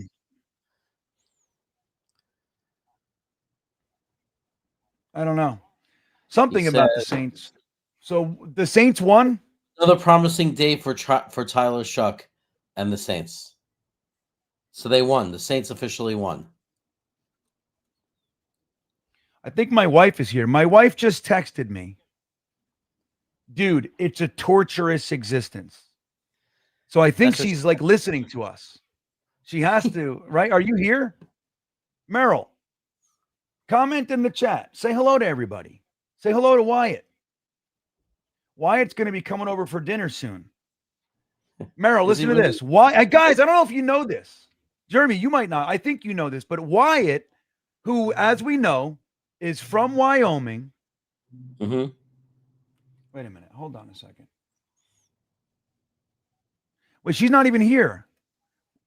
Wait a minute. She's not. How did she fucking know that? I gotta wait. It's 4th down and 1 for Baltimore. They have to go for it, obviously, but they're on their own 30-yard line. That's 4th and 2. So if they don't get it, game over. They only got one. They just used the timeout. They only got one left. It's 4th and 2. They still got the whole field to go, and they need to score a touchdown to win. So we're going to find out a lot in the next play. Jeremy, let me just say, dude, my wife's not even listening to us. She just sent me you could send that to us at any time. It's a torturous existence, and it would make sense. I know. Like that. Didn't it feel like, I'm like, wait a minute, you're here? She's like, no. She's not even watching the fucking show. And she knew what we were talking about. For the last 15 years, you can send any Jet fan that text, and it's appropriate. And it makes sense. So anyway, guys, I want to tell you, Wyatt, as we know, is a Wyoming Jets fan, one of one. Marine stationed in California for the last bunch of years. Completed his time with the Marines, and he got accepted to Liberty University, which is about an hour from me, where Malik Willis came out of and some other players and stuff. Wyatt, Jeremy, listen to this. Wyatt is actually going to be trying out for quarterback of the Liberty. What is their team? What is their team name again? The Golden fucking Birds or some shit like that. Something weird like that. First down, Ravens. Clock's ticking. They spiked the ball. 30 seconds left. 2nd down. They got the 1st down. They're at the 40-yard line. They need the touchdown. All right, go ahead. Talk to me. What are we seeing here? They need the touchdown. We're seeing it's still a long shot for Baltimore to come back and win this game. Baltimore is going to lose to Pittsburgh. That fucking loser Steeler guy is going to come back and say that's the only reason. It has something to do with the Jets somehow. Somehow it's Jets. That's what I mean. The Jets are the center of the NFL universe, bro. Make no mistake. Everybody, everywhere, whatever it is, it has something to do with the Jets. Always. Meanwhile, Cleveland has the ball and has a chance to come back in this game. Nice pass for Baltimore. I think that's likely, or it's Kolar. He crawled for extra yardage on that one. Nice. Crawling like a dog. Bloody knuckles, baby. Spike the ball. It is 16 seconds left. They're at the 41. They got no timeouts. It's going to be really rough. Swamp Ranger saying Cleveland looks like they might be falling in love with Shedeur Sanders over there. Let's see what he can do here. He's got to come back. I mean, look, they've had garbage football all year, and then they fucking put Sanders in. They should have been playing him all year. What is this? What's the other guy's name again? That other quarterback they drafted before him. He sucks. Dylan Gabriel, right? Yeah. Like, he's garbage. Like, whatever experiment they were doing with keeping Shedeur on the side, ridiculous.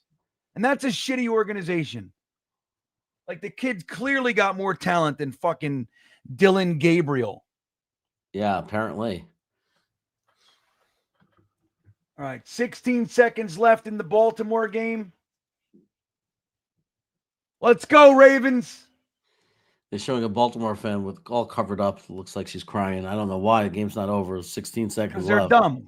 Most fans don't know anything about anything, Jeremy. Only us. We're smart. Everybody else sucks. Oh, shit. I forgot about the Aaron Glenn presser. Oh, he's talking shit. Let's finish these games, and then we'll get to the Aaron Glenn presser, everybody. I forgot all about it. I got all sucked into the – let's wait and see what happens with the Ravens game. Then we'll put the Aaron Glenn presser up here, buddy.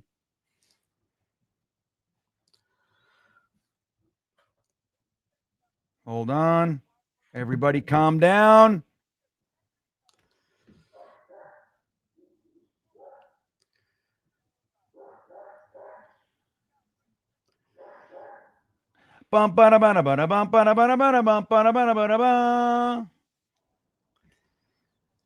Blitz Crew says, I bet a lot of Jets fans are into S&M.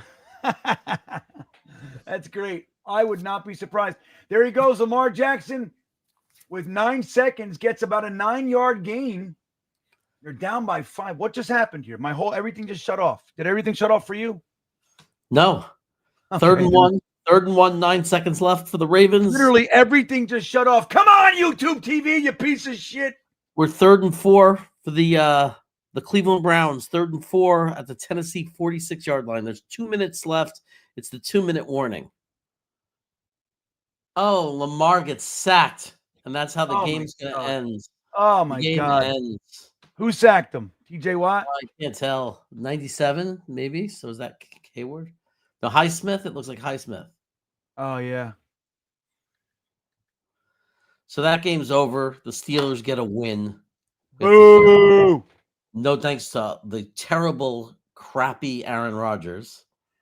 What did he do? Let's see what he did. Help them win. He didn't? No, I don't know. But yeah, you have no idea. No idea, Let's but I see know here. he still sucks. I don't care. Aaron Wow, look Rodgers. at this. Look at the Browns. What's going on? What is this? 3rd and 4. Real? 1st and 10 at the 15. It's 15 Yeah, yard look line. at that. That was a fucking. Who was that? Look I at don't the know who that Browns. was.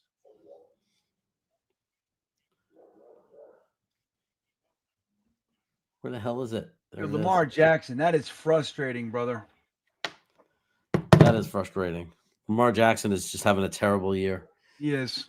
Pittsburgh's not in yet, though. They're 7-6. They're not there yet. That looks like a face mask on the Browns. Oh, it looks just like one, doesn't it? That looks just like a face mask. Oh my God, he committed to it too. He was like, "Fuck it, I got it. I'm gonna rip this guy's head right off." Yeah, let me break his neck. I mean, I'm here. let me do some Game of Thrones shit. I'm on here. Why not? Aaron Rodgers had a good game. 23 of 34, 284, and a touchdown. Everybody. Yeah, that's a good game. That's a fucking Hall of Fame game for us. It's true. Edutain. Boo, Jeremy. I'm with it. Boo. Look, if we had Aaron Rodgers, we might have 6 or 7 wins. And then where would we be for the draft pick? It's not like he'd be the quarterback of the future. So in a sense, it's good that he's doing good for someone else and not us. Yeah. Whatever it is, man. Like, look, at the time, like I was like, if Glenn can come in here, sit down with Aaron Rodgers and figure it out.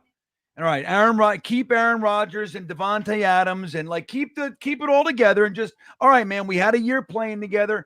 We're gonna fold in this offense, see what, and we're gonna go back at it. Okay, I was fully in support of that, but I get why they didn't peel the fucking Band-Aid off and just endure what you got to endure. I get it. All right, is that it? Did he get it? Did he get it?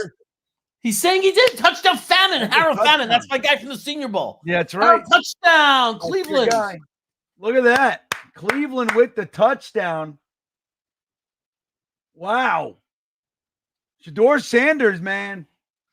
Oh, look, the Steeler fan came here. The loser Steeler fan came in here because he's back. got nothing to do with his life but to come in and talk to us about Aaron Rodgers. I know. Like, do you realize that you are literally on a Jets YouTube stream with your fucking loser life? You're such a loser. Like he doesn't understand. Like we literally his Pittsburgh Steelers are 7. His Pittsburgh Steelers are 7-6, and I guarantee you won't win a playoff game even if they make it. Yeah, Tomlin's getting fired this year. Pittsburgh's done with him. Oh no, they're not going to be able to do the 2-point conversion. No, look at this. Look. Oh, that's terrible. That was terrible. Oh. So the game ends. Lose. Oh, They're the game's gonna lose. Oh, the Brownies. Oh, the Brownies. Brownies. They would have just kicked the 2 extra points. We'd be in overtime. Yep. See, look at that. That's the thing.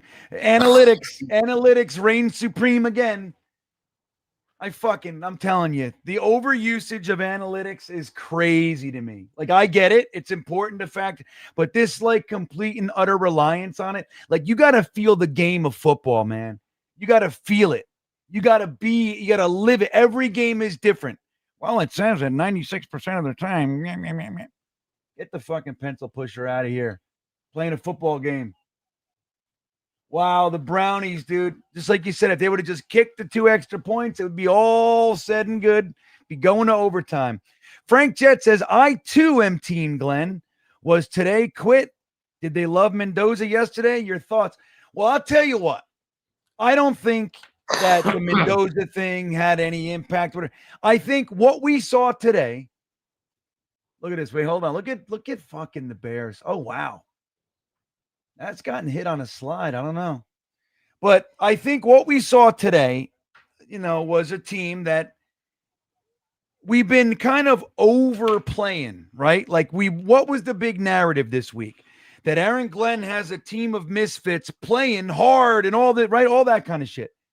It's not going to be every week. Like you're not going to be able to maintain that, right? We're at a deficit, talent-wise, experience-wise, all that shit.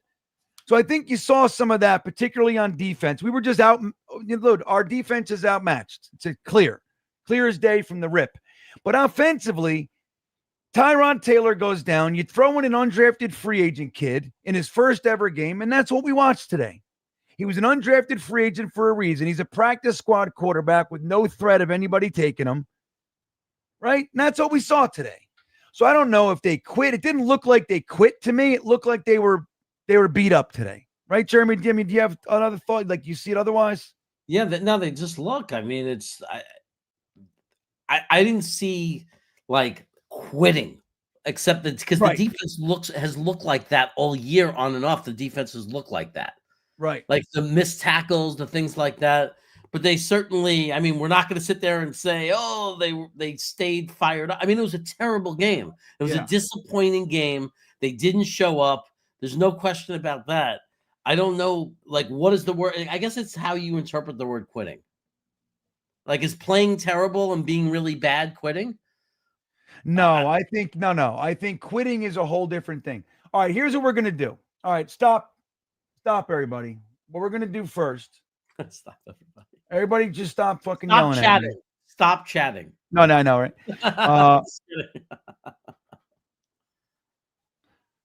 Hold on. We're gonna start with the Brady Cook.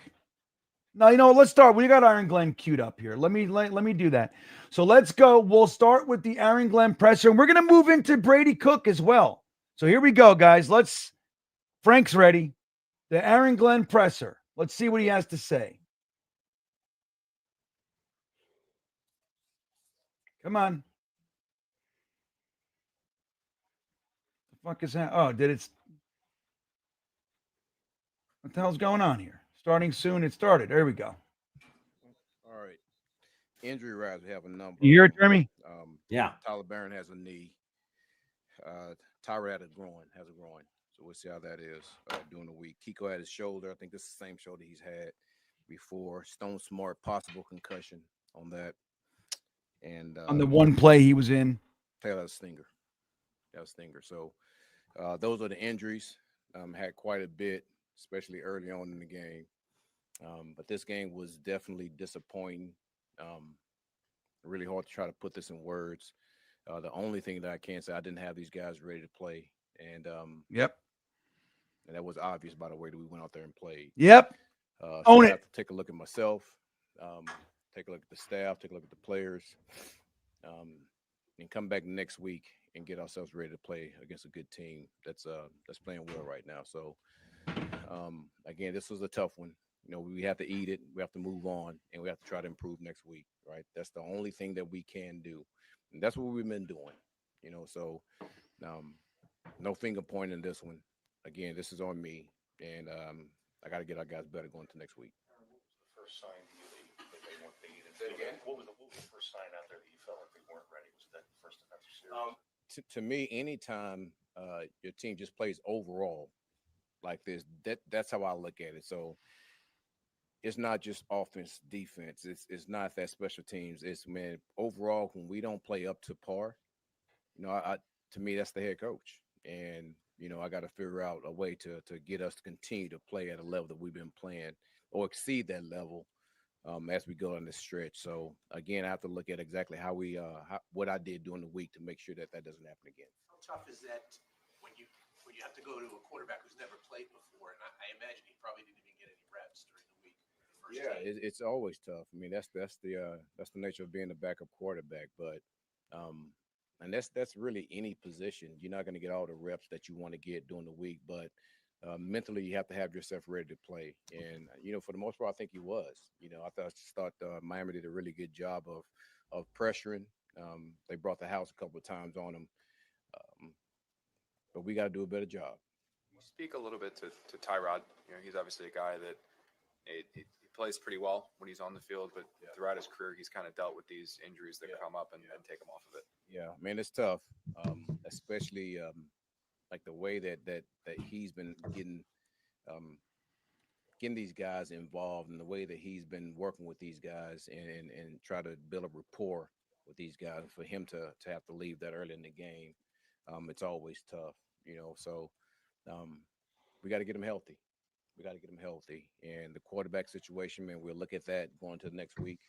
But yeah, it's always tough when your starter goes down. It doesn't matter who it is. It's when your starter goes down, and then you have to bring it back up in, like I just talked about. That doesn't get all the reps, but get the mental reps. Man, it's always tough. They had 240 rushing yards, I think. Way too many. What was way too many? Tackling? Was it effort? I think you know what? I don't want to say it's effort, but it was some missed tackles out there, and I just have to look at the whole thing. When you look at the tape, schematically, I got to look at it. Tackling wise, I have to look at it. Listen, I will never question these guys' effort because I know they go out there and play hard. But we got to figure something out because 240 is way too many. There's been a lot of drops the last couple weeks. Yeah. Is there any common denominator that you're noticing with those? No, I don't know what that is, for us to get that many drops. And I don't want to say it's been the last couple of weeks. I know Mitch had a couple of drops the weeks before that, but I don't want to say that in totality the whole team's been dropping balls. This was a game where it looked like we did have a number of them from a number of different players. And even on the defense side, when we had a chance to make some plays on the ball, we dropped the ball then. So it's one area that it can happen. Receivers got to catch it. DB's got to catch it. And we got to make our plays when they come to us. Do you need some guys, Aaron, we just said, just guys to make some plays? It feels like you're getting on special teams, but offense, defense, you haven't had a lot of guys who just kind of make a big play. Yeah. Well, that's the name of the game. Listen, those guys know that. We're not telling them anything that's different. That's something that we've talked about since OTAs.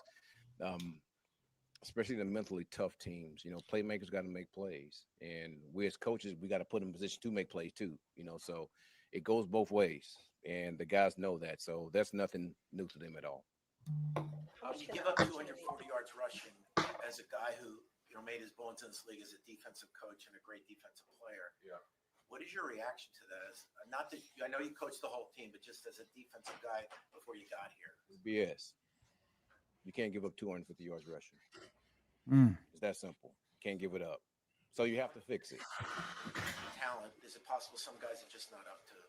I'm not going to go into that. Yeah, crazy question. Next. Yeah. Right. What the fuck is that? At the end of the half, the interception, just there's like some moments and drops where just little plays like that can just really change the entire shift of what you felt like. You see, and you know what that was, Jeremy? He's trying to bait him into name calling. You know what I mean? Right. Finger pointing. Yeah. Fucking bullshit. You want him to say, oh, this guy sucks and that guy sucks. Like, that's fucking garbage. Drama bullshit. They want a headline. They were trying to force him into giving them a headline. The guy came out and fucking owned it. He goes, look, man, I didn't have him fucking ready to play. Clearly. And he said, obviously. What I need to do better. Guys, ready to play games like this. So, division game. 9 fucking drops. That's crazy. Crazy. These are the games that we have to try to pull out. Cook obviously got thrown into the fire a little bit, but did you feel overall assessment in terms of upside and what he was? It's hard right now. It's hard. When I watch the tape, I get a chance to answer that question. This officially eliminates you, so it's 15 years. I know 14 were not on your watch, but it's real. It's still going on. I'm wondering how you process that as a coach. Just your thoughts on it. It's 15 years running. Yeah, you already said it. I wasn't here. What do you want me to fucking do? That's it. That's how I process it. That's the only thing that we can do is improve and get better. Because before you can start to consistently win, I've said this a number of times, you have to improve. You have to improve in all areas. And that's including us as coaches. We all have to improve. So if we want to consistently win this league, man, we have got to get better. Thanks, everybody. All right. Yeah, it's fucking ridiculous Like it really is. It's a ridiculous line of questioning. Number one. Number two, like I'm looking at the chat. Like you guys are funny. Like he's a rookie head coach, number one. So, like, again, why I fucking spewed all the bullshit I did in the offseason. I wanted a guy with some experience, right? Why? So we don't have to, because this is part of it. You know, you have a fucking, wait a minute. You have a, sorry. You have a situation where you don't, you know, the whole quarterback situation. So you're starting over. They try with Justin Fields, it's not working. Tyrod Taylor is what he is. He gets hurt. You're looking at a fucking undrafted free. So it's where we are. It is what it is. But again, he's changing the team. He's learning on the job how to be a head coach, and he's changing the team. Good weeks, bad weeks. Like a bad week doesn't mean he's the worst in the world. What is that? Where's that coming from? What the fuck is that? Is that you, Jeremy? Oh no, it's mine. No. Fucking YouTube, dude. It's just like they can't even shut it off. Like there's a YouTube channel, it just turns on. Like you got to turn it off. Just wants to remind you, you know, hey, watch me. But it's like the whole thing with you guys. Like when you have a good week, it doesn't mean that everything's great. And when you have a bad week, it doesn't mean everything sucks. It's where you are. Right? Like he won last week, backup quarterback, you know, kind of a team. Like I like it. Ryan puts it the way Ryan said it, like they're in our weight class, right? So it's a team in our weight class. You play the Ravens and you're competitive and you lose and you show that they're above our weight class. Like that's a team, even though they're not playing to what, you know, where they would hope that they are. They're a better organization. They're stable. They got premier Hall of Fame kind of level talent on the team, you know, particularly at quarterback. But when you play the Browns, the Bengals without Burrow, when you play the Falcons, they're in our weight class. So you want to see if you can win those games and start to build on something. We won some of them. So it's a good thing. You play today, it looks like shit. And, you know, there's drops and there's sloppiness and you're down to your third quarterback and all that kind of stuff. And you got to pay attention to the whole thing. This doesn't mean anything going into next week. It just is what it is. You know what I mean? But we're watching a guy learn and fucking, you know, hopefully learn from mistakes. He's going to make mistakes. We haven't seen the same boneheaded bullshit before the half that we saw a few weeks there. He's learning, right? You see it. You can see if you're watching. Now, if you hate the guy and you're out, everything you see, you're only going to see the negative stuff. If you're a homer, like kind of, and you're on that side of things, that you're a huge Aaron Glenn fan, and you're only going to be able to see the positive. It's somewhere in the middle, always, right? Today was a shit show. Like he said, he came out and he said, dude, clearly, obviously, from the rip, the fucking first drive, they would 69 yards, 2 minutes, they fucking scored, most of it running. Clearly, my guys weren't ready. That's me. That's not them. That's me. But the missed tackles on specific individual players, you look at drops, there's only so much a coach can do. And Samini's question, well, is it possible that some of these guys just aren't up to snuff? Of course, asshole. That's what we're doing. You know what I mean? We got to figure out which guys we want to keep, which guys we're going to sign, where you need to upgrade. That's what this is. But getting a coach into name calling, Aaron Glenn, thankfully, is smart enough not to get sucked into that, where Robert Saleh wasn't always. Rex Ryan ate that shit up, which is, look, I love Rex as much as the next guy, but those lines of questioning got Rex to talk. You know what I mean? Do you remember? He would say all kinds of shit. Like you could just get him to talk. And Aaron Glenn, thankfully, is not that stupid to get sucked into that shit. And the thing is what he's doing, guys. I've talked about this ad nauseum. He's standing out front and he's taking the bullets for guys that clearly can't hack it, like a Brady Cook. And I can't wait to see that press conference. I'm going to watch that next. Again, Jeremy, anytime you need to leave. Yeah, no, I wanted to remind you so we don't forget this week, the hoodie. Oh, yes. Before everybody leaves. All right. Thank hoodie. you, Jeremy Germs. All right. Let me see something here. Let me do a little count. So it's every super chat from $5 up is qualified to win the hoodie. So we'll do that in just a minute. But to finish my point, like, guys, you got a coach who's like, I don't know why you can't see it. I love it. Like, it's clear that Brady Cook doesn't have the chops, at least now, right? In 3 years, 5, who the fuck knows? But right now, he doesn't got the chops. It's clear that there are guys on our defensive line, in our defensive backfield, they're not even going to be here next year. Like, it's clear they're not up to snuff. But you want him to say it? No, he's doing the right thing. He stands out front and he takes the heat. And then when he goes into the locker room, whole different story. He's fucking ripping guys' new asses, penalties, missed tackles, whatever the hell it is, whatever needs to be addressed. But when he's out front, he's taking the heat. And that's the way you're supposed to do it, Jeremy. How do you see this whole thing? No, I mean, I think that's you're right. He's supposed to, like, it's great when he takes it on him. Take the focus off the players.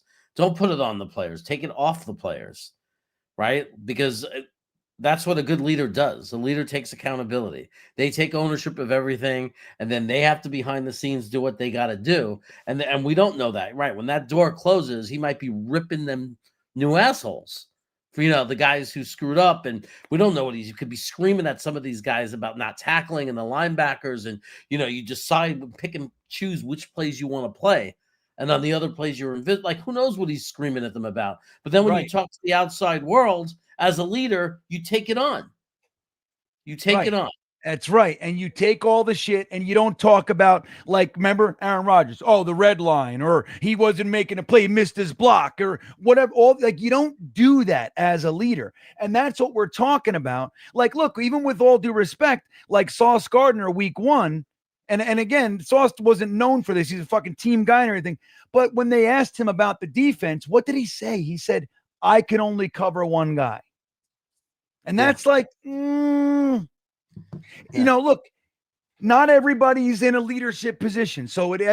But when you are, you can't do that shit. You can't fucking separate yourself. Well, I did my job, that kind of thing. And Aaron Glenn identifying that stuff, he's got to figure all this shit out. Aaron Glenn and Muji got to figure out who's here, who's like fucking, what did Stiggers say this week?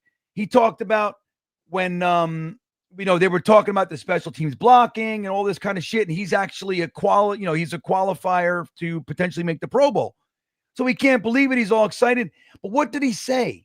He said, it's not about, wait, I got to tell you how he said it. Hold on one second, Jeremy. But you can see the difference. And, maybe he's a little bit calling out. He's not calling out people. What he's doing is he's calling out a mentality. And I fucking love it. So this is what he says. Banjo preaches buy-in, but with buy-in, you also got to stay in. And that's a whole different thing. Now, what he's talking about is, like, you got to buy into the fucking process, but what you did before doesn't matter for what it's every fucking play. And that, to me, what I'm hearing is the mentality around here has been one where players are on 1 minute, off the next. In one game, out the next. And that's the whole thing. There's no consistency. So being able to be consistent, that's the whole fucking story, man. Rex's teams were bipolar. Salah's teams, Bowles, dude, all of them. Like 1 week, you're like, holy shit, why don't they play like this? The next week they come in, they look completely flat. You know what I mean? And that's what we're combating. There's a whole different thing here.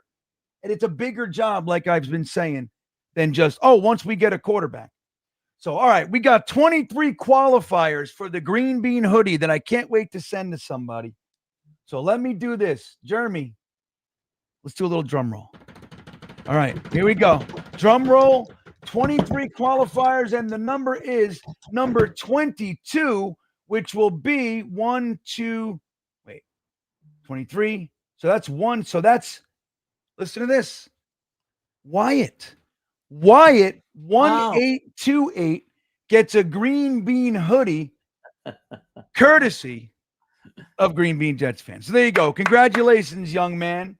I'll just give it to you when you come to my house. That's nice. That's amazing. Yeah. We're good, young Wyatt. And he only got his first, Yeah, he doesn't have a lot of apparel. Like I was there when he got his first jersey ever, his first Jets jersey.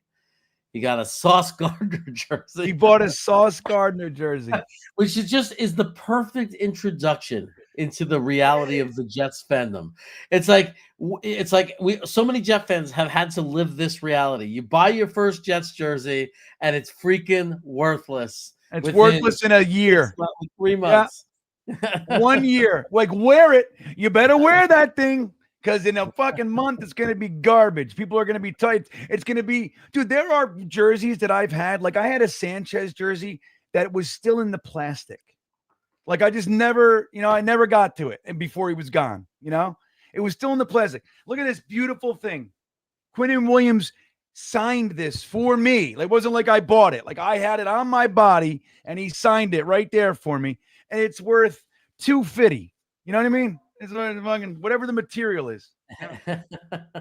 Dude, I know you just nailed it. That's so great. Like, Wyatt, new excited Jets fan, comes to the state, flies across the country, buys a jersey at the game, and it's worthless. It's like, welcome to the party. Start doing a show with Green Bean, get all excited. Thanks for giving me the opportunity. Thanks for hooking me up. Now I have my own channel. You give me all this advice. I send them a freaking jersey of an offensive lineman.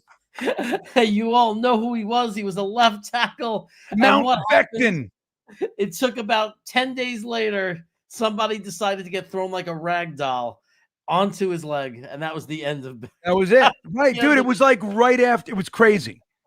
Yeah, Jeremy sent me a black Mekhi Becton jersey. And I loved it. I was like, oh my God, this is because I'm a lineman kind of a guy. Like, you nailed it. You knocked it out of the park. And it was like, it was weeks tops. Becton got injured and he's been gone. He was gone. Like, gone.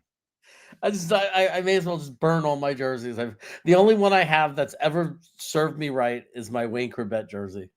Yeah. I'm telling you, that's the way you got to go. You got to buy jerseys that are like this. Look. Yeah, green. There you go. Now, this is the one. I had my Bird jersey, which I got to get another one. But I had, like, this one I got number 94 Bird, but it has my name on it. That's actually my name, if you guys can believe this. Nice. Look at that fucking name. Who wants this thing? In second grade, my teacher put my name on the board, this name, and she said, hey, what is this? Because I was having trouble spelling. And I looked at that word and I said, are you fucking kidding me?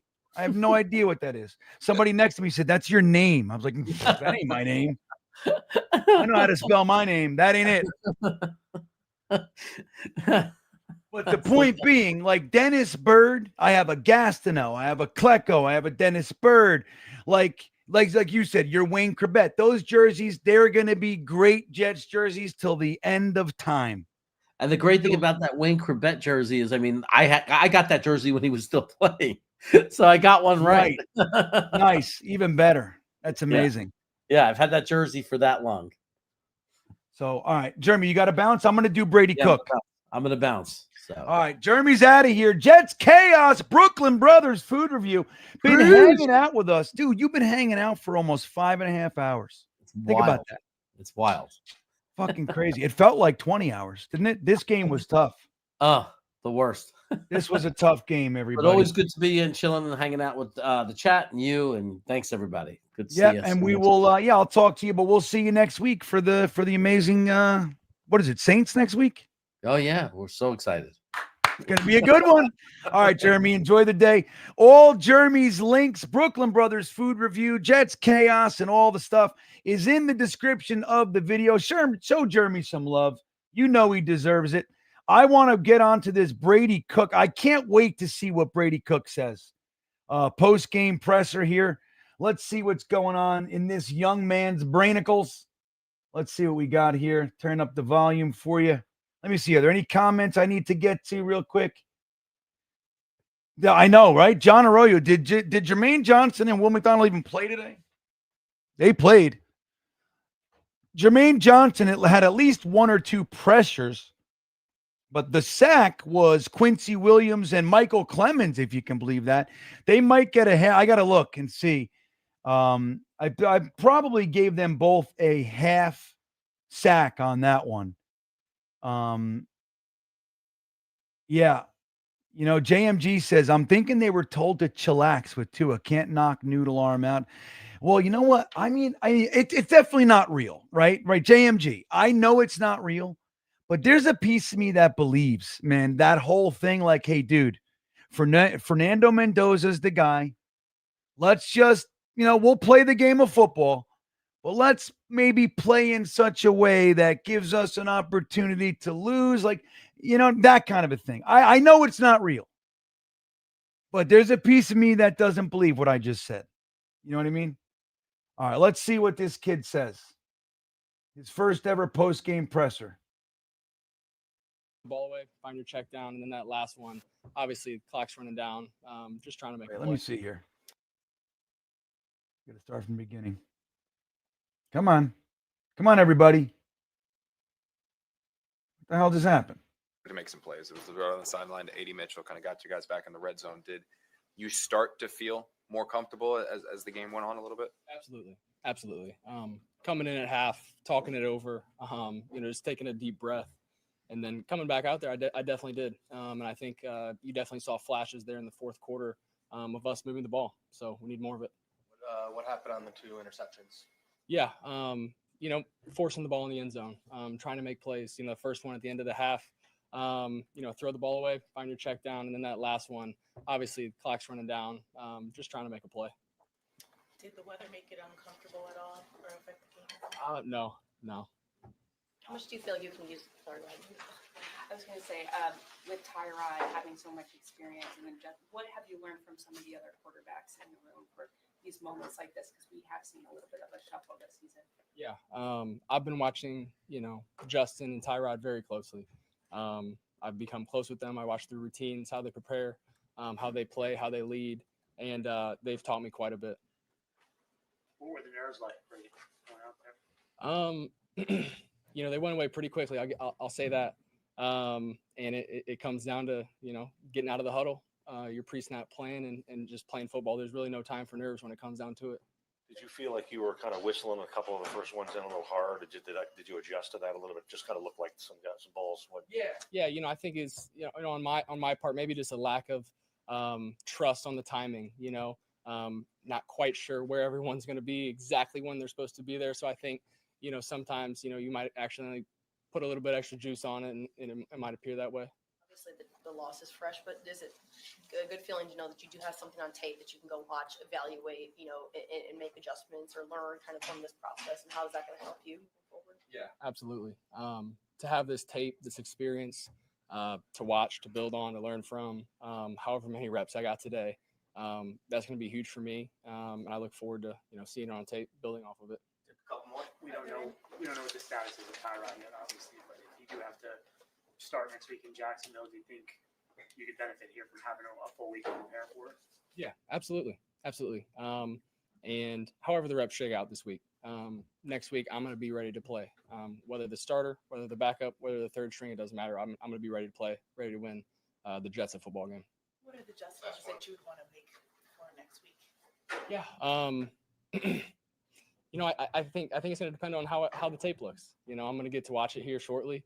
And I'm going to adjust, go back to work tomorrow, and we'll get it right. Thanks, everybody. Thank you. All right. Well, I don't get much out of that, but hey, what do we think he's going to do today? I mean, even with all that, look, my expectations are low for Brady Cook. That's the truth. And even in the preseason, there were a lot of Jets fans that were encouraged. I wasn't. I didn't see a lot that I liked from him, which is whatever it is. You know what I mean? But even with my pretty low expectations, he was disappointing today. And what's crazy about that is that he threw for 163 yards, which, like I was talking about before with Dom and Jeremy, is crazy because Justin Fields, like as bad as it was, like 2 fumbles, 2 interceptions, sloppiness all over the place, confusion. Justin Fields has had games with 52 yards, 42 of them being on or 54 yards, 42 being on one screen pass to Breece Hall. Then he made everybody, he did all the work. Like he's had 12-yard games, 15 net yard games. Like it's just unbelievable how poorly the Jets quarterback situation really is. And this year, finding the layers that we have found, right? Like I thought Zach, honest to God, I thought Zach Wilson was the floor. And then when you sprinkle in like Tim Boyle, the Hail Mary and all that kind of shit, which I was thankfully drove all the way up there for that Black Friday awesomeness to see the Hail Mary live. Wonderful. What a good choice. Like you think that's like the floor, like Zach running backwards. Remember how many times I never saw anything like it. I would make these videos and be like, I can't believe what I'm watching. But then you watch this year has been so crazy bad that it makes those Zach Wilson 140 yards, 129 yards, like it makes it look almost like you could deal with that, right? It's just crazy how bad it is this year. Sean says he fumbled the snap, was slow. Oh my God. Yeah, dude. Now, granted, damn well, whatever fire they talk about that's in his belly and all that all might be true. But let's be real for a second. He's an undrafted free agent. He didn't get starter reps at all, right? So they midweek or whatever, they say, okay, we're going to fold you in a little bit. So he gets a little bit of prep, but he's going on the field at the end of a season for the New York Jets, where, let's be straight again, for another point, the offensive line didn't look good today. They had a bad game. I can't wait to look and see how it all shook out. But the offensive line wasn't playing well. The running game's not doing all that well. They're already up 21-0 or whatever the fuck. And he comes into the game, damn well his nerves are through the roof. Through the roof. He's probably anxious as hell. He's thinking, you know what I mean? All that kind of stuff is coming into play. That's when you fumble snaps. And, he's nervous, trying to make something happen. He's scrambling around. He's panicking. The game's moving real fast. Somebody reaches behind and hits the ball out of his hand. It just is what it is. Now, we're not the team. We see so many other teams, like the young kid comes in and he looks poised, or something great happens. That's not us. And that's what I talk about all the time. Like, it doesn't matter what's going on. When you're building the New York Jets, you have to factor in that we are the New York Jets. Like, you can't just build this like it's another team. You can't. Maybe you can get, once it's stable, you have a foundation. Maybe you can get to that point. But when you're building this team, you must factor in that it's the Jets. What can go wrong will go wrong. I don't buy into that shit. Yeah, well, fucking greater men than you have made that exact same proclamation and went down in flames. You got to factor in that there's a New York, that we're the New York Jets. And whatever it is, the black cloud, the Jets curse, the bad luck, whatever it is, it's real. Like, do we have enough data? It doesn't matter who comes. There's only been one guy that could jump into this mix and uproot it and, overturn the apple cart of suck and put it all back together. That was Bill Parcells. And Bill Parcells had already coached 2 Giants teams to Super Bowl victories and was right on the heels of taking a lowly Patriots team and bringing them to the Super Bowl, even though they lost the actual game itself. But he had just, that year went to the Super Bowl, but had 3 Super Bowls in recent memory, in the last bunch of years. He came here. We had a team that had a lot more talent than was, then the record, you had Wayne Corbett, you had Keyshawn Johnson, you had Adrian Morrell and Jeff Graham and Marvin Jones and Mo Lewis, and you had a lot of talent here. But only Bill Parcells could come in, and he did it with a no-nonsense, I know what I'm doing, we're doing it this way, and he gutted this joint. He got rid of Neil O'Donnell at one season. It's all he needed. But he had that season. He got rid of Neil O'Donnell, got rid of Adrian Morrell. He brought in Vinny Testaverde, started Glenn Foley, but had Vinny Testaverde there. And then he went and traded for Curtis Martin or signed him in free agency. Like, he upgraded right away. Went and got Brian Cox and all that shit. But not every coach has that. And then you're talking about a rookie. Bill Parcells, again, 3 Super Bowls versus a guy who's head coaching for the first time ever, coupled with a GM who's GMing for the first time ever, with an offensive coordinator who's offensive coordinating for the first time ever. You know what I mean? That's what we're doing. So to expect otherwise, I don't know. Troy, this is another aspect. It's such a great point. Like, in so many years, the team that has the number 1 overall pick has 4 wins, 3 wins. We'll have 3 wins and fucking be the 7th pick. Like, it's just crazy how it works out for us. Bitch, complain about it. It's true. It's the truth. It's our truth.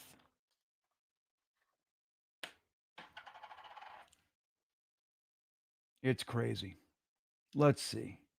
So Big Green says, I think there were 9 drops today. 9. Not 2, not 4, not 6. 9. Like, think about this, though. All the crazy stuff about Brady Cook that we say, all the negative, the two fumbles. Dude, we had 2 end zone interceptions today, which means they were scoring opportunities. Right? They were touched. 80 Mitchell, that was a fucking touchdown. If the pass is another 2 yards. Like, so we were, it looks like a shellacking, but we were in it. Now, the first quarter in particular was a shit show. Oof. We're special needs, right, Sean? Well, and the thing is, Andrew, like, yeah, he was getting more comfortable, but don't forget, the reason he was getting more comfortable is because the defense is now playing that prevent, They're giving more space. They're keeping everything in front of them. So that allows you to get those, those passes and everything. That's kind of what happens there. So, I mean, there's good and bad, but the truth is that this was a shit show. And Aaron Glenn came out and said it. Look, from the rip, I clearly didn't have these guys ready to play today. Whatever we were doing to prepare didn't stick.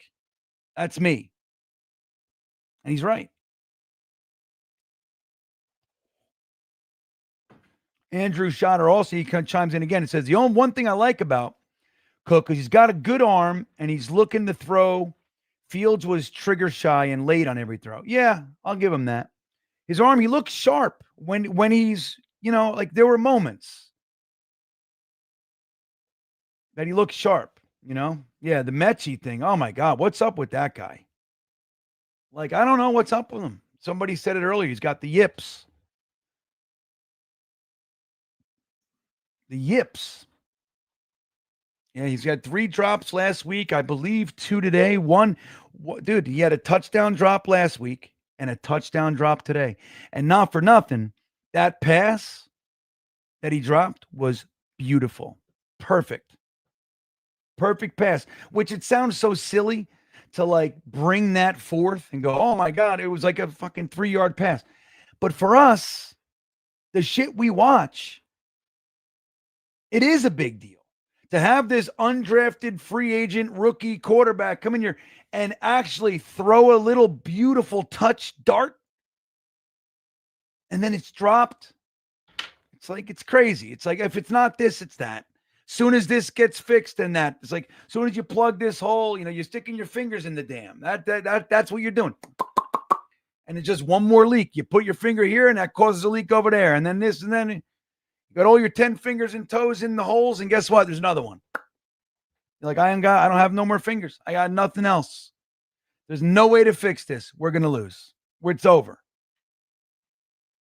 That's kind of what it is. So, all right, guys. Well, hey, we had a fun time. We had a fun time, huh? We've been together since 12:30. That's 5 hours and 40 minutes, just about. 5 hours and 40 minutes. Not a bad day. Not a bad day, everybody, except for the fact that the Jets lost. But again, we talked about it earlier. I'll bring it up as we close. The tank is on. The tank is on, everybody. And not for nothing, with Brady Cook starting, and look, we're playing the Saints, I think it is next week, right? So the Saints are playing the Jets. Let's see what we got left real quick. Just so I want to look at this. So Tyler Shock is playing well. Let me see something here. He's looking like he's landing a little bit. The Saints won today, I think. And we got Brady Cook just out of the wrapper, looking like he might need to go in the oven a little while and cook a little bit.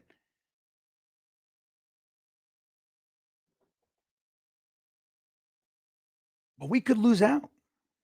So the tank. And if a team like the Saints starts winning a couple games, and if the Brownies come out and win a couple games, and the Raiders, you know what I mean? Next thing you know, we go from the 6th to the 5th to the 3rd to the, who knows where we land.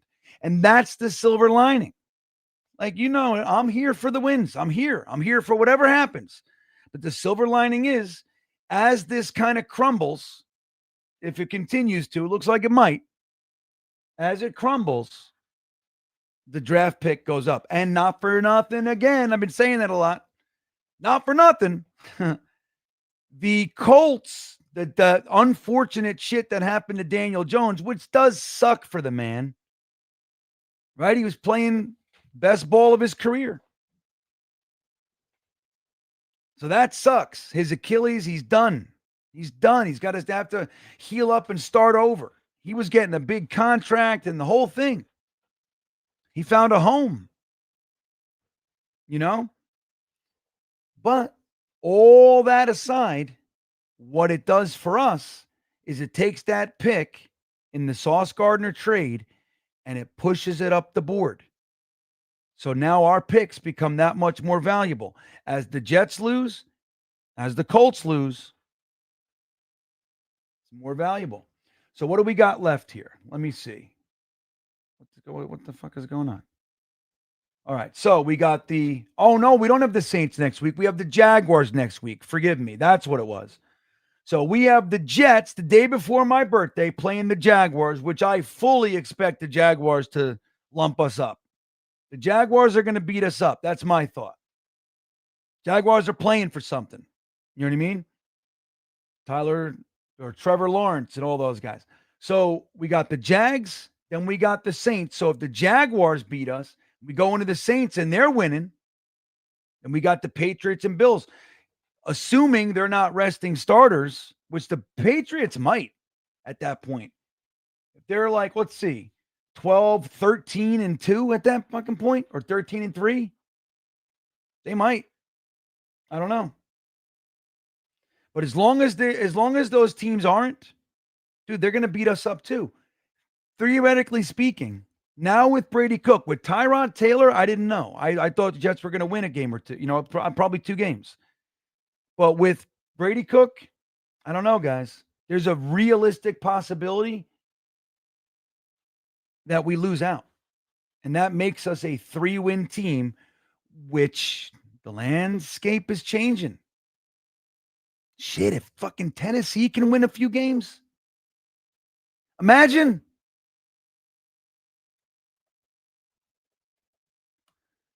Imagine. So, all right. With that all said, I want to thank you guys for hanging out. I want to remind you about the amazing offer from the one and only Sleeper, offering you guys the $20 bonus, which is amazing. Download the app. Get that free 20. It's crazy. All right, so there it is. $20. Download the app. They give no deposit necessary. It's the only app where you can turn game day into payday, guys. Win up to 1,000 times your money. Start with that $20 bonus that they're giving you. What a great offer. No deposit necessary. Once you like the app, use the promo code GREENBEAN and get yourself a 100% match up to $100 of your first deposit. Not a bad deal.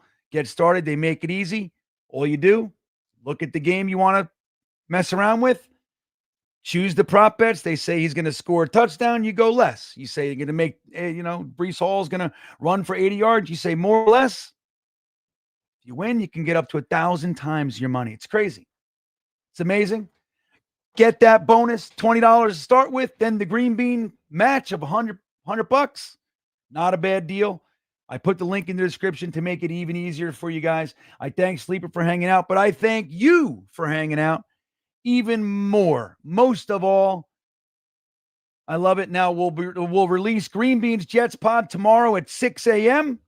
I'll record that for you tonight. Released on audio and video here on YouTube. Hold on. It'll be a great, great podcast, I imagine. It's going to be a good one. I can see it coming now.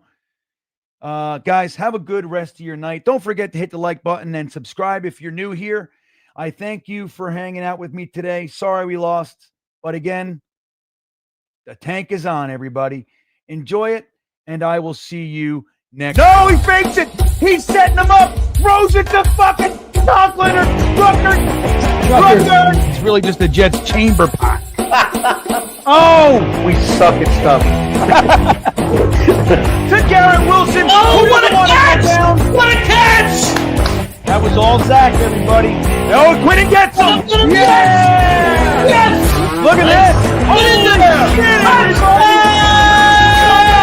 A real live offensive touchdown.